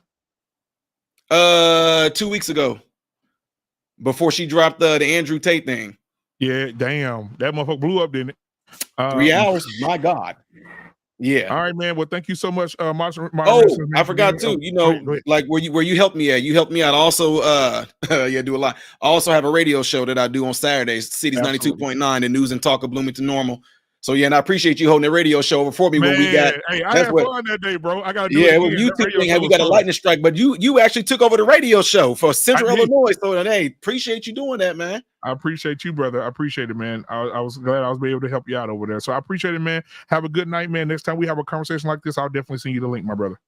All right, Renaissance Man, ladies and gentlemen, make sure you like and subscribe over there. All right. JT, What We Know Podcast. What you got for me? Hey, man, I appreciate this conversation. Hopefully, man, we can get to higher heights in conversation without being derailed. We learning. That's the only thing I can say. Trust me, we talk about this a lot as YouTube content creators, and I can honestly say with specifically Black content creators, we're learning a lot faster than I anticipated us to learn how to talk to one another. We get heated. It's conversation. We understand it. It's less and less doxing and all these things that people were doing to try to hurt people's personal life and things like that we see. But I just remember not just 5 years ago how crazy it was on social media when you have a disagreement with someone. My frustration is that this was the second time, black man, that when you invite someone over, specifically from LGBT community, because they claim it, right? These people that we have on here, they end up misrepresenting their people. They're trying to show us that they're, people that are just like we are, right? But you can't. And what burned my is like what really irritated me was the fact of the disrespect. We couldn't even get to real conversation because of the disrespect on the panel. One of the things that we have to learn is how to respect one another. And you come to barbershop talk, I'm telling you, some weeks, man, some Fridays, we get hard. You've seen me. I don't be like this on every panel. What you saw was me. I had to check that person. Yeah, last Friday was one. But we come back, we bring it back though. We bring it back, but at the end of the day, I pulled you last week, JT. I did that. Yeah. But I want to really be able to have the real conversation, man, without all of the bullshit. Buzz, bro, love it. You know what I'm saying? Welcomed here, bro. I love the fire you bring with it, the way, the pushback, all these things. That's what Black Man Unfiltered is about. It is about that. It's about us having heated conversations, and at the end of the day, we're gonna bring it back, and it's gonna be love. That's what it is. That's what we're trying to get to. We're trying to get the other people to that, but we can't be just disrespecting one another like that, man. We can't be sitting there, hey, while somebody talking and just being, we've been through that. All of us probably been through that on a lot of different panels. We're just trying to change. We're trying to change it. We still want the fire there. We still want the passion there. We're going to argue every once in a while. It is what it is. It is what it is. But at the end of the day, man, it still has to come back to being love. And that's all it is. And if, what was it, Nez? What's the person's name? I don't want to. Neve, you still listening? That was basically just out of correction. That's it. It wasn't me trying to be like I'm trying to tell you off and all that type of shit. But we have to have some type of order. And at the end of the day, we have to have that, man. We all fall, and I've been corrected before. Shit, Black Man been corrected on his own damn show before. We all get correction when it comes down to this, because we have the passion and all that. But at the end of the day, man, the conversation, it wasn't the best conversation. And every time we get on this subject, it kind to veer to and we're gonna get it together. Because we ain't running from this. No, we're not. We ain't gonna run from it. And this is not in hate. This is not in vitriol. This is not about trying to rally our people to hate another side or none of that. This is about us understanding that we have a common enemy. We just got to figure out who the fuck it is. It ain't us. We just got to figure out who it is. Some of us know. We got to listen to what they saying. And some of us, we way off. I'm going to end it there, man. I'm going to land that, bro. All right, man. JT, What We Know Podcast. I'll see you in a minute, my brother. Yes, sir. All right. Now, Angry Snowman, give me a short one, because Angry Snowman was, I know he gets busy. So Angry Snowman, give me some insight on what you've seen in the show, and then we'll move on to Bub so we can get everybody out of here. Go ahead. Well, first, I wanted to come up and say that I had to come up here. That way you could have, accurate representation of what a proud, not scary white man is on the panel. I knew you was going to do it. I'm sorry, but I can't have somebody that's representing the white race be up here trying to play that victimhood crap, because that's not what we do. That is not what we do at all. All right. So with that being said, second, Bubs, I wanted to shout you out too, man, because dude, you really did You came up here and you talked and you tried to have the conversation with respect and with dignity with people, and you also showed respect and dignity to people. And that's something that when we get into these discussions with the alphabet community, as we call it, that we generally, someone like me or the rest of the men on the panel, we don't get back. Usually it's a bunch of what we saw out of Nev and out of the other guy that neither one of them could shut up. That's what we normally see. So, sir, I just wanted to shout you out, say salute to you for that. The last thing that I wanted to say is I just wanted to make sure that we hit one more time on the topic that the main reason why most people are pushing back is because of the kids. There is a very real and concerted effort that we see of the kids being gone after. That they are being targeted. We know this. It's a fact. We see on social media all the time with teachers, because the alphabet community makes up, I think, like 60% of the teachers in school now. And we see them coming out all the time getting busted. Like if you get on Twitter, lives a TikTok, they're constantly exposing teachers for trying to indoctrinate kids, constantly exposing them, where they're getting on their social medias and they're talking openly about indoctrinating kids as early as preschool. My thing is why don't people want to let kids be kids? Why is there such a concerted effort and a huge push to turn kids into adults at such a young age? Why can't we just let kids live their life and let them fall in when it falls in, and let nature take its course rather than pushing all this stuff on kids? I mean, it's to the point now to where it's in our in their programming now. You have the LGBTQ Pride Parade and Blues Clues. You got, you got non-binary characters that are being put in different cartoons now, and that's not the place for it. Bert and Ernie are now a couple. Right. That's not the place for it. I heard you. I couldn't hear him. I don't know why I can't hear him. But everybody knew they was gay. Yeah, everybody did know they was gay the whole time.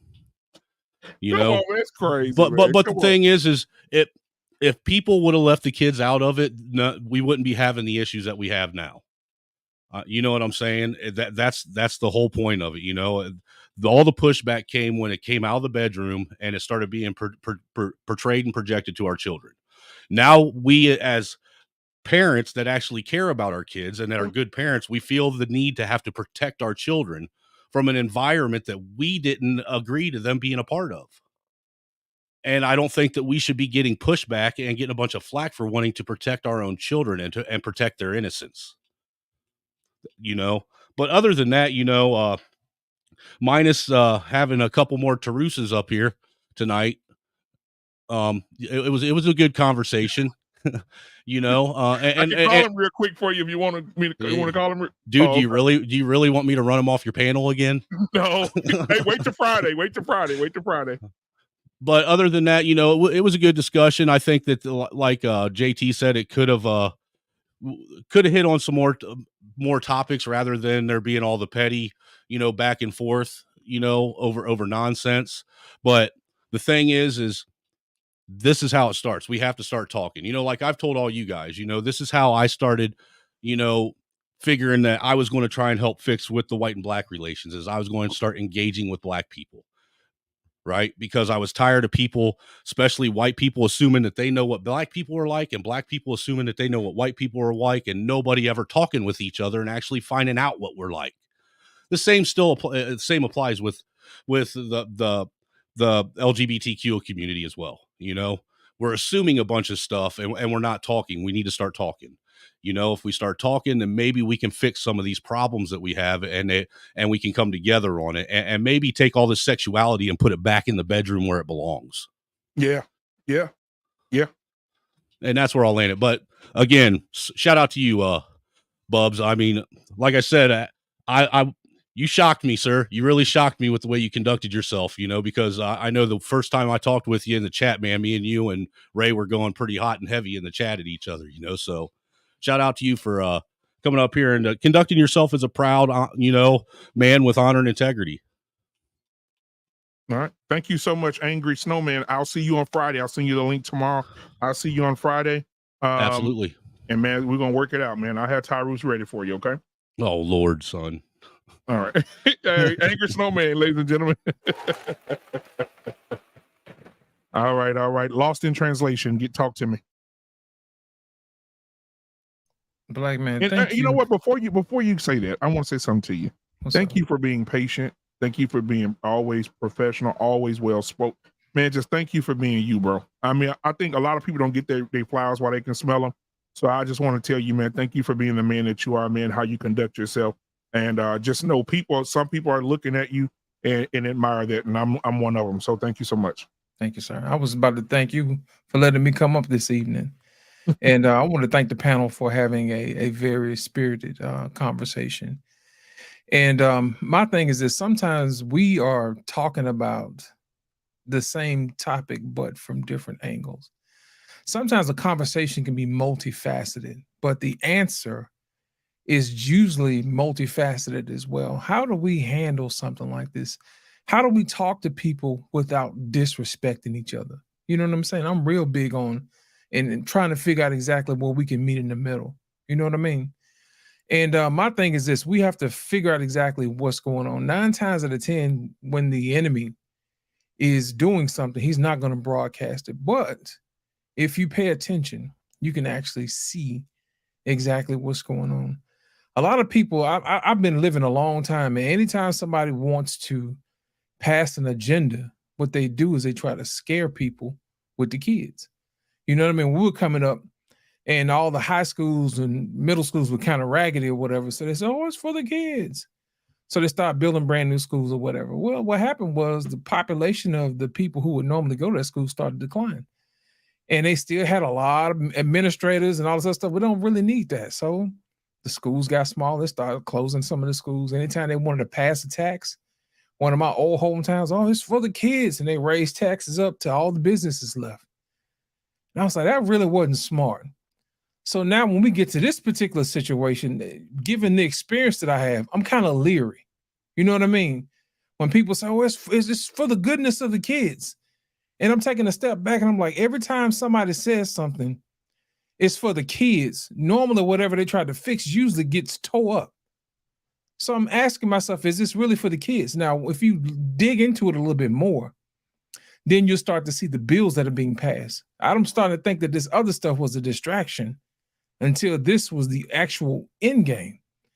So my thing is this: if parents raise their children a certain way, after what the Bible said, raise up a child in the way that would grow, you know, when they're old, they will not depart. It was the same way. It's the same way in this particular situation. You can't turn somebody into something they're not willing to do on their own. You know what I mean? Now, true enough, people can be influenced to do anything. That's the reason why we have the algorithms now. People look at the same thing over and over and over again on YouTube because of the algorithm. Well, I'm here to tell you, you can change your algorithm if you change the way you think. You see what I'm saying? So the man thinketh, so is he. Right. So my thing is this: I'm challenging everybody today to change the way that you think. Change your own personal algorithm to make sure that you can get to the destination that you want to get to. You don't have to badmouth somebody else to get where you have to go. I have a saying that I say, I don't have to cheat you to beat you. You see what I'm saying? I don't have to do that because I have confidence in myself enough to know that I don't have to degrade or badmouth somebody else to get my point across. I think in the hood, they call it dirty macking. You know what I'm saying? You don't have to do that.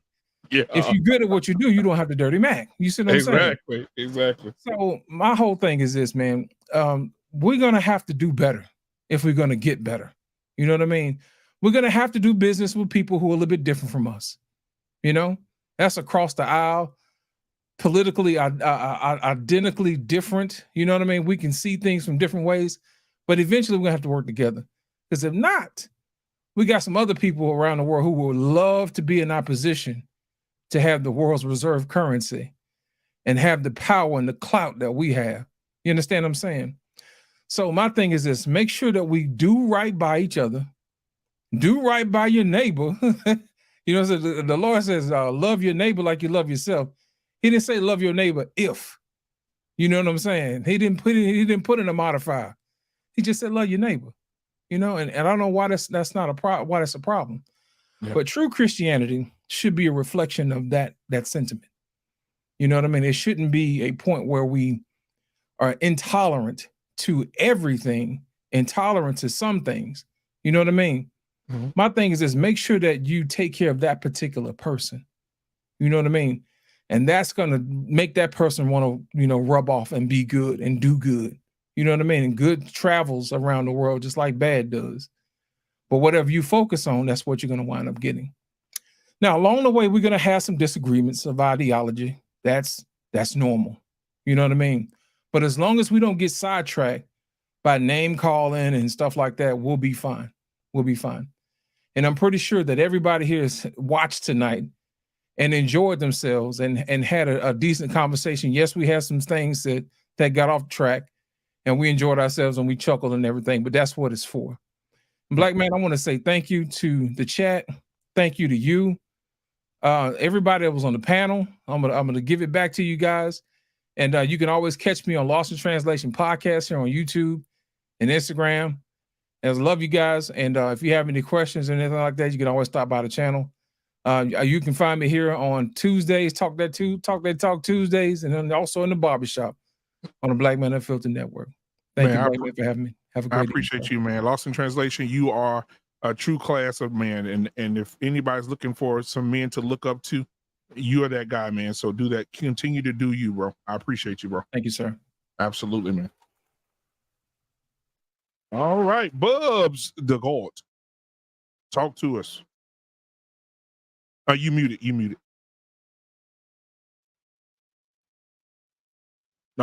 Ain't nothing coming out.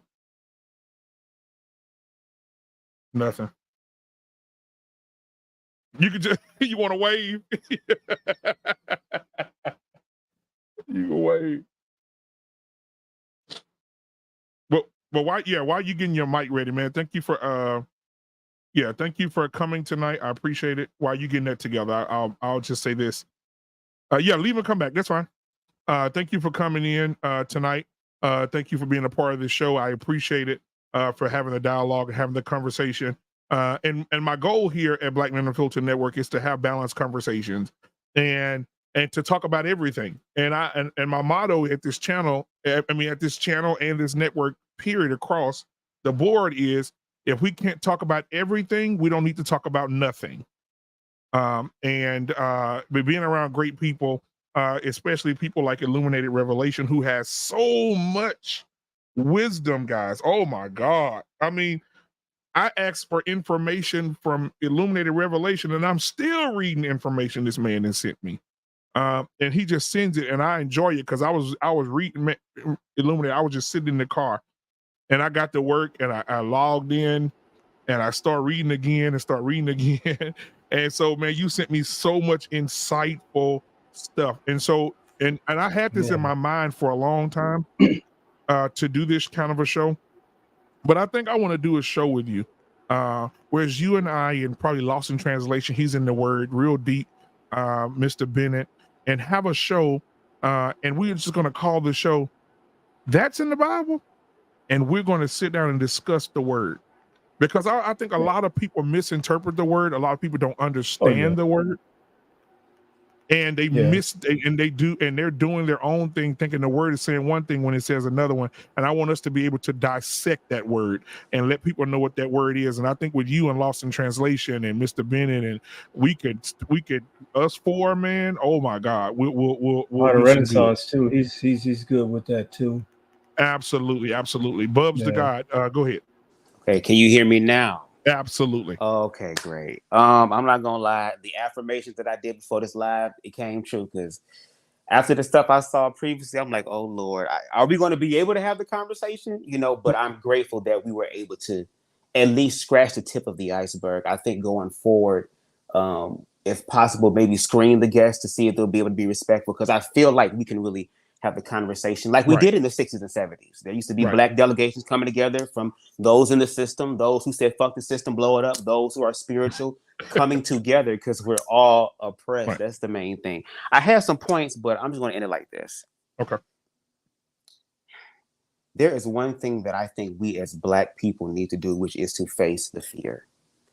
The commentary that I've heard, not just in this live, but in previous lives surrounding queer people, has been very fear-based. And they've been using the children as a fear. Okay, so if we're going to talk about children, I'm all about protecting children. I am all about protecting children. I hope to aspire to have kids of my own, and you damn well better know my kids with no self-defense. My daughter will pick up a desk and slap the shit out of a kid with fucking with her. I don't care, because if they have the ability to receive love, regardless of what the expression of it looks like, and it's actually enhancing their life, that should be the most important thing.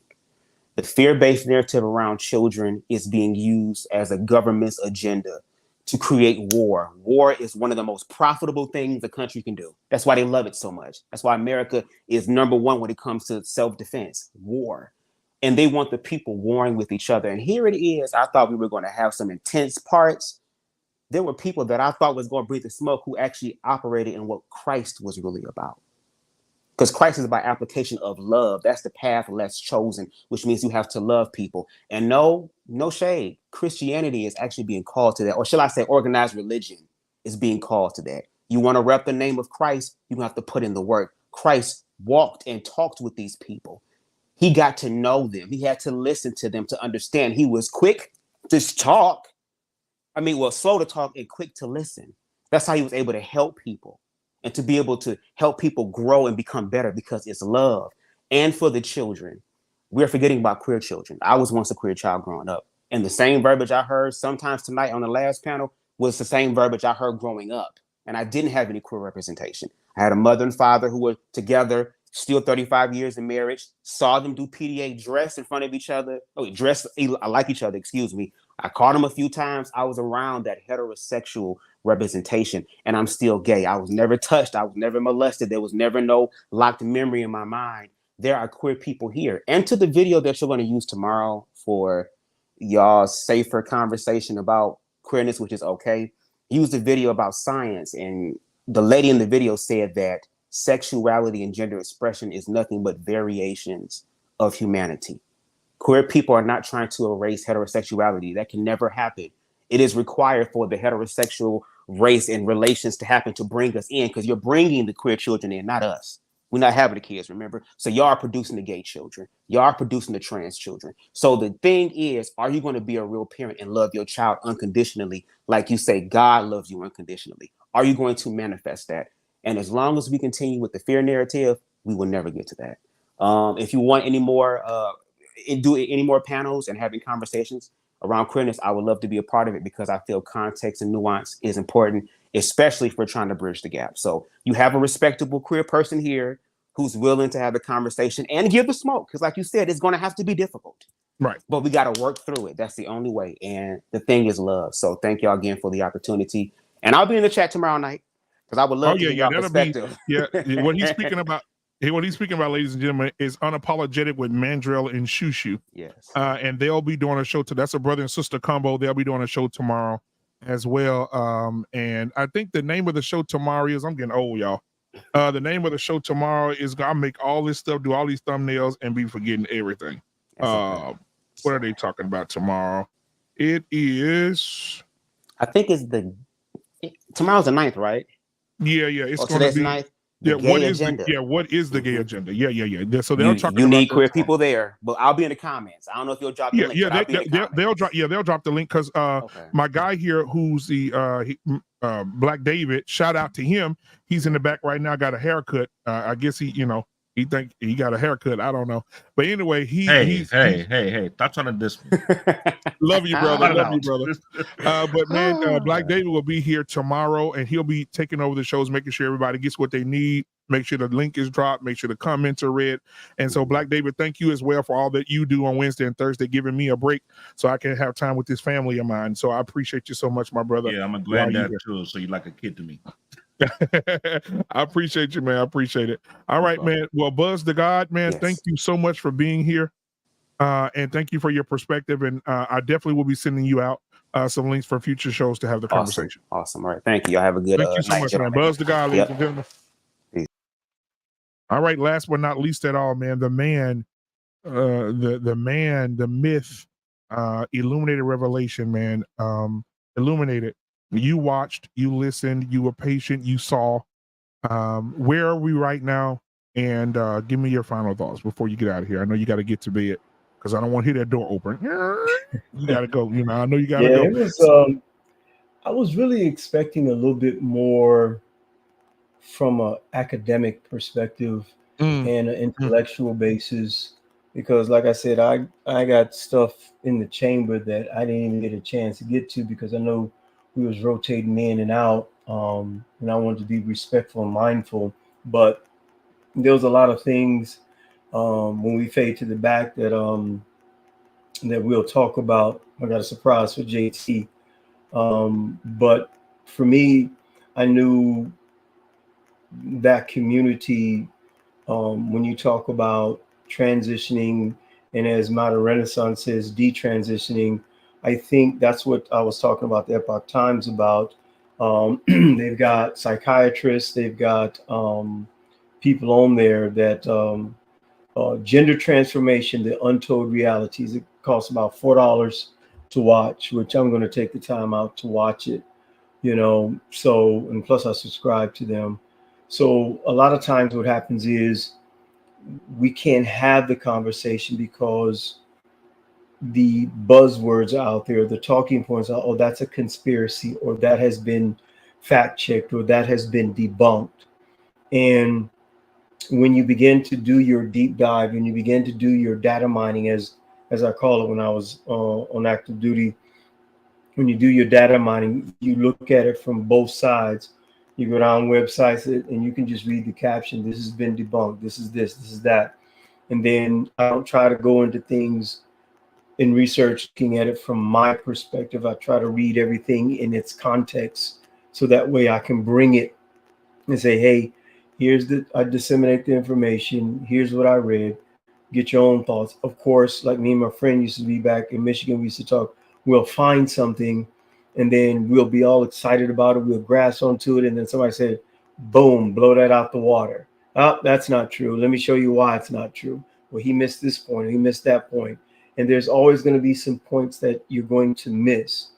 But when we talk about agenda, what I had in mind was you have the gay agenda, you have Agenda 21, you have Agenda 2030, you have the transhuman agenda, you know, and for people to say that there is no agenda, just that article I read you guys last week in Barbershop, you know, the militant gay, that was read into the congressional record.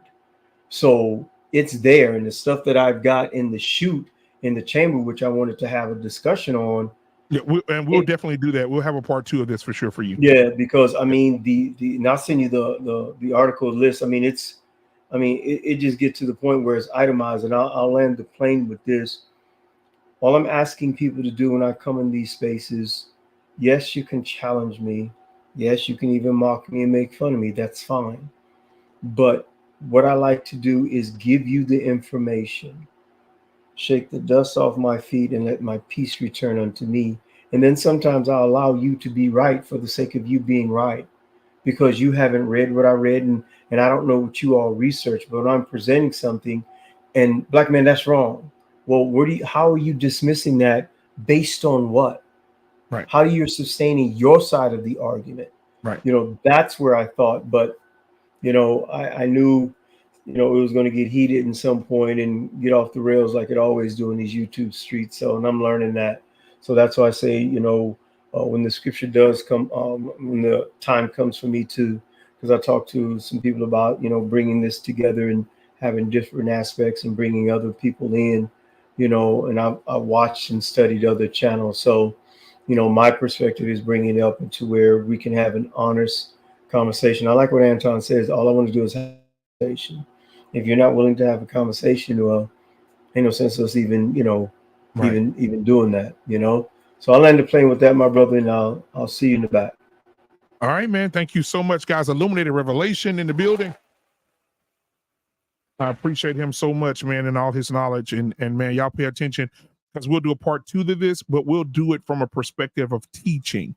And so what I'll do is I'll create it and get you some calm people in here who want to have the conversation. I'll build some people around you, and we'll go ahead and have that dialogue, that back and forth dialogue about what you have right there in front of you. So definitely I'll do that. Okay.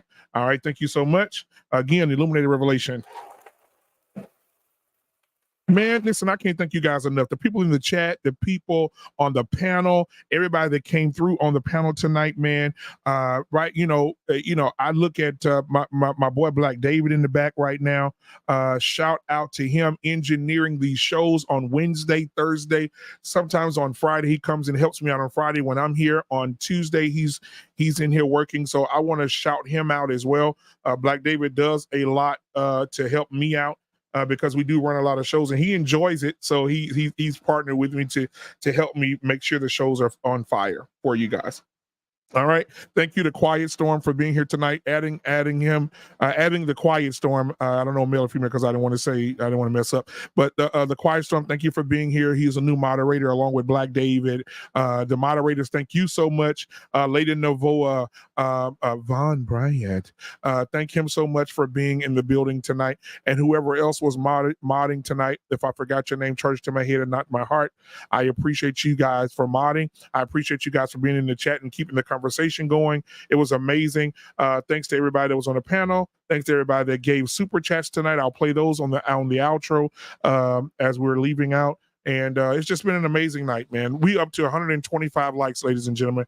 125 likes for this show is amazing. We did amazing numbers on Tuesday, and it only lets me know I don't care about the money part of it. It lets me know that the channel is growing and people are enjoying the conversation. That's all that matters, right? The money will come. The money will come. But right now, the people are enjoying the conversation, and you can see it in the numbers. You can see it in the likes. You can see it in the comments. And after the show, people are commenting and watching afterwards. So thank you guys again. This has been amazing. And I don't know. I'm just excited, and I just can't hide it. It's been a good show tonight. It's been a good show. All right. So we'll see you guys tomorrow. Tomorrow's Wednesday, 7:00 p.m. Central Standard Time. We'll have our sports show, 1-on-1 sports show. They're going to be talking about, why is it fair why it's not fair that the MLB, Major League Baseball, and the NHL, National Hockey League, can fist fight and not get suspended. But if the same men with the same aggression in football and basketball have that fight, they get suspended and get millions taken from them.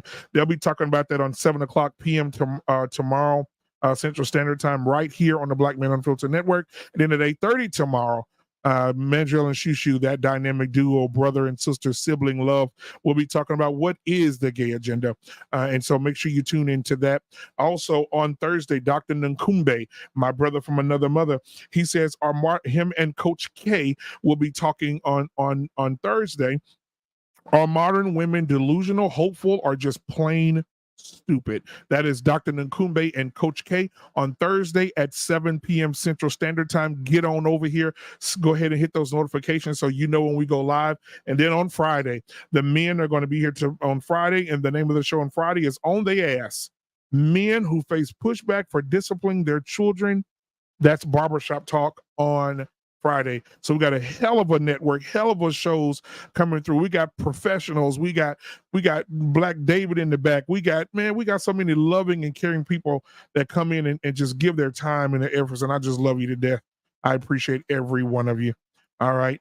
But anyway, you know how I always end the show, do something nice for someone else, pay for their groceries, pay for their coffee, pay for the person behind you tomorrow when you stand in line at the restaurant. Do something nice for someone. And if you're at home and you work from home or you're a homebody, then do something nice for yourself, because self-care is always, ladies and gentlemen, the best care. This has been another Black Men Unfiltered Network show. Talk That Talk Tuesday. We out.